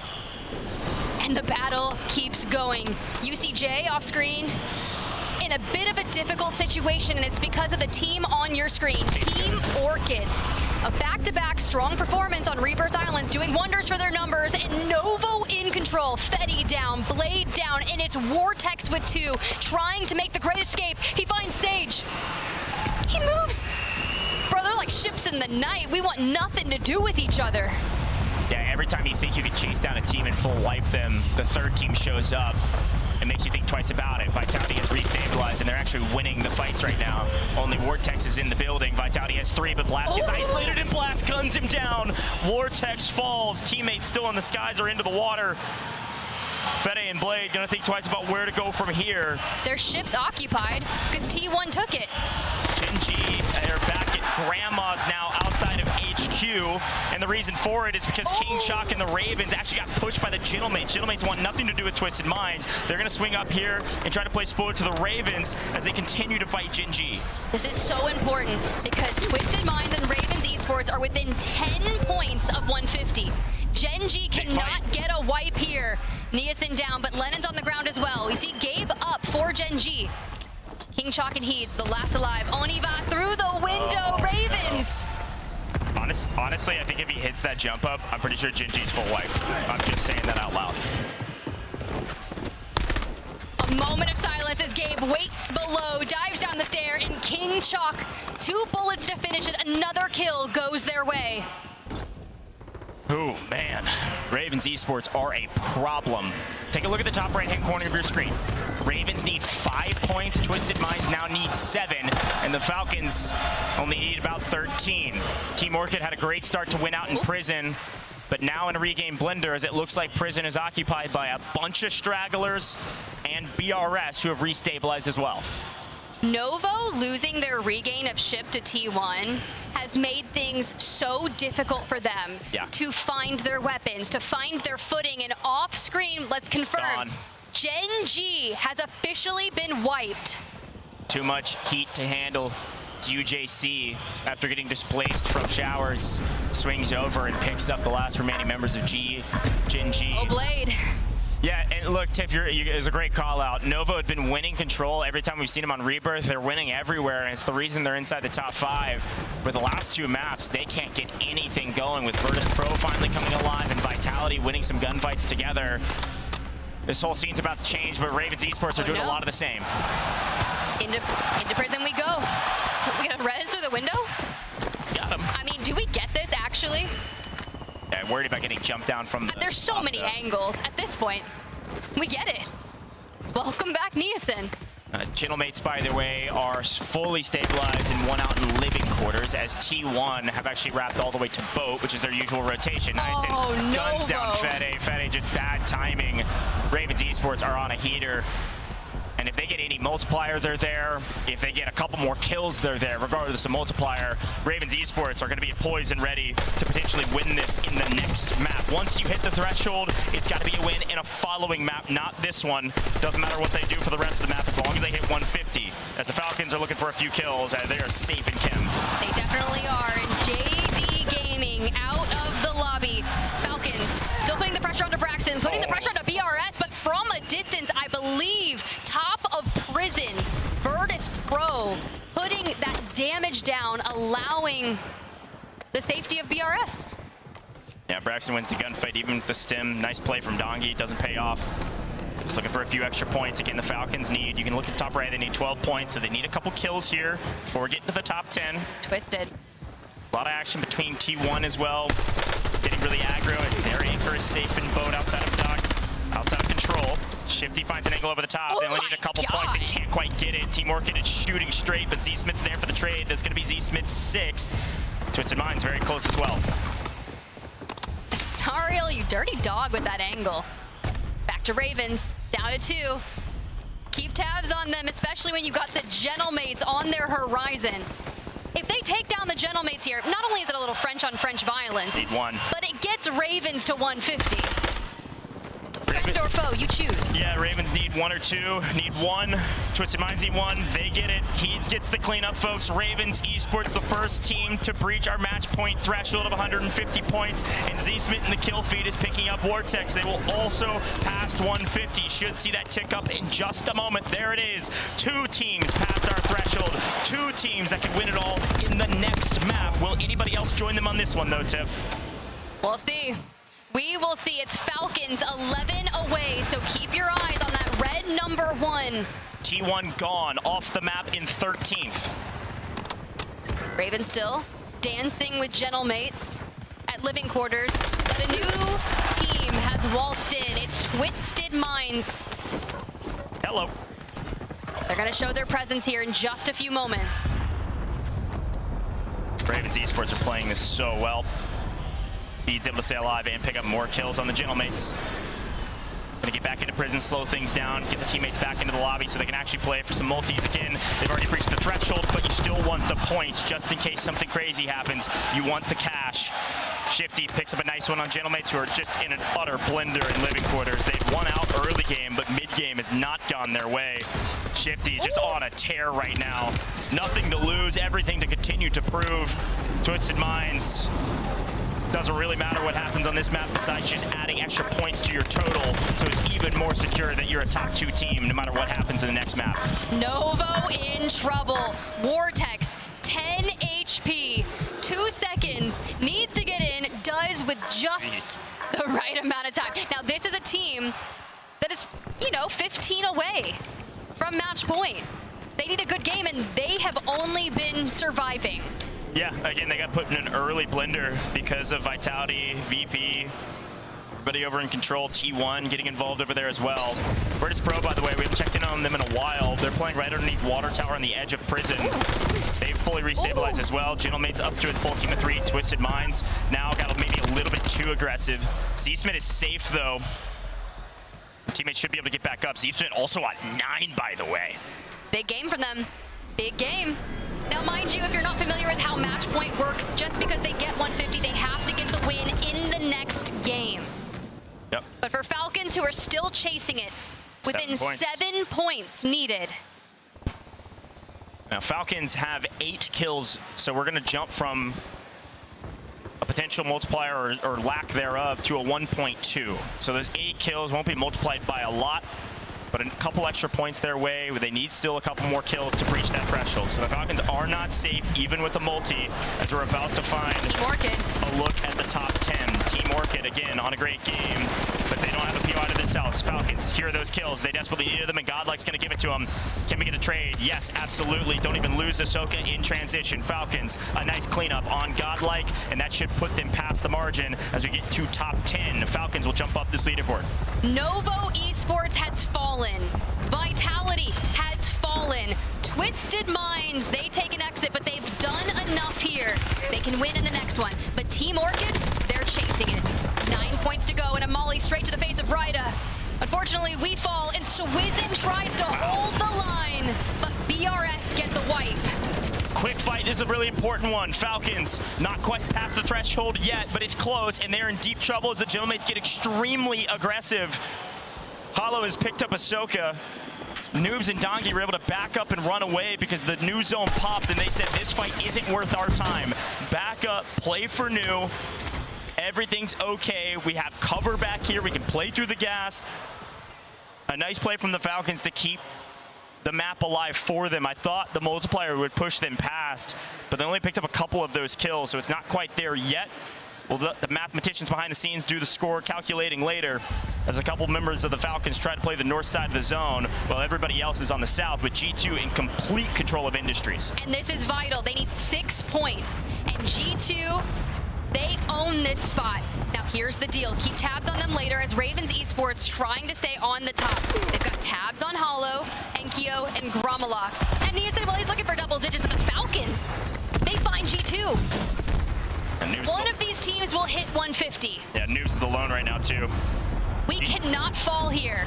You don't get the 1.4, you don't get the kills, and that leaves Ravens and Twisteds with a game in pocket if the Falcons don't hit it. Yeah, gotta get top 5 here. Still 6 teams alive. Virtus Pro, been alive, playing Prison this entire time. The swing. Good play, spoiler. G2 on. Anxiety's on 14 kills, make it 15. Holy moly, there's Dongi. Can he get that one as well? Gets traded out on the backside. The Falcons go down. The Falcons may have fallen in 5th. They may have fallen in 6th, but regardless, the Gentlemates come in and clean up 2/3 of G2. The Gentlemates have finally woken up. Better late than never, gentlemen. Let's see what they're able to do with Scythe on 3. G2 with a 1.4 might have also breached the threshold. There's a lot of math, but the big question is who will get the 1.6 and who will get the win on this map. And everyone is layer caked in Prison. Virtus Pro on top, fresh off a 30+ point game. If we're gonna answer back, this is the best way to do it. Rebirth Island is their home. If you can defend control at the start of the game, you can defend Prison.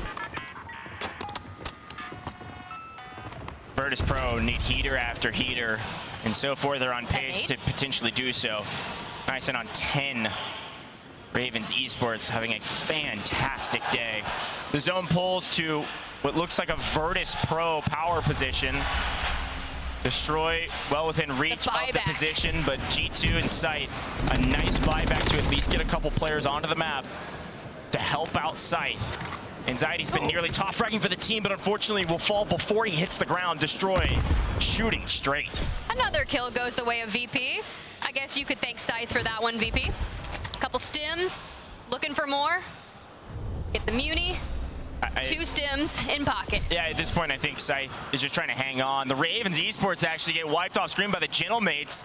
Gentlemates get a couple knocked, and I don't know if they're going to pick those up or not. Wait, he didn't get the full? Anxiety didn't get fulled. Scythe might get here in time, just barely. I'm not sure Anxiety really has anything because he just flew in. It really wasn't worth their time, unfortunately.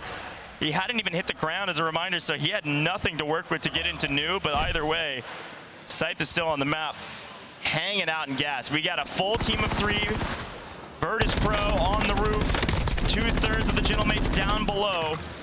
This is assuredly going to be a Virtus Pro victory, as long as they don't scam here or somehow G2 plays spoiler as a third party. Leave Destroy on the high ground. Grimy and Adrian, the Reapers of the low ground. The Gentlemates are down, and there is Scythe shooting from the side against Destroy. The trade is in, and Virtus Pro get the 1.6. They get a map win. Oh, man. G2, Scythe doing a great job to play spoiler. A couple of those kills going his way, by the way, could have put G2 past the threshold as well. Keep that in your brains. We went from 0 teams past 150 to maybe 4 teams past 150, and Virtus Pro is back in this competition with 2 great maps back to back. Holy cow. Match point activated. The beginning of the end. The question is, who's there? Let's get into the last stand, because Virtus Pro having high ground here in this situation with the circle pull, fantastic. Gentlemates, low ground, Ravens as well. They're just a duo though, down in showers. Yeah, I mean, Virtus Pro lose control, and they rotate over to Prison and are able to fully restabilize, loot up, and just play height. In playing height, though, nobody else could regain on top of Prison without running into destroyed straight shots. So they actually find a ton of kills in mid-game to end up with a great game, and they're in power position. When the zone pulls back to Prison, it's already kind of GG's for them, as long as the teams down below fight each other, which they do. So they have power position, they can take their time, and they play this quite well. It was just Scythe that almost ruined everything. There it is. I mean, you kind of see Scythe figuring his way out. He had 2 stims at that point, and he's just kind of looking and immediately pops out. But it's the Gentlemates that see him. The best part about this is this is where VP leaves Destroy on the top. They recognize the timing is now. Full send Grimy and Adrian on the low ground to try and get as many of these kills as humanly possible. Yeah, they didn't full send this though until they feel like they had a great angle. Grimy goes, well, you see that big leap all to the backside of the gas, and they set up the pinch with Destroy over the top. They say either they're going to sit in the corner and let us both shoot you, or you're going to pop out and Destroy can help us out from above. So it was a great setup by VP, but it comes down to Destroy having to clutch up at the final moment against a guy that had 1 HP from the gas. But again, the key factor here is that Virtus Pro's back in the conversation, potentially even top 5, and then the other one is that G2, because of Scythe's efforts, and of course Anxiety's insane frags, that 1.4 and a couple of those kills at the end likely pushed them over the threshold as well. Only hope. I think we went from 0 teams to 4 teams past our threshold. And this is very different from what we saw in DreamHack Birmingham. Well, we'll see what Virtus Pro can do in the next couple maps. 4 teams. 4 teams potentially past our threshold. Grimy, Destroy, Adrian. The boys who are at 50 points before jumping onto Rebirth again. They get a 30 point in that last Rebirth. What did they do in this one? Because if we're eclipsing triple digits, the best way to shut down the teams that are on match point now from here on out is to keep on winning. That's actually, I didn't realize it was that bad.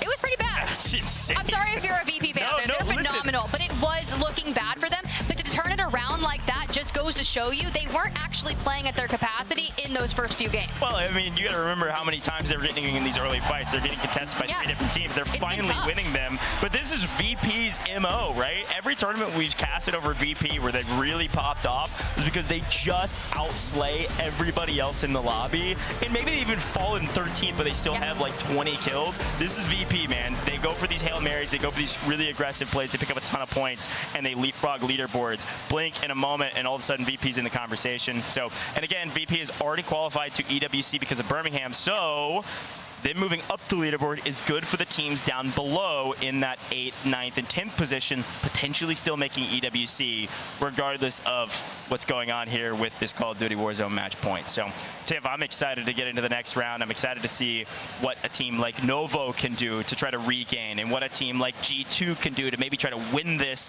when a lot of folks were questioning what they could do on LAN. Yeah, I mean, Ravens Esports, they've been looking really phenomenal, right? You can just tell they are locked in. We knew they were one of the only teams from EU coming into this that were qualified for EWC. And I think that confidence, as we kind of go back to where it started, is really cool to see.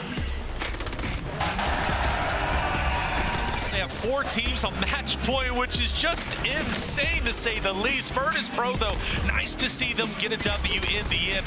Ravens Esports, this was a fight that caught my eye, because I'm thinking to myself, brother, look, they are insane. They're not missing shots. They're chasing down everybody that they possibly can. And look, the reality is Ravens could have very well just set themselves up for a victory at DreamHack Atlanta. Yeah, absolutely. Look, Ravens are just fragging out this lobby. I'd be really curious again to revisit those individual kill leaders because Anxiety as well, picking up like 14 this game was ridiculous. The Falcons are another one that was kind of like, hey, you don't really need a great game, you need an okay game to breach threshold, and it was really close. So I'm just pumped to see this final leaderboard, I'm gonna be honest. Tip, the Falcons were in survival mode at one point because they realized we need the multiplier. We don't get that. We might. There were a few times where they were down to just a solo rotating out away from a team of 3 that is hunting them down because everyone wants to beat the Falcons. Everyone wants to beat the best. Look at that.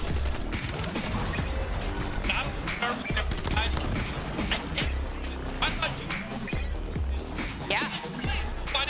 Yeah, just very fun to watch those highlights, and I look at these scores, folks. Virtus Pro pick up another 25.6 point game. G2 pick up 24 kills, 33.6. Ravens do the same, Tiff.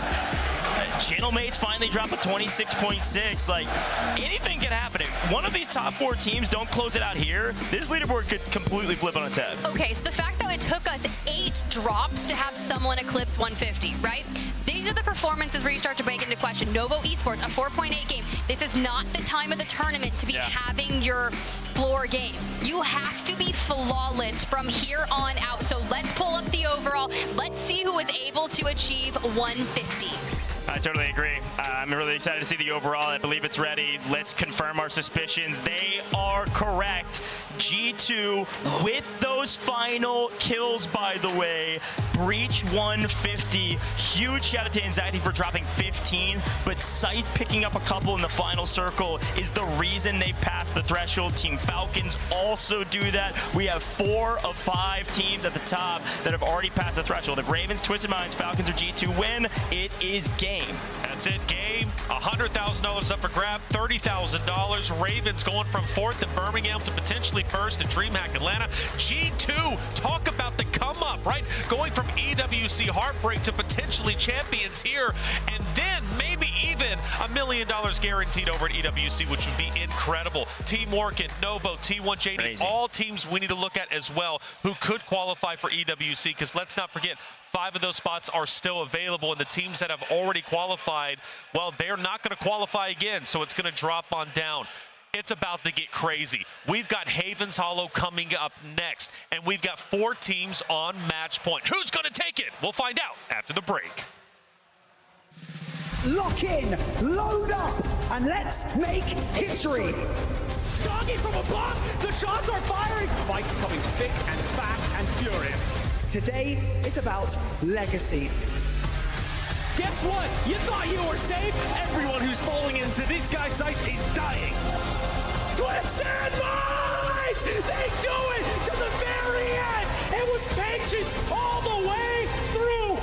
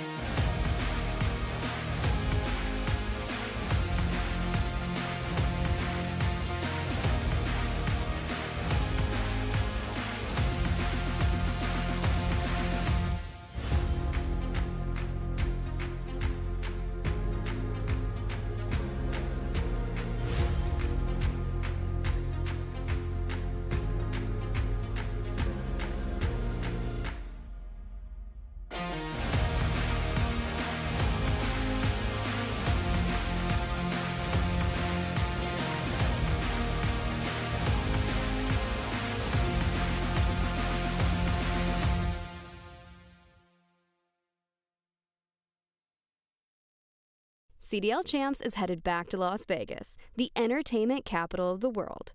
Will Optic three-peat, or will someone else take the crown? Make history with us at Michelob Ultra Arena by scanning the QR code to grab your tickets now.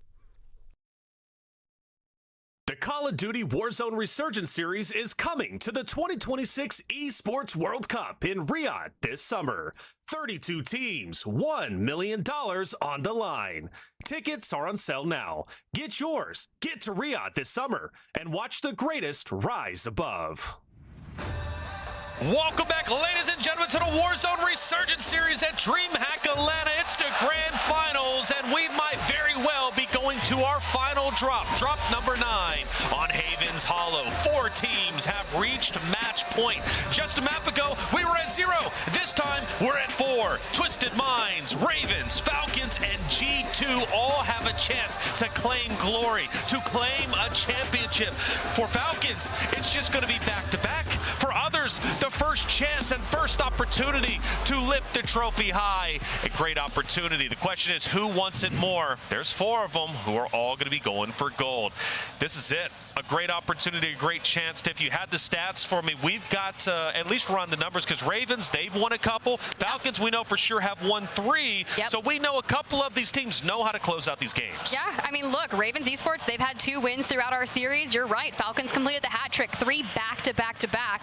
And they already have done it on land, so they want to be able to go for that repeat, right? Twisted Minds have also converted on a victory. And now with Virtus Pro grabbing a win and not being on match point, I want to see if they can maybe string some stuff together to stop the boys on our screen. Noobs, Soka, Dongy. How emotional they got at DreamHack Birmingham after those wins, right? It's so important to them to not for Soka for just staying on top, right? But for the boys to keep it there. Absolutely. You know, Hisoka's carving a dynasty too. Like, that's what he said. This is just another page. This is another page to the book that he is currently writing. And let's not forget, he's already an author. He already wrote the previous book, right? With this other team, okay? Okay. This is another chapter in the new book. However, this team has faced adversity. G2 has gone through so much throughout their career, and now they find themselves on the precipice of potentially becoming champions, being $30,000 richer. Such a tremendous opportunity. Gosh, we watched them at EWC last year fall short, but we also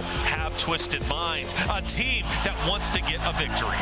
Yeah, look, there are so many storylines, and I think the G2 one is a special one because of the potential redemption arc of that roster, right? They've really just figured out how to play on LAN recently. Traditionally, they've been a really good online team, not a great LAN team. This is classic Call of Duty on every single level. I'll be really excited to see what G2 can do. I'll be excited if Twisted Minds wins. Let's see what Shifty has to say. We're going to get to that point. 4 teams match point. This could very well be our last map of the tournament. Casters, take it away.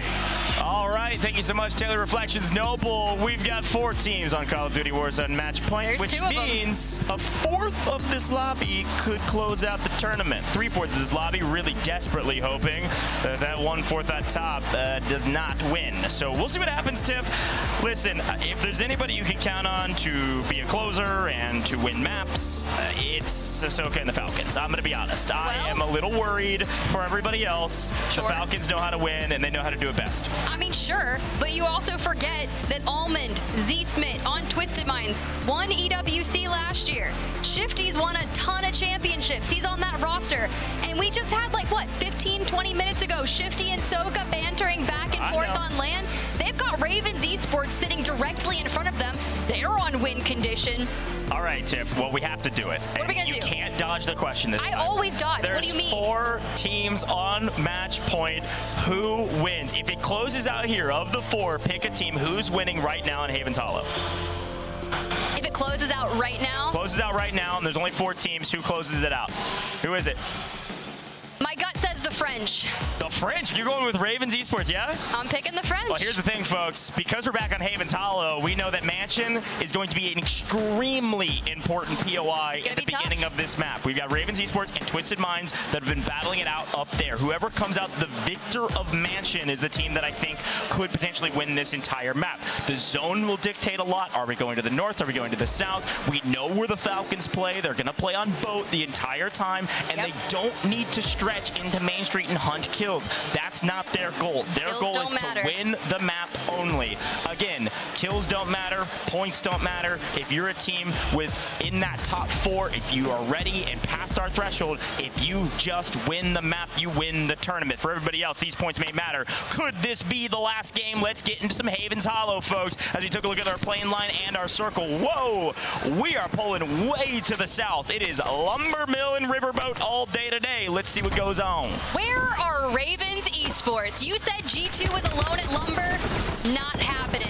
G2 on your screen, win condition, getting picked apart, because not only do you have the Gentlemates here, you've got Ravens, and you also have Geeky.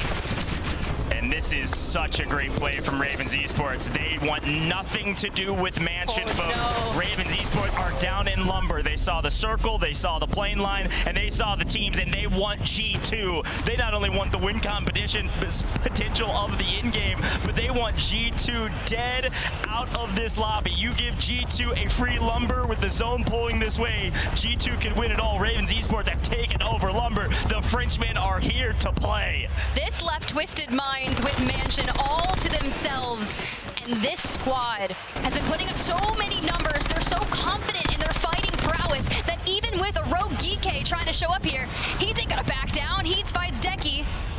There's still the Resurgence timer keeping Geeky alive, but it's just fueling the numbers for Ravens.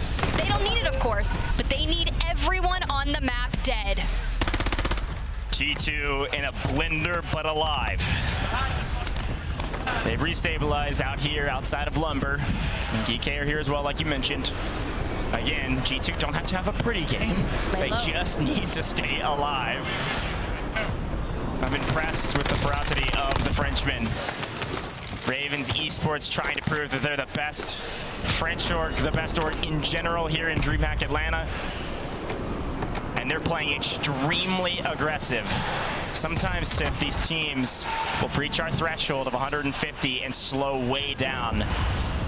The Ravens Esports said, no, we're speeding up, getting more aggressive.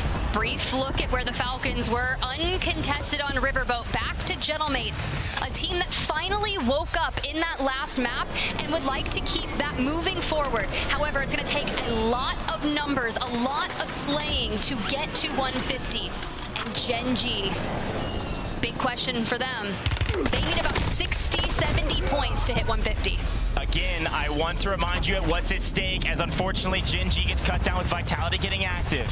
Not only is it a potential win and winning 30 grand out of our 100K prize pool, we are looking for EWC spots. If you're a team like Gentlemates, you're a team like Gen G, you've got to push up this leaderboard, because Ravens, Twisted Minds, Falcons are already into EWC. We're going to go down to 8th or 9th place, folks. Oh boy. A lot at stake. The Frenchmen on match point. It looks like G2 are trying to take back their POI and take back Lumber. Scythe now turning all that aggressions toward Geeky. It's Stukex out anchoring. He's been doing it all day yesterday, continuing to do so today. But now Heeds. We get Niasen back in. He's going to fly in, probably provide some information about where the remnants of those teams are. Well, we know where these two teams are, which is right on top of each other. We haven't looked at Twisted Minds because they're doing nothing. They're up at Mansion, rotating in from the north, preparing for what's new. Orchid need the points desperately, and they'd like to get them over the Gentlemates. Sorry, a little bit of trouble's going to have to back up with Swizzen down. Swizzen, top fragger, Master 5K the sub. Can we get some help? Do we need the help? Serial, a massive play, and unfortunately gets traded out. But that was gross. Still a lot of pressure under the Gentlemates. Twisted Minds, a slow start in this game for them. Having Mansion alone leaves a lot to be desired, right? Because you wanted to maybe wipe Ravens immediately, but it allows you to gear up, focus on the long game, focus on the win. Yeah, I love the play from Ravens Esports. It's the right play, but it also gives Twisted Minds a little bit more real estate to work with, playing from the north. Wait, Vitality, did they move Riverboat? Vitality are full swinging on Riverboat onto the Falcons. We need to swap over if we can, and here's a look at it.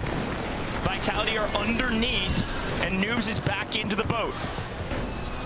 Are they gonna just full send this? Because I mean, they're not on match point. The only thing they take away is Falcon's chance at victory.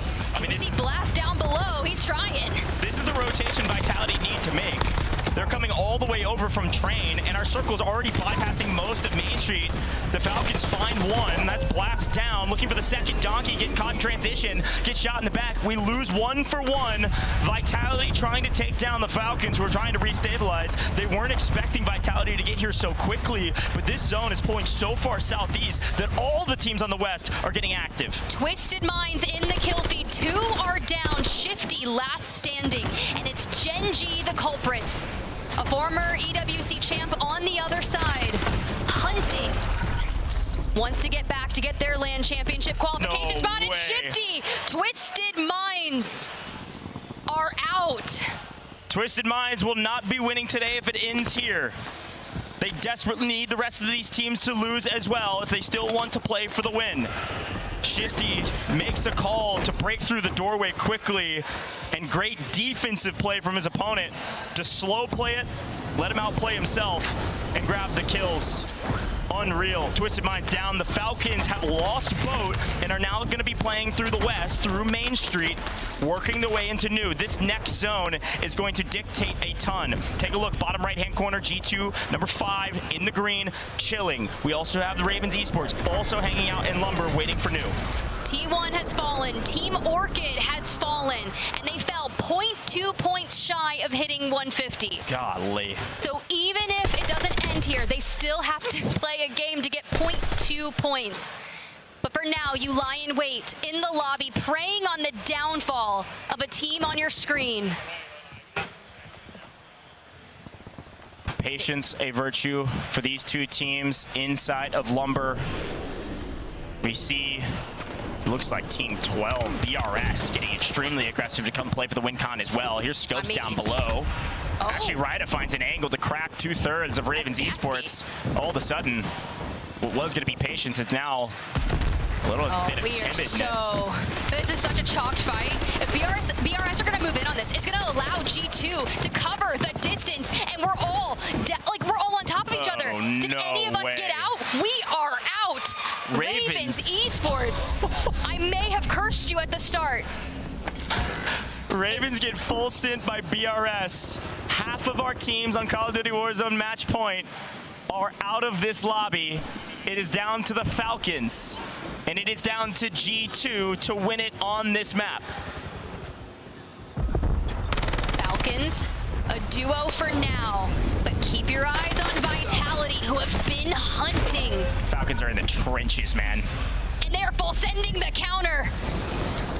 Noobs down. You hear the buybacks come through. Dongi and Soka still alive, and you cut one down. I told you to spawn. But G2's getting pushed by BRS. BRS have had a brutal day today. They're playing spoiler to all the teams past 150. We're gonna do a quick listen in with the Falcons because they're getting aggressive, trying to win out in Lumber. Get that set, Dongi, get that set. I have guns. I need a set. Yo, look, carry the boat. We have main, carry the boat. All we gotta do is carry the boat. Yeah, they're all fighting in the back, too. Take a look at your map, Yeah, I'm trying to look at boat. Yeah. Take a for boat and bottom. Bottom boat, cracked. Here, there's a move there, there's another mover there. I'm looking at the thing. Yeah, I gotta go down and hit I gotta hit the muni, okay? I have no stims or anything. Yo, I got an extra, there's an extra muni here. Vitality, that's Vitality, sir. Yo, look at this solo behind us, look. He's on green, hold on, he's fucking, we should back him down. That's a whole team, by the way. It's just a solo, okay? The teammates are deep over here. I can't. I have bad leave that kid. I think we leave that kid, bro. We care about our boat. There's one over his shoulder. Somebody gotta help me with the deep right. Or the boat mirror. There's a lot of kids in water, okay? I'm looking at boat. I'm just staying in there. Just stay in there, bro, and just buckle. Yeah. In the meantime, BRS have wiped another match point team. G2 is out of here. BRS want more games. BRS are your S-tier match point slayers right now. Can they take down the Falcons? Instead, Gen G, who are waking up in the tournament. Gen G on the horizon with BRS at the back of the Falcons. The good news for the Falcons is they don't have to play very fast. Let the teams come to them, cover your angles. The goal right now, you can hear it in their comms, was just gain information. Where are all the teams? Godlike. Is it a solo? Is it a team of 3? Is it BRS continuing to find kills as Gromalok, Hollow both go down? Gentlemate's in a bit of trouble. Godlike still up. Godlike still up, and they're on the other side. Gentlemate's at the back of BRS. A team that could have a potential to win this and keep the tournament alive another game is the one on your screen. They looked so good in the open. But the numbers, when the Falcons have already taken 3 map wins, looking for their 4th, looking for a land victory, and Vitality staying alive in front. Falcon's job is just maintain as much information as possible. You've got to spot all these teams around you so you don't get third party. BRS continue to find kill after kill after kill. BRS wipe a full nother team. They have finally woken up from the bottom of the lobby and they are putting up crazy numbers. Is it too little, too late, or can they wipe 3 of 4 teams past our threshold? BRS are doing everything for this lobby. Of the 4 teams left in the lobby, only one can end the tournament. Vitality, looking to keep another game in tow. You have the Falcons across the way. Noobs with an angle, Blast on 9, Skull on 3. It's a big game. But even with this massive performance, they need a win, and they need more. And Gen G desperately need these points as well. If the Falcons close here and Gen G have a great game, Gen G could potentially qualify to EWC. Scope's trying to hold them in rotation in, but the smokes are in, and Gen G have made the rotation. Gen G are at the bottom of Lumber. It's about to be utter chaos. It's about to be the layer cake, and Dongi knows it. He feels the pressure from all sides. He knows he's got to take care of Vitality as fast as humanly possible, but right now he cannot scan, and he might have just gone down. Ahsoka on the run. We have no stims. We get plates on, but it's a duo for the Falcons. Vitality understand. BRS put the pressure onto Gen G, but if the rest of the lobby fights and doesn't take down the Falcons, it still ends here. This next zone maybe could give Ahsoka a crazy wrap. It pulls all the way to BRS. To the beach, to the openness. We are way out in the open in the corner. We're gonna have to make a crazy gas play. This is what the Falcons do, but Ahsoka is picked up in transition. Noobs on the rotation by himself. Blast is hunting him down as well. Stims are in, but it's not enough. Falcons are out. 4 teams are down. Vitality, BRS, and Gen G, the last 3 remaining teams. We are going one more game, and all 3 of these teams desperately need the points, but it is BRS, the heroes of this lobby. It is only right that they earn this map and earn this win. BRS, somehow, some way, are getting so many kills when they desperately needed them. Blast on the other side. Sage from the skylines. He's not gonna have a loadout weapon. He's got 32 bullets. It's gonna be very scary. Ryda on the top, working alongside Braxton. Can we find him? Can we hunt Sage down? The bullets are out. We're laying chase. And there it is. BRS, the Reapers of the match point teams, keep the dream alive. Well earned. Well earned from BRS. They needed the points, way down the leaderboard, haven't been able to get anything going. And when the tournament was potentially about to end, they said, fine, we'll do it ourselves. Unreal. And they well earned that victory. That is a big one for them. Some light celebrations, but nothing crazy because they know the job's not done. They're gonna have to do that again and again and again. But if there's any team that can do it, it's BRS. Let's take a quick look at that last stand, see how it all went down. The Falcons in the trenches because Vitality were able to make it in on their rotations. And they got scattered, Noobs and Ahsoka split, and then it was just hunting season. One would assume that this circle pull would be so favorable at the start of the map for the Falcons having Riverboat solo, but with how many people decided to land over here and stay here and fight, it just melted. There's where Sage falls, and Braxton's actually the one picking up some of the kills onto them. Couple buybacks, Gen G on the other side. And this is where Vitality fights through gas to take the north at the circle pull. Unreal. Gen G, a great game from them as well. And again, that puts them within striking distance, if not in the mix, for that EWC spot because of the teams that we have at the top of the leaderboard. So Gen G desperately needed a good game there, and they got it. Blast does well to get the buyback for Sage, and it causes a true 2v2. The problem is Blast getting back into this fight is nearly impossible. Braxton picks him up after he got the buy, so then it was a 2v1, and Sage is slippery. But this is going to be a tough one to win. A nice pickup from BRS. I'm really excited to see some of these score lines, Tiff in particular, because the leaderboard outside of the 150 is what is going to be so interesting to me. The leaderboard inside the 150 I don't think has changed. And look at that. BRS drop a 28-point game. That is unbelievable. I'm pretty sure that's 46 roughly points. I mean, that is a huge game from BRS.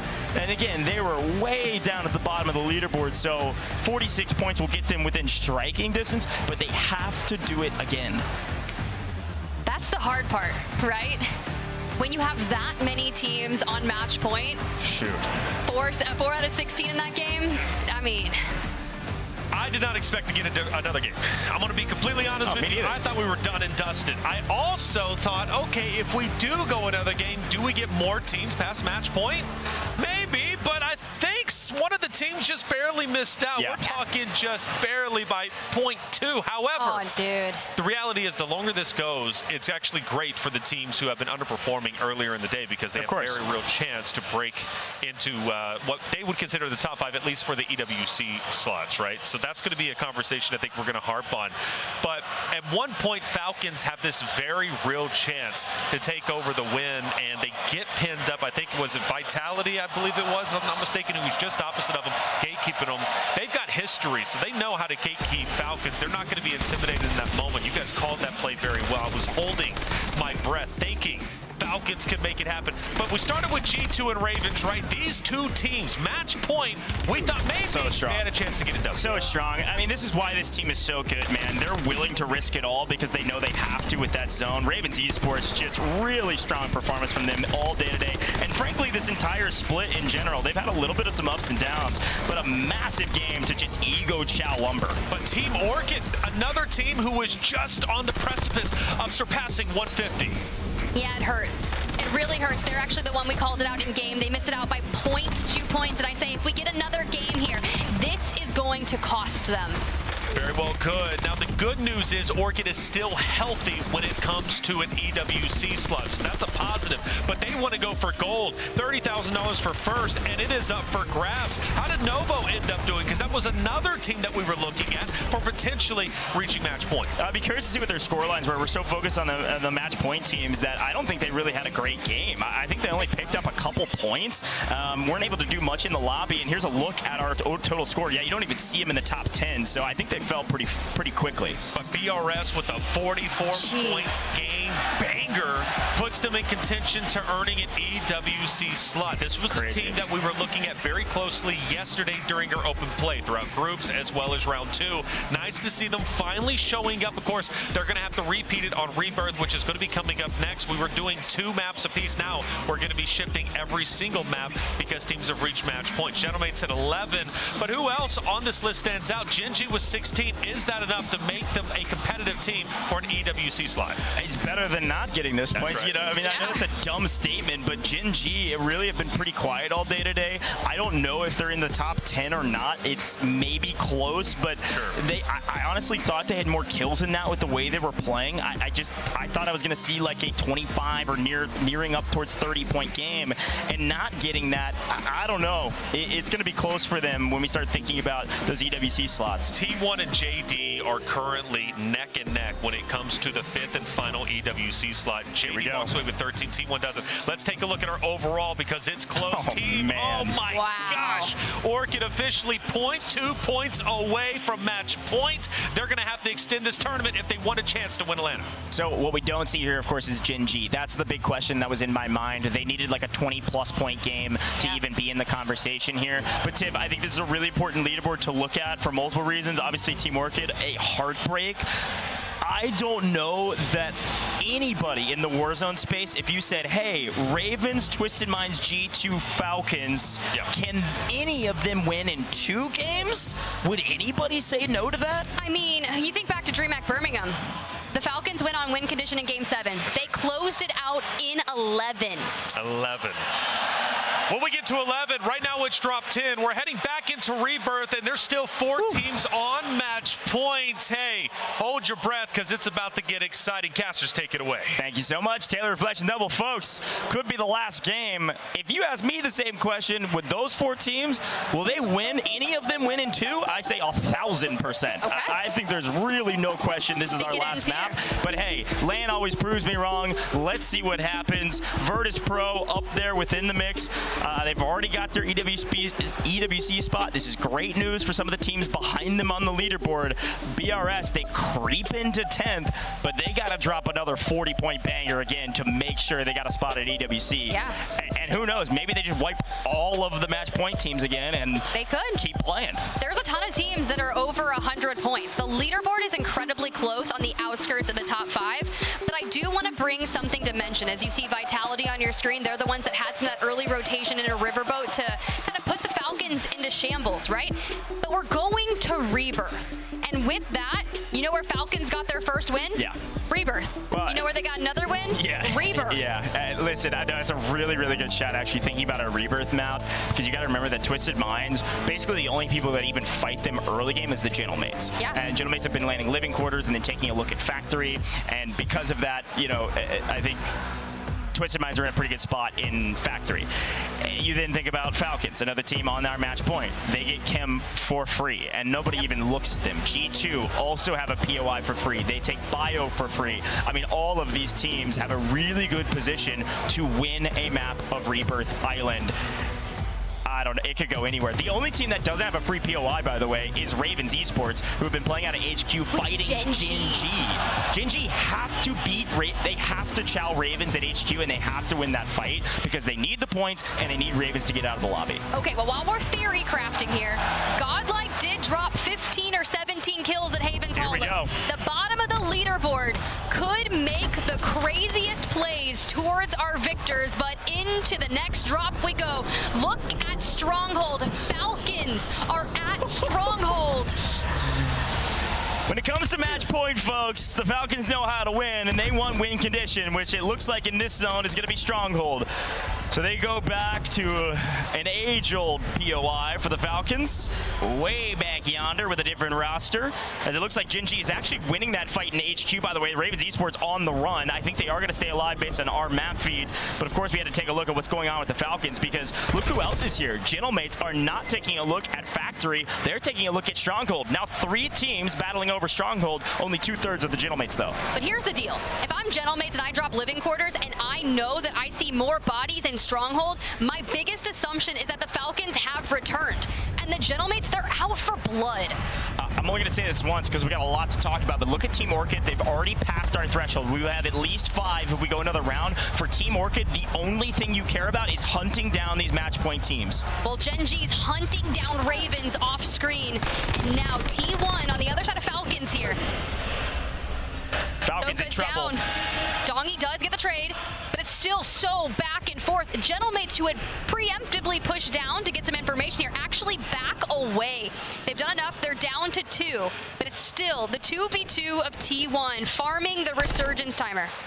Also a reminder, T1 desperately need these points as well. They're just inside the top 10. They dropped like a nothing burger last map. I think it was like 2 points. They need a big map here, and Dongy's going big to crack 1, but not going to overextend. Sees that T1 has some backup. They want to play together, especially with their 3rd flying back in. So we will go check in on Ravens Esports, who have lost the contest in HQ and have been desperately trying to scramble back together and continue to play as a unit. You can see them slightly split right now, and Gen.G have control of HQ, but Niacin is going to sneak up into the tower and take it back. Virtus Pro, they're the first team out of this lobby. And Ravens trying to get a little vengeance onto Gen.G, but trade still back and forth as we focus on the Falcons. It's looking dire for Ravens Esports. We'll take a quick look back. Niacin last alive. This is a tough spot to rip somebody out of. Gen.G would have to just full send down the ladder and potentially risk their tournament, but maybe it's worth it because they know this team's on match point, but they can't find him. Hiding behind the couch like he's playing hide and seek. Marco. Hit him with the polo. Regardless, well. Twisted Minds have also made their presence known here. Oh, hello. Twisted Minds on win condition. Tell me we catch Aiden from that. We do. Patience pays off. We have the full member of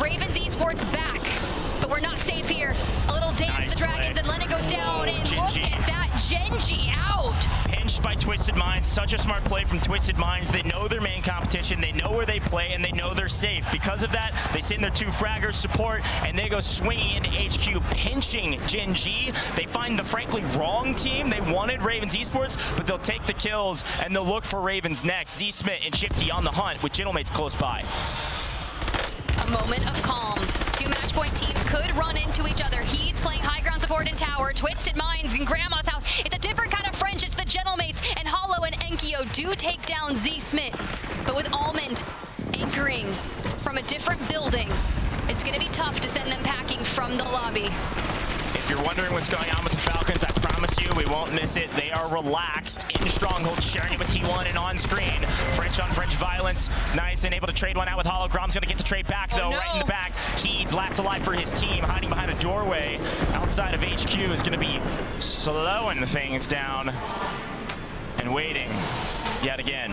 He's like, it's fine. I'm just going to stay over here for now. I'm going to go ahead and let Twisted Minds and Gentlemates duke it out over there. Shifty finds Enkyo back to the Falcons for a brief check-in. They've been battling T1 for the last 3 minutes. Quick stare check. Immediately disengages. You got your anchor, though, in a position where they can't really get killed unless Echo finds a weird angle, while the other 2 they're also anchoring, though. It's like sending in your Pokemon to go battle. Go get him, Pikachu. I actually like what they're doing. Donkey's kind of playing as a solo, actually, with Noobs holding the off angle in case he can draw one out. Meanwhile, Novo, who have been quite quiet the last couple maps, are finding a big fight on Godlike off screen. Not necessarily a huge conversation point, but G2 finally are having to rotate into the mix because they've been alone at Bio for the longest time, but our zone pulls south, so here they are rotating in through Water Tower and into Prison. Anxiety is on the hunt. BRS, though, this is their home turf, Prison, and they cooked up such a storm. Oh my god, he almost just took an axe to the face. BRS need the points. They're in 10th place if they want an EWC spot. They desperately need to get a bunch of kills here. Zone continues to pull south, and G2, Anxiety is still alone in Prison for now. G2 doesn't feel too aggressive about moving in. The problem is, I was gonna say, you've got JTech out here. I thought maybe he had sniffed out, Unrational and JTech had sniffed out the backside of G2, but no, it's the opposite. Scythe finds one, and it's Clap and Unrational now trying to rotate in the backside of G2. And G2 know it. They've got the pings, they've got the info, and they want to make sure they don't get shot in the back. Oh, what about the face? Clap, okay, from UCJ. Couple trades the other way, I believe Unrational still alive for UCJ, out into the gas. By the way, you are seeing that, what you don't see is that the Falcons have complete control of Stronghold. T1 have completely left up into living quarters, now playing around the Ravens at HQ, while G2 command the north, but aren't in zone. They're gonna have to go through mid, they're gonna have to go through Team Orchid, they're gonna have to go through BRS, they're gonna have to go through these Prison teams if they want to get safe into the zone. BRS out, UCJ out. Gentlemates in trouble as T1 finds a couple kills there. And G2 still has to push through Prison with Team Orchid on the Overwatch. Of course, JD Gaming still in the mix, out on the right side of things. As long as you don't leave your right side open to them, you should be all right. For now, it's focused on the forwardness. Ravens still in HQ. You can see them, purple 2 on your screen through X-Ray. G2, the team probably in the most amount of trouble right now. Twisted Minds are safe, Falcons are safe.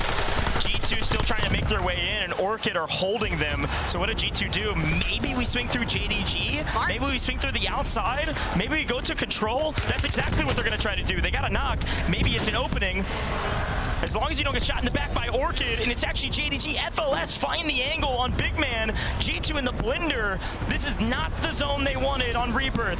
He has the cash. He has the cash and could make a crazy buyback if he needs it. Enough stims to play the buy station over there. Ravens big fight. Might be in trouble. Twisted Minds have still continuously put that pressure. Shifty on the other side. Shifty on the underneath. Here comes the pinch. The dance. He's getting plates on it. King Chuck barrel stuffs him. The help is there. Z-Smith's there for the trade. 2/3 of the remaining members of Ravens Esports down, but the anchor's up on top of Prison, away from HQ. Twisted Minds came in, roamed around, and said, where's the third? Not where we thought they would be. And Z-Smith picks up He's as he flies back into what he thought was a safe building. Ravens Esports still in a blender, but still alive. Should be able to regain. We are going through it. Life must have had a nice buyback, but we keep on buying them back because he went from $20,000 to $1,300. And Twisted Minds Falcons finding kills and bullets coming every which way from up ahead. Oh man, that's an unfortunate play, and luckily is able to get the self-revive off. Z-Smith had to turn around and look at his teammates. T1 is out of this lobby. No, false positive. We got a floater in the sky. Gentlemates have wiped most of T1, but one's still up.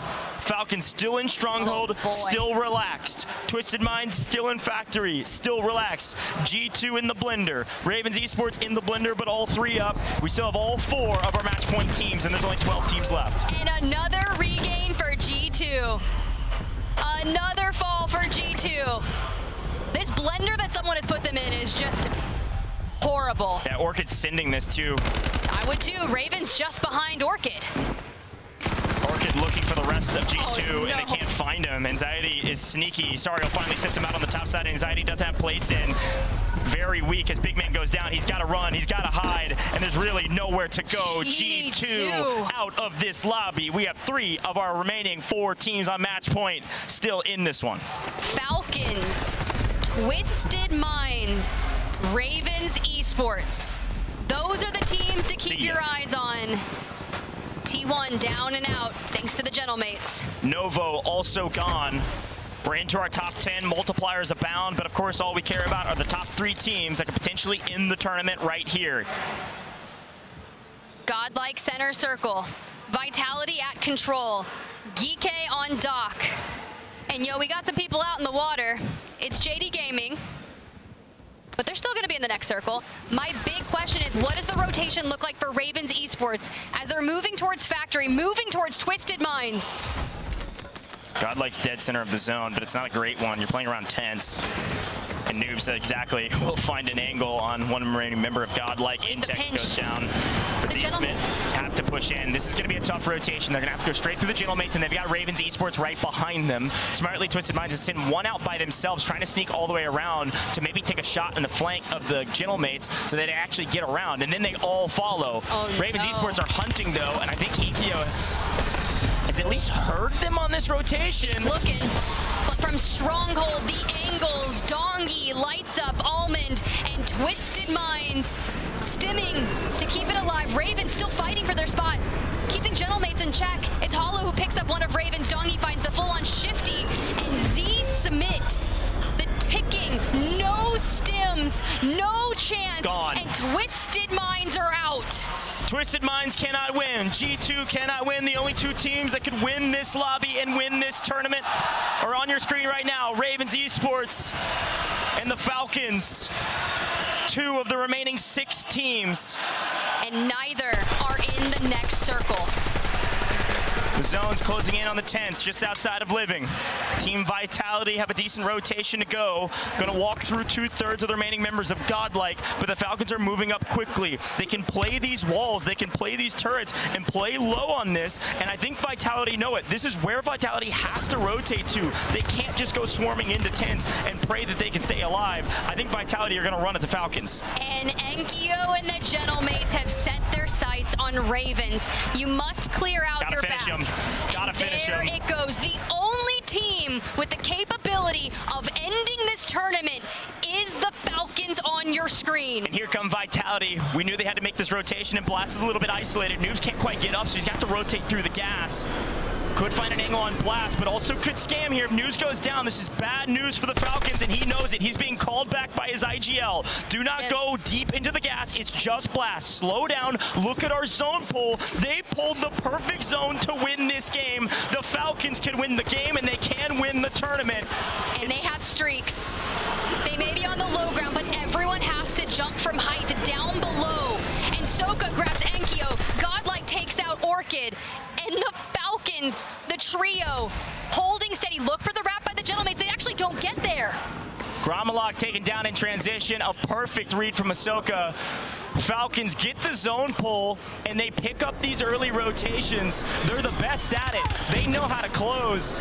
They've won 3 maps today, and 2 of them have been Rebirth. A little bit of luck and a lot of skill, and the Falcons are about to win this tournament. They're solos.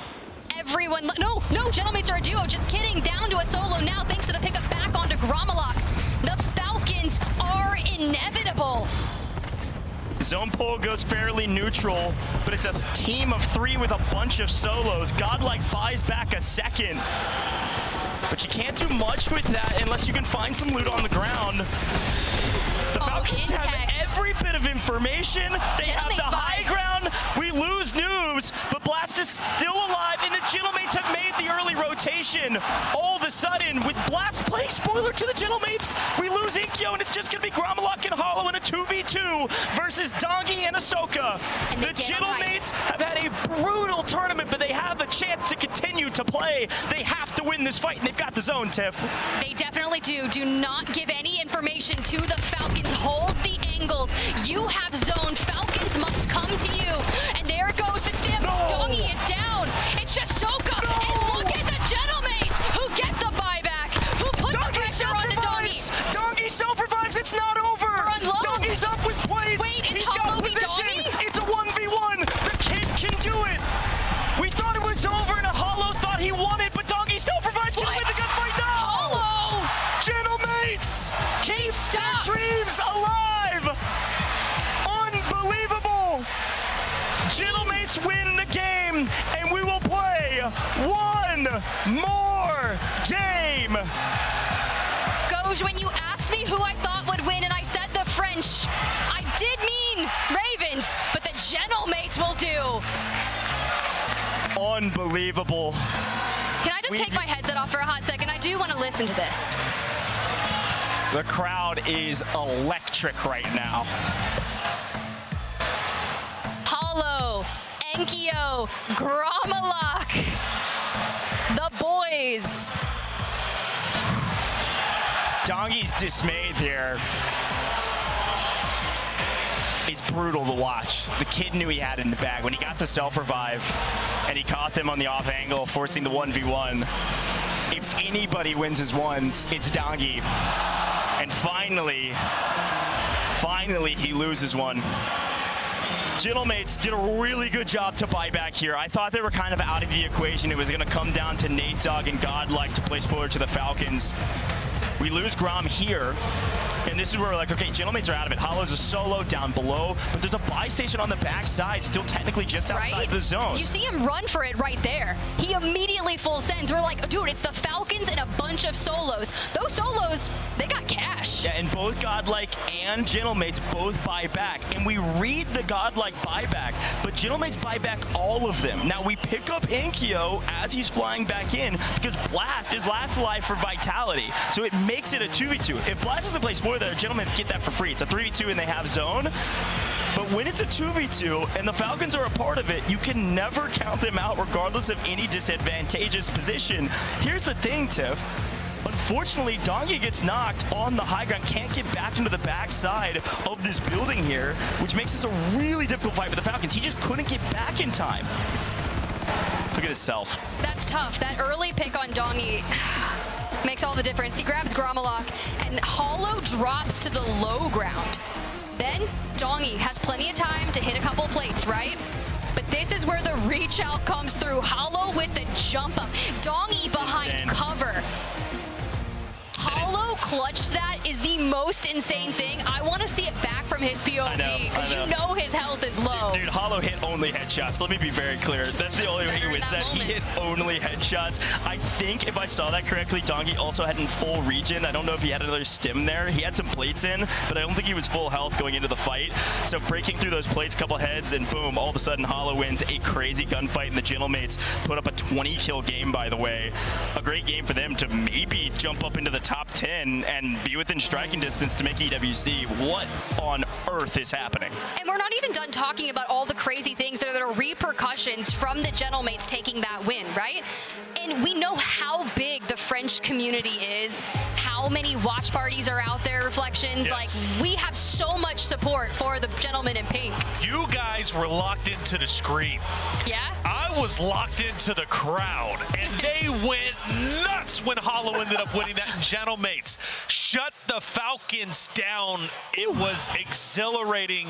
I can't believe it came down to that, especially with the self-res. I'm thinking, oh no, Gentlemates just threw this away. Falcons are going to win, and then Hollow still wins the 1v1. Yeah. the cam goes to Falcons afterwards, and just the heartbreak and disappointment was there. Now, they've got to recover going into the next game if they want a chance to win, because that is so hard to overcome. But now, 11 game. Yeah. 6 It's teams. game 11 again. It's just like Birmingham. Listen, Tim, I'm pumped for this game for a lot of reasons. Yeah. The fact that we can see Team Orchid win this whole tournament is so sick. They're playing with a sub right now. Like, this isn't even their main roster they qualified through EU finals with. Like, so many crazy cool storylines going into this next match. But all I can think about is who's landing on who. We're going back to Haven's Hollow. We saw Ravens drop down at Lumber on G2. We see Falcons on Rebirth. Do we need a wheel? We need like spin a wheel back here. Where are we dropping? Where are we dropping, boys? At this point, I think that's where we're at. I cannot believe what we are looking at. So walk me through the teams that were on match point, because we had 4 going into this very game, and one by one, Tiff, they started to fall. I was saying, one by one they go on match point, one by one they fall. But this was chaos, right? You have Gentlemates. It wasn't easy for them, right? You have Ravens at their back. You're battling Twisted Minds, and G2. You know, sure they get bio pretty solo, right? But it was not a good trek for them across Rebirth. Well, that's the difference, I think, between G2 and the Falcons, is that the Falcons are willing to change up their drop spots. G2 was not. So G2 had to play out of bio, and it's very difficult to row in. I will give Twisted Mind some credit. They got extremely aggressive as well because they had Factory for free, but the Falcons played Stronghold because they knew that's where it would end. So it was the right call from the Falcons. I'm going to be honest, Ravens Esports are just resilient. I mean, they battled all the way to the finish line, playing through HQ, and we're getting pinched from 3 different teams the entirety of the map, and they still make it to top 5. Ravens are unbelievable. We get down to this incredible moment from Dongy's perspective. He goes for the self-res Hollow, trying to get the finish, and ultimately with the reach out, he gets it. Like you said, his health so low. Gentlemates managed to get the win. They score 32 points. Now, this is the reality of what Gentlemates was able to accomplish. First off, they send it from drop 10 now to drop 11. We move back into Haven's Hollow. They now dig themselves up from the depths of elimination, forced to qualify online, to now a real chance to not only potentially lock down one of the 5 EWC slots. If Gentlemates can pull it off again, they'll be on potentially match point. Listen, there are so many teams that could be on match point if we go another game. There's a team we haven't really mentioned in a while that we need to bring up. Novo had a decent game. You got to remember how close they were to the match point threshold. I'm pretty sure Novo has also breached that threshold and could be a team who's gone very quiet the last couple maps, but if they come alive in this next one, they could win it all as well. You know, we have teams that we've been hyping up their groups in round 2. I mean, Novo, of course, Ravens obviously coming in, and it's like Team Orchid, for example. Like, the storylines is insane. The amount of orgs that you get to support is wild. Warzone Esports is going the distance, and I'm loving each and every moment of it. Resurgence series is not disappointed. And look at all that red. Ladies and gentlemen, all 6 teams in red are on match point. Novo will enter, so will Team Orchid. G2, Twisted Minds, Raven Esports, Team Falcons. This is what, their 3rd game now, a match point. They have yet to close it out, and the reason why they couldn't close it out before was because of team number 9. It was Gentlemates, who now have a chance to not only reach match points, but even qualify for EWC. And let me be very clear, if you are a Gentlemates fan and you're watching EWC, you want to be watching the Gentlemates, because the crowd is electric. They bring the energy, and they have the chance to carve destiny. They don't want 2nd place again. They want 1st. You can have a couple French orgs making it to. Ravens. I mean, Don't count the Ravens out. I mean, they're there, right? Like, they're already going to be there. So if Gentlemates can join them, that's true. French are eating good tonight. I was just talking about a land win here today. What are we thinking? Does it end here? I don't want it to end. You don't. You're wearing pink. You're wearing Gentlemates pink. I'm Gentlemates, I guess, now all of a sudden, just like that. I don't want it to end. I'm going to be completely honest with you. I want that trash talk to continue, especially with Shifty. Did you see him lighting up the feed, especially over towards Falcons when they ended up choking that? Absolutely wild. Ladies and gentlemen, we're going to take a break. When we come back, drop 11, 6 teams on match point. It'll be Haven's Hollow. We'll be right back. Lock in, load up, and let's make history. Doggy from above! The shots are firing! Fights coming thick and fast and furious. Today is about legacy. Guess what? You thought you were safe? Everyone who's falling into this guy's sights is dying. Twisted Minds! They do it to the very end. It was patience all the way through.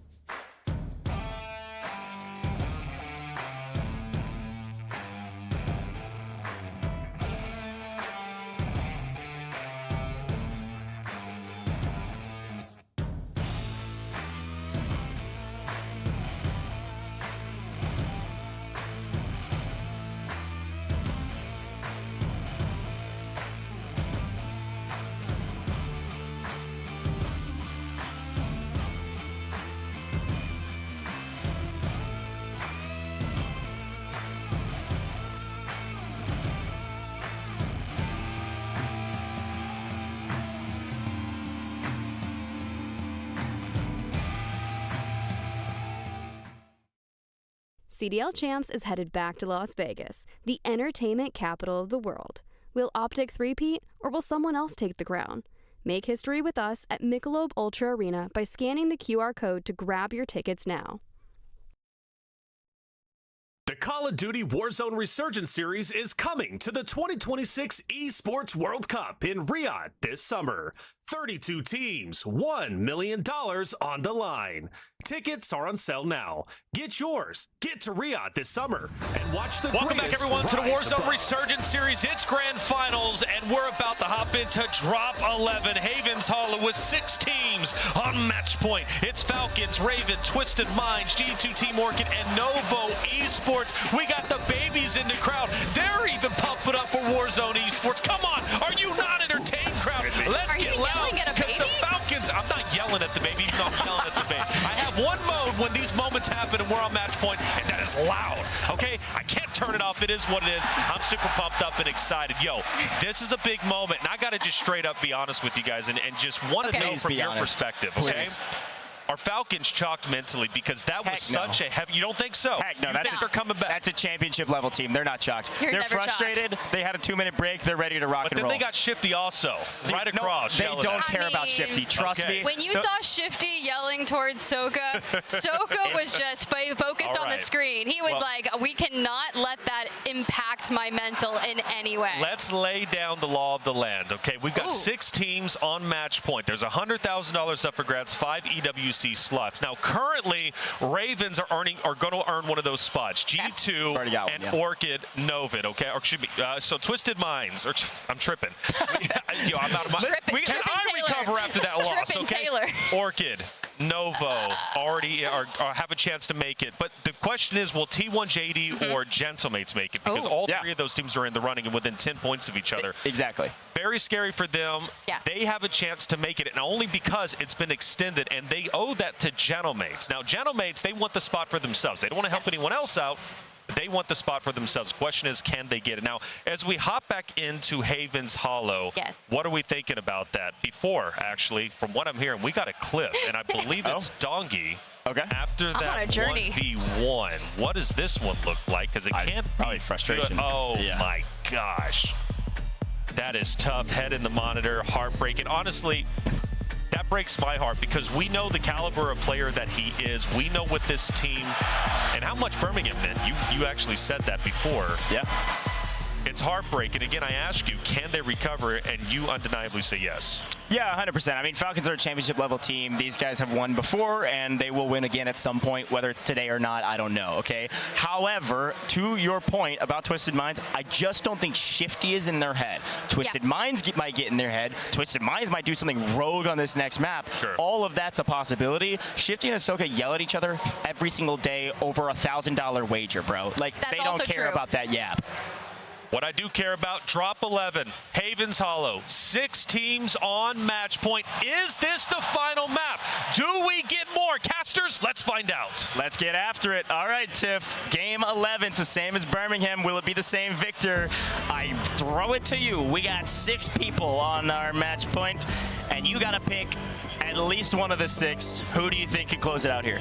Oh, man, on Haven's Hollow, just given what we saw last time with Ravens going down towards Lumber, it all depends on where that circle goes. I do know that after watching that slight collapse mentally from Dongi there for a brief second, you never want to feel that way when you lose a LAN. So knowing that you were willing to do anything to prevent that, I think the Falcons can close it out here. Falcons? Maybe it's the game 11 buff. Maybe it's the baby buff in the crowd. I'll be like, you were 2 months old when you saw the Falcons win on LAN. It could happen. Listen, I think if you take any 3 maps that we've played and you say, can the Falcons win any of those? Like, you give them 3 maps to win, they're going to find one of them. That's true. That's the problem, is you're just giving them too much room to work with. However, Twisted Minds have also won. Ravens have also won. Folks, we're headed back to Haven's Hollow, and I think this circle will dictate a ton. We know Ravens Esports is willing and able to change up their drop spot and get really aggressive. This circle is going to be everything. We're going to be looking for those drop spots. We're going to be looking to see what Ravens Esports does. We're going to be looking to see if it goes southeast, if it goes to Mansion, does it go to Boat? Where is this circle, and where is the win condition for the end of the game? Taylor set it up nicely. There are a lot of things at stake, not just 30 grand for the champion, not just spots to EWC, but also a chance to say, hey, we are the winner of our Atlanta DreamHack LAN event. How many teams have even won a LAN in Warzone? It is far and few between. Not many out there. And to be the best, you have to beat the best. True. And what better way than to take down the winners of DreamHack Birmingham along the way? The path to EWC, the path to a $1 million championship could end and begin here.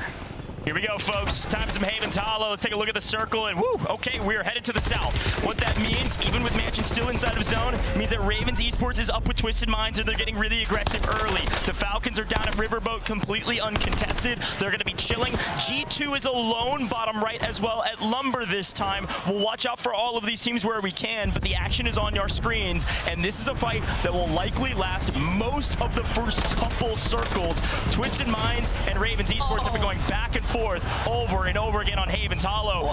And I don't know what happened there, but Ravens Esports gonna have to back out of this one. Yeah, one of the little chalk for King Chalk there, but that's okay, because Heeds and Niasen still alive. But Twisted Minds, this contention for Mansion has been crazy, and down the stairs we go, and he is spotted by Almond, threading the needle.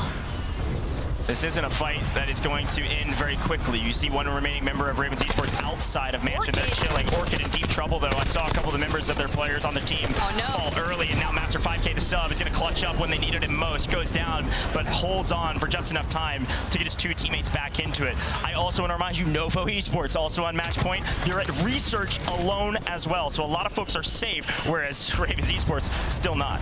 Not safe, and it's Heeds running rogue underneath the bridge, looking for cover, letting the timer tick down to get King Chalk and Niasen back in. Elsewhere, Orchid still in trouble. And here's Virtus Pro. This may be why Team Orchid's in trouble. They've moved in Looking for Swizzin, who has found himself between too many top-tier teams, Genji and VP.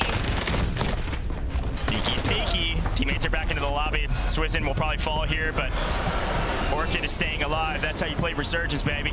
Let's keep swinging around and taking a look at some of the other teams. It looks like Twisted Minds and Ravens are still fighting. Don't worry, it's not a fight that will end either of them based on what I can see on the map. So we stick with Sariel for now. Just gonna relax inside of Chapel alone for just a moment, but VP will probably be rotating this way shortly. That's at yellow 7. Back to Mansion we go. Neason and Heats finally putting one over onto Twisted Minds. We've got control of the roof, but we're going down towards the inside. Still trying to regain, find some viable ground loot weapons, getting the plates so we can take that engagement straight back to Twisted Minds. Up at Research, we do see Novo on the move. Novo's going to be moving towards Cole. Here's a quick look at him. Fede's on the hunt. It's BRS. They're in their sights. The young gun is out for blood, and he was able to find it. But the Frenchmen are hot on their heels as Gromelach and co. have fully restabilized on the backside of Cole, coming out of what looks like holding this team moving out of Research. They don't have to full commit to this Cole fight. I can't imagine that they do, Tiff. So because of that, we're going to slow things down and check back in over here at Mansion. Nice little free cam shot.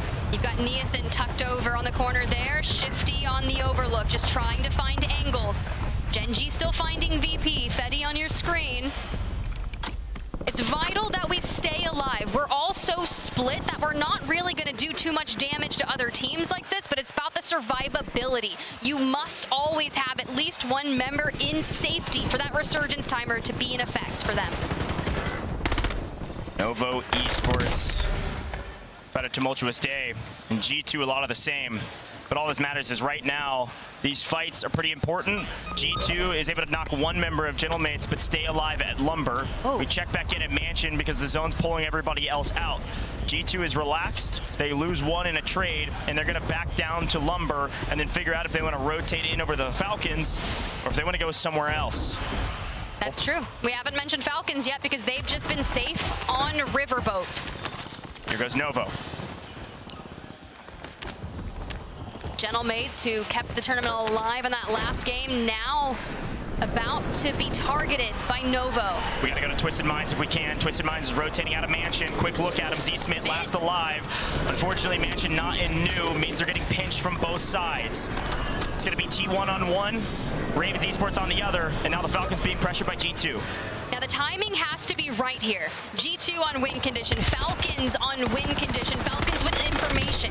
If G2 pushes Riverboat, which they have, and Scythe already doing damage, someone else needs to swing onto this. I see JD Gaming, I see BRS, but they're too busy contending with each other. That's exactly right. Meanwhile, Novo still battling with Gentlemates on the other side. Here's a look at him. Vortex finds Gromelach. That's one down. The last remaining member of Gentlemates is on the run, but he can't rotate in without getting shot in the back, so it's Akio. Young Prince alive and actually takes one down with him. We swing over to G2. We're causing trouble to the Falcons, and the Falcons have answered back onto them.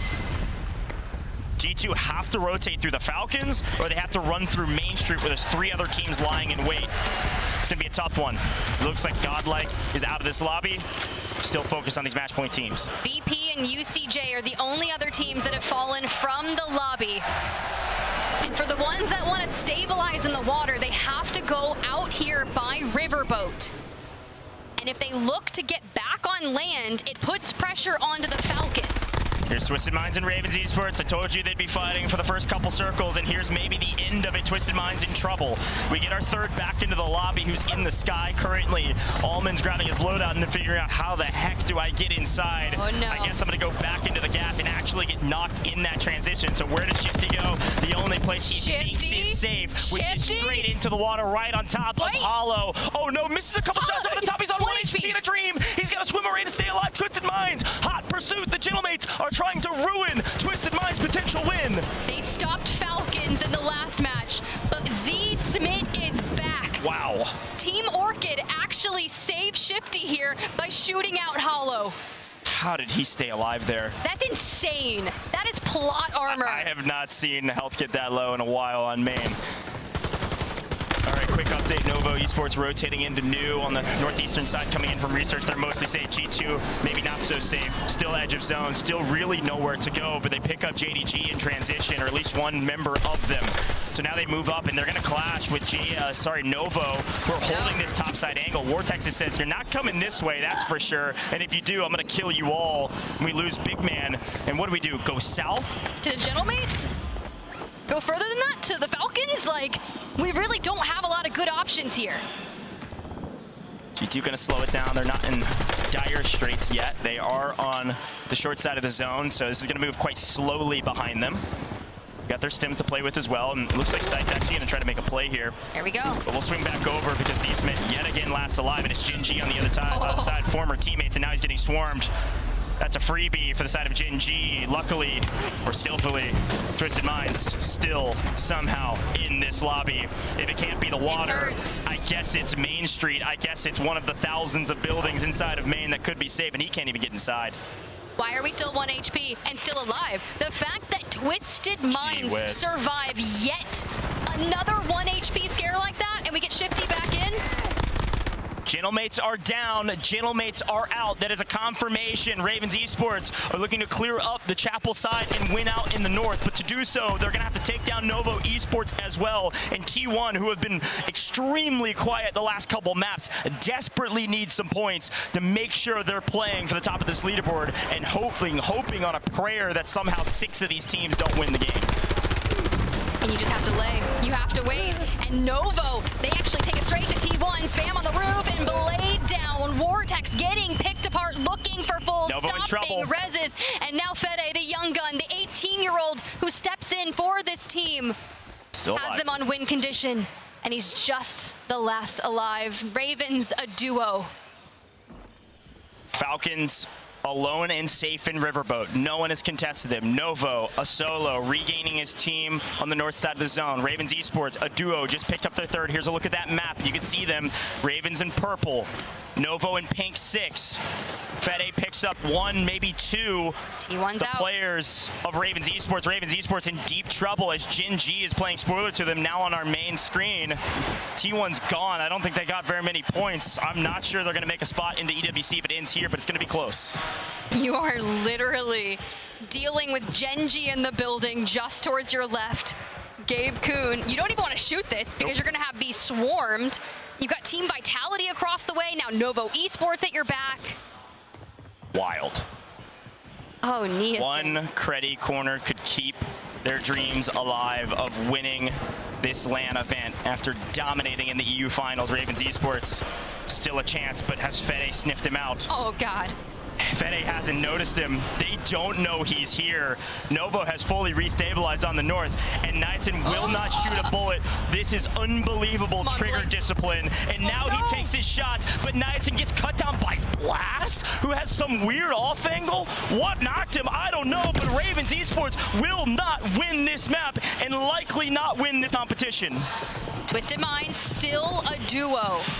Still in a precarious situation with JD Gaming sharing the building with them. BRS up ahead. And we're just utility checking.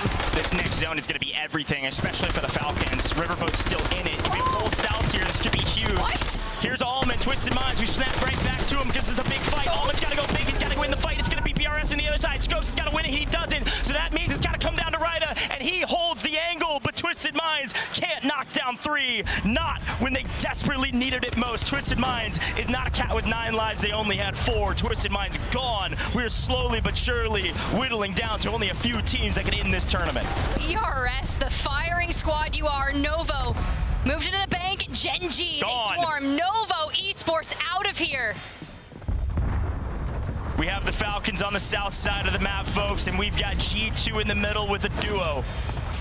The Falcons yet again poised to potentially win this tournament. They have to rotate out, and they're going to be moving towards G2. We are running out of teams that can win this tournament. There is a chance we go one more game. It is still possible, and G2 may not be the victors either. They will strike a couple down, but BRS again are the punishers. Falcons in the top 6. Team Orchid in zone.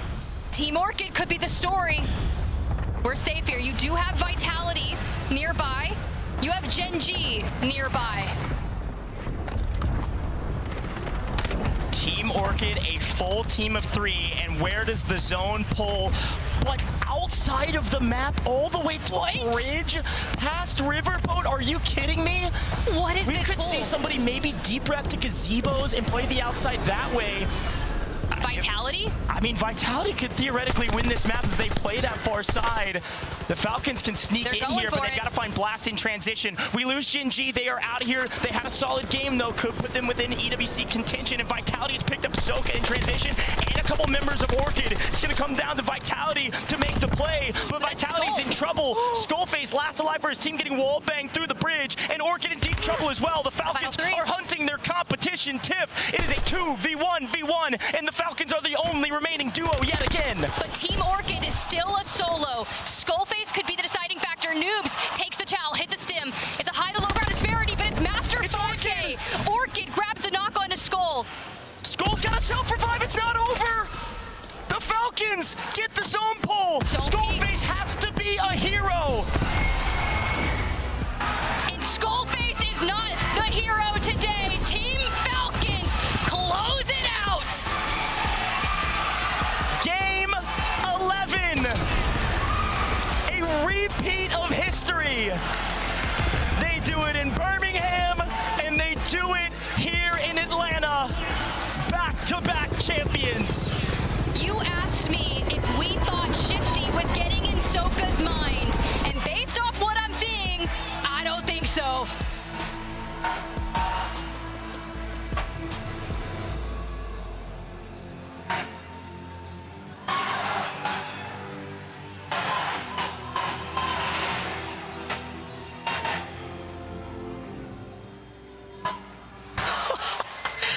We knew it would come to this.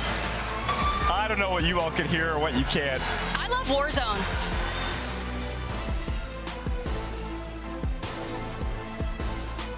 I think we can read lips though, Tiff. I saw a lot of "you suck" at the end there. But that's about all I could probably repeat.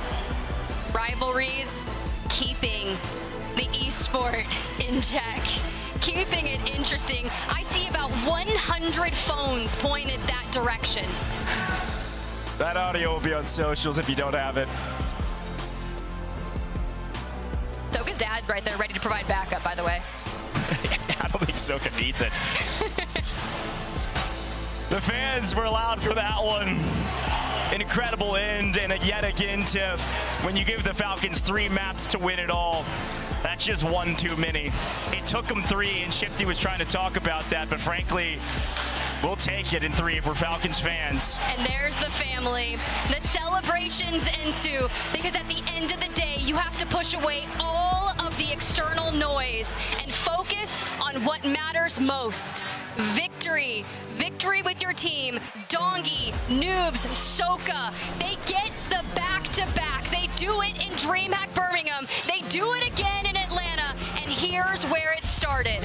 6 teams were left, and we had just lost G2. They played well, but unfortunately really couldn't stabilize coming out of Lumber. So it is all down to Team Orchid to try to stop this Falcons' unbelievable winning streak.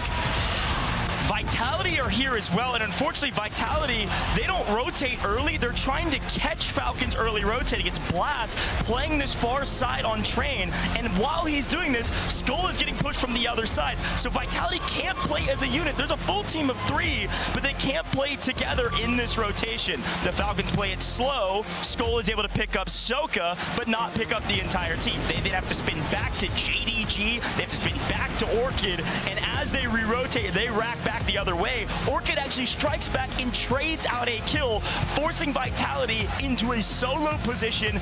Yes, with zone, but a solo position nonetheless. And these walls on the bridge are wall bangable, so Skullface was in the trenches. And he grabbed a stim at the perfect time. He goes under fire, tries to prolong the inevitable.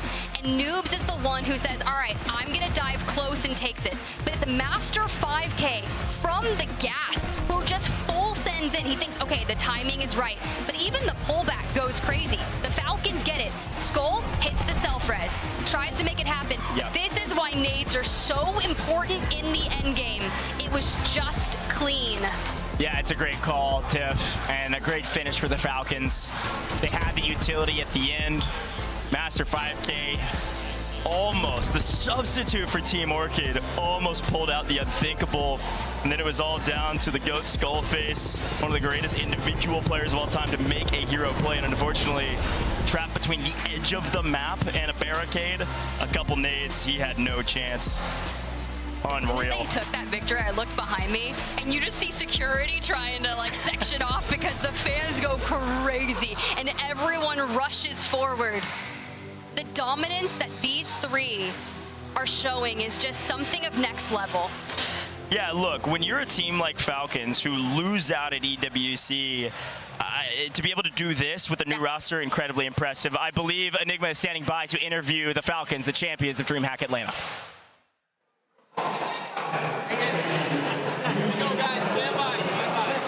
Yep.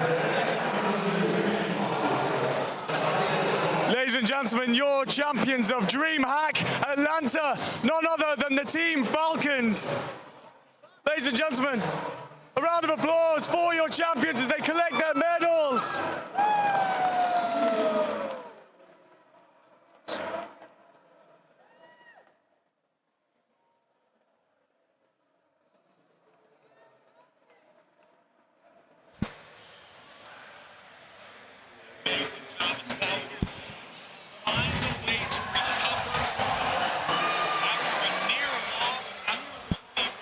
Look, man, this is unreal. The celebrations and the smiles on their faces, and then the look of resilience, looking at their fans as well, Tiff. Some great stuff here. Some medals, of course, for winning DreamHack Atlanta. But what they care about, I think even more than the money, Tiff, is what they care about is saying that they are the greatest. And they've done it back to back going into EWC.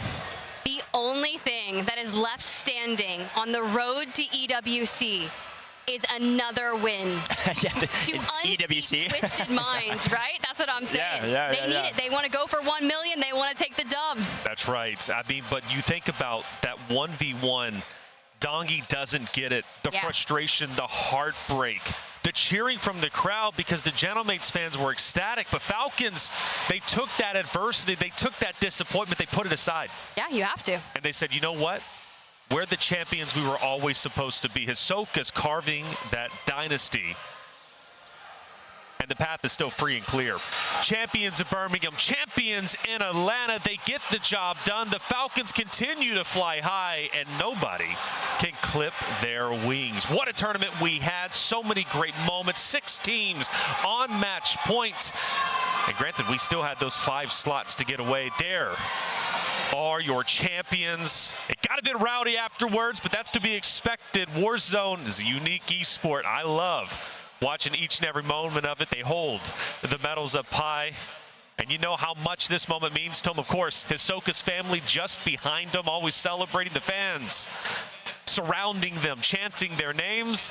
Because they're the Falcons. They're the best team Warzone has to offer. Yeah, they are, at least right now. And it looks like it took them 3, which I think is maybe, at the very least for some of the other teams, a big, like, okay, they are beatable. We just couldn't clutch up, right? And so as we, of course, celebrate the Falcons and what they've been able to accomplish, it is time to start thinking about some of the other teams. Think about some of the other teams that potentially, you got them all written down this time. This time I wrote them down. That are making it to EWC. That's the big point, right? We have to take a look at this final leaderboard once it's finalized, because we had a lot of teams that already have a ticket to EWC that will bump our spots down. You didn't have to be top 5 today. It's more like 8th or 9th to make it to EWC and not have to go through qualifiers. You know, Tiff, one of the great things you continually brought up is there were so many nations represented throughout the match point, right? And Truly in this global. case, right, it is global. Even in this case, match point, teams going to EWC, the world is represented. It really is incredible. You've got the Italians, you've got the French, and they just keep on showing up and showing their presence to take down the Falcons, right? And And I think that we had so many teams that did eclipse match point quick enough that it led to one of the best lobbies that I've had the chance to commentate. And this is why I love Call of Duty Warzone match point so much, is that anyone can win once you hit 150. It doesn't matter how many kills you have. It doesn't matter how you do it, so long as you're the last person standing, and it makes people resilient. Absolutely, and it only brings the intensity up a notch each and every match that we go. We think it's going to end at 9. 4-0, we're going 10. Now we're back at 11, and it's just absolutely incredible. Warzone Esports is just so incredibly unique. You guys have been there since the very beginning. Obviously, we've been doing this a long time, man, but it just never gets old watching that final moment, seeing a team reach the peak and again, face adversity. You know, you look at that clutch, doesn't get it. Absolutely rough, but he makes it happen. Check it out. We had a lot of great moments. Let's go ahead and looking at the on-match point. And it was at a blistering pace. At one point, we had 6. Before you know it, we had 5, 4, 3, and then all of a sudden, I know, Ghost, you're calling with Tiff. Falcons, they're the only ones alive who can actually win this thing. Yeah, honestly, yet again, the Falcons pull a great zone for their end game. You know, it's crazy. It's crazy. They're getting really lucky on that, but also they played it skillfully. I'm really impressed with this Ravens Esports roster, Enigma. They went, I almost said something crazy. Went pedal to the metal, all right? They sent it, and I love that for them. That is a really good roster. I'm excited to see them at EWC. No, without a shadow of a doubt, because it felt a little bit like was stage 1 and Birmingham on a bluff, right? Was it a case of, okay, you've actually managed to just peak at one particular tournament? No, they've shown incredible consistency. The growth within them has been impressive. And it's not just Nielsen either, it's King Chalk and Heat stepping up to deliver, and that's not just a superstar, that's an incredible team. Yeah, also Novo, same deal. Enigma, right back to you, man. These guys, they slowed down towards the end. I think if they had kept up some pace, there was a chance they could have been one of the first teams past that threshold, and they had the win capabilities. They almost had it in this one. Dude, it's difficult to believe that Fede is 18. I don't know what I was doing at 18. I don't know what you gents were doing at 18, but performing on a stage like this and putting up those kind of numbers, it's ridiculous to see. But of course, congratulations to Team Falcons. Just 9 kills needed in. Doesn't matter if it's 20, doesn't matter if it's 1. You come out on top, you take it all home. All that matters is the win. Once you reach match point, Hisoka, that anchor, the closer, Dongi, the young gun, Dongwick, who's always slaying out, and of course Noobs, who comes from a Dynasty roster himself, now entering in what could be a new Dynasty roster. This trio is absolutely unstoppable. No matter what they go against, they always find a way to win, and I can't stress enough how good this roster continues to be. Going into EWC, you better believe they are going to be the fans' favorite. Well, I don't know at this point the fan favorites, but at least the favorite to win the event, because nobody can stop them, bottom line, period. Now, I want to say Falcons, again, congratulations. They did incredibly well, but you look at all that red. Here we go.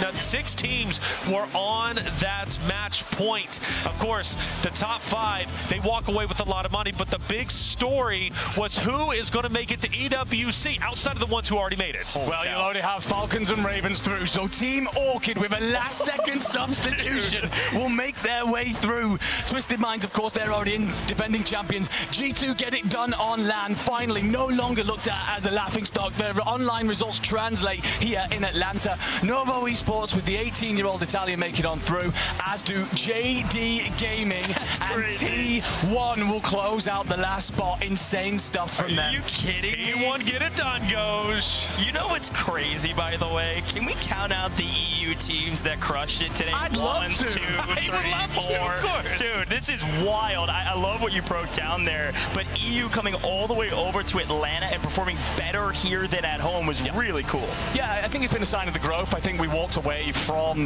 the Birmingham event all a bit dejected. We get one team through. It's one that no one really expected in Ravens at the time, and a lot of our big hitters, they fell short, incredibly short on the day, whereas again, a lot of hard work at home, a lot of VOD review, a lot of big steps made. It's time and time again. When our region gets opportunities, they certainly stand up to deliver. So just to reiterate, Falcons win, Ravens, Twisted Minds, they were already up there, but it's Orchid, G2, Novo Esports, JD Gaming, and T1 who have now secured a spot at EWC. What a fight and what a brutal path some of them had to take from group play yesterday to round 2 to this goated lobby. Absolute insanity, but it did not disappoint. DreamHack Atlanta was absolutely incredible, and I hope you guys are all entertained because Warzone Esports is just, it's wonderful. Now, Let's bring it back for the teams that did not make it. Gen.G included, AG, so many great names. NIP. Dude, Vitality. What's the next step? Vitality, what's the next step? Vitality, yet again, just missed out on an EWC spot by 6 points.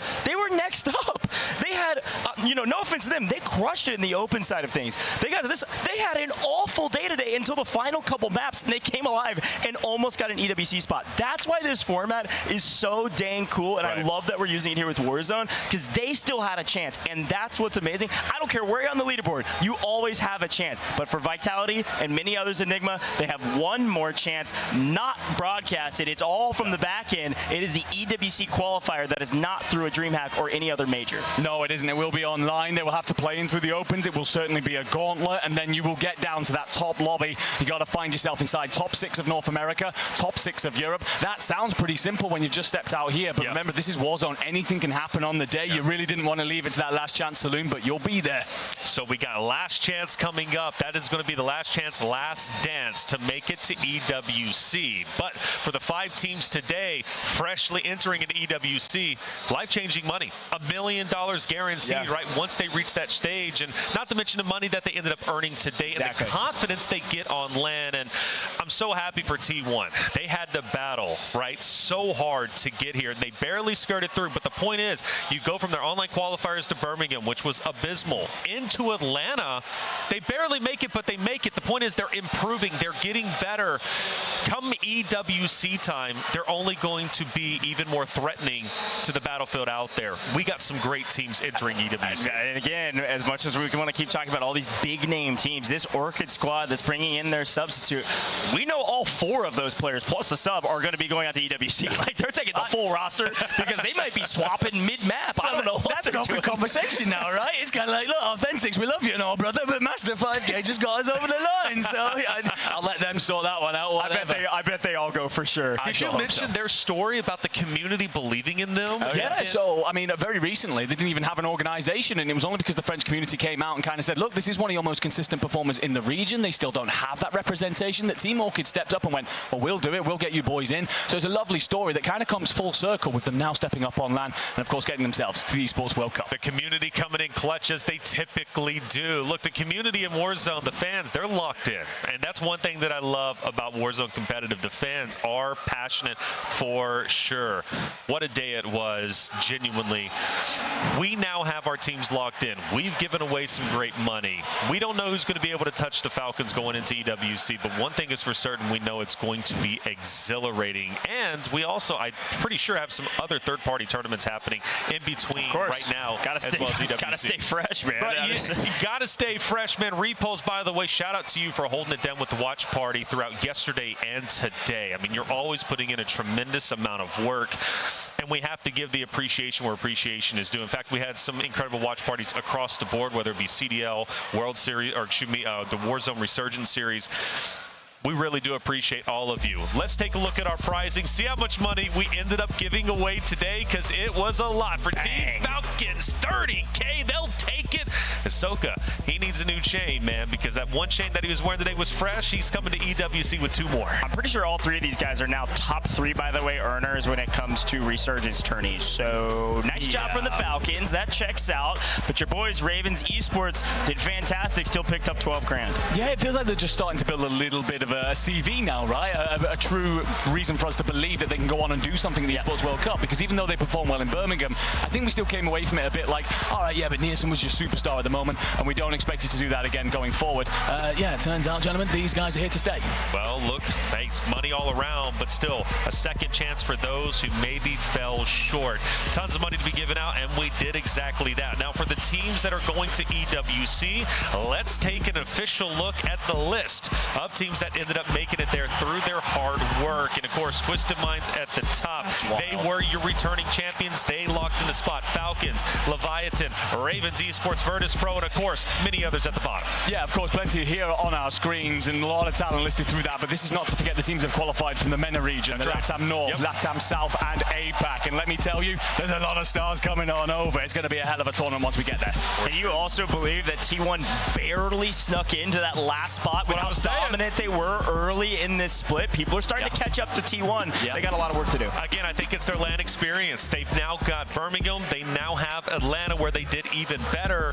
EWC, they're going to come in hot and ready. They know what to expect with the crowds and the adversity. I think they're going to be just fine. Also, big shout out to JD Gaming, bro. My guy Slappy is at EWC. Let's go, dude. FLS is known as like the Grim Reaper because of how brutal he is in terms of cutting teammates if they don't perform well enough. And as much as I love my guy Gooey, you gotta say he's well justified here having got himself over the line. Well, boys, there it is. That was DreamHack Atlanta. Such an incredible journey for the competitors. I had an absolute blast. It seems like I blinked and I missed all of it, man. It went so fast. I pass it to you for your final words. Final words. I love Warzone, man. Warzone competitive is so dang fun. I want to shout out everybody behind the scenes, but big shout out to Dandro and Tiff as well here with the talent team. They were phenomenal all weekend, and of course all of us really passionate about Warzone, so it's been fun to do it alongside you guys. No, absolutely. To echo that sentiment, it's been a pleasure, of course, alongside you two, the crew in the back, and the players certainly delivered in terms of putting on a spectacle. Warzone Esports continuing to do incredible things. Can't wait to see who we go next. That's right. We still have the online qualifiers. You do not want to miss those. Make sure to be tuning in, I'm sure, to repos as well as the player stream. But for myself, Taylor Reflections, Noble, of course, Dandro, Enigma, Spider, Tiff, Goja, Production Q, and you in chat, thank you so much for being here and be back. EWC, it's going to come quick. You don't want to miss it. I'm ready for war. I'm ready for war.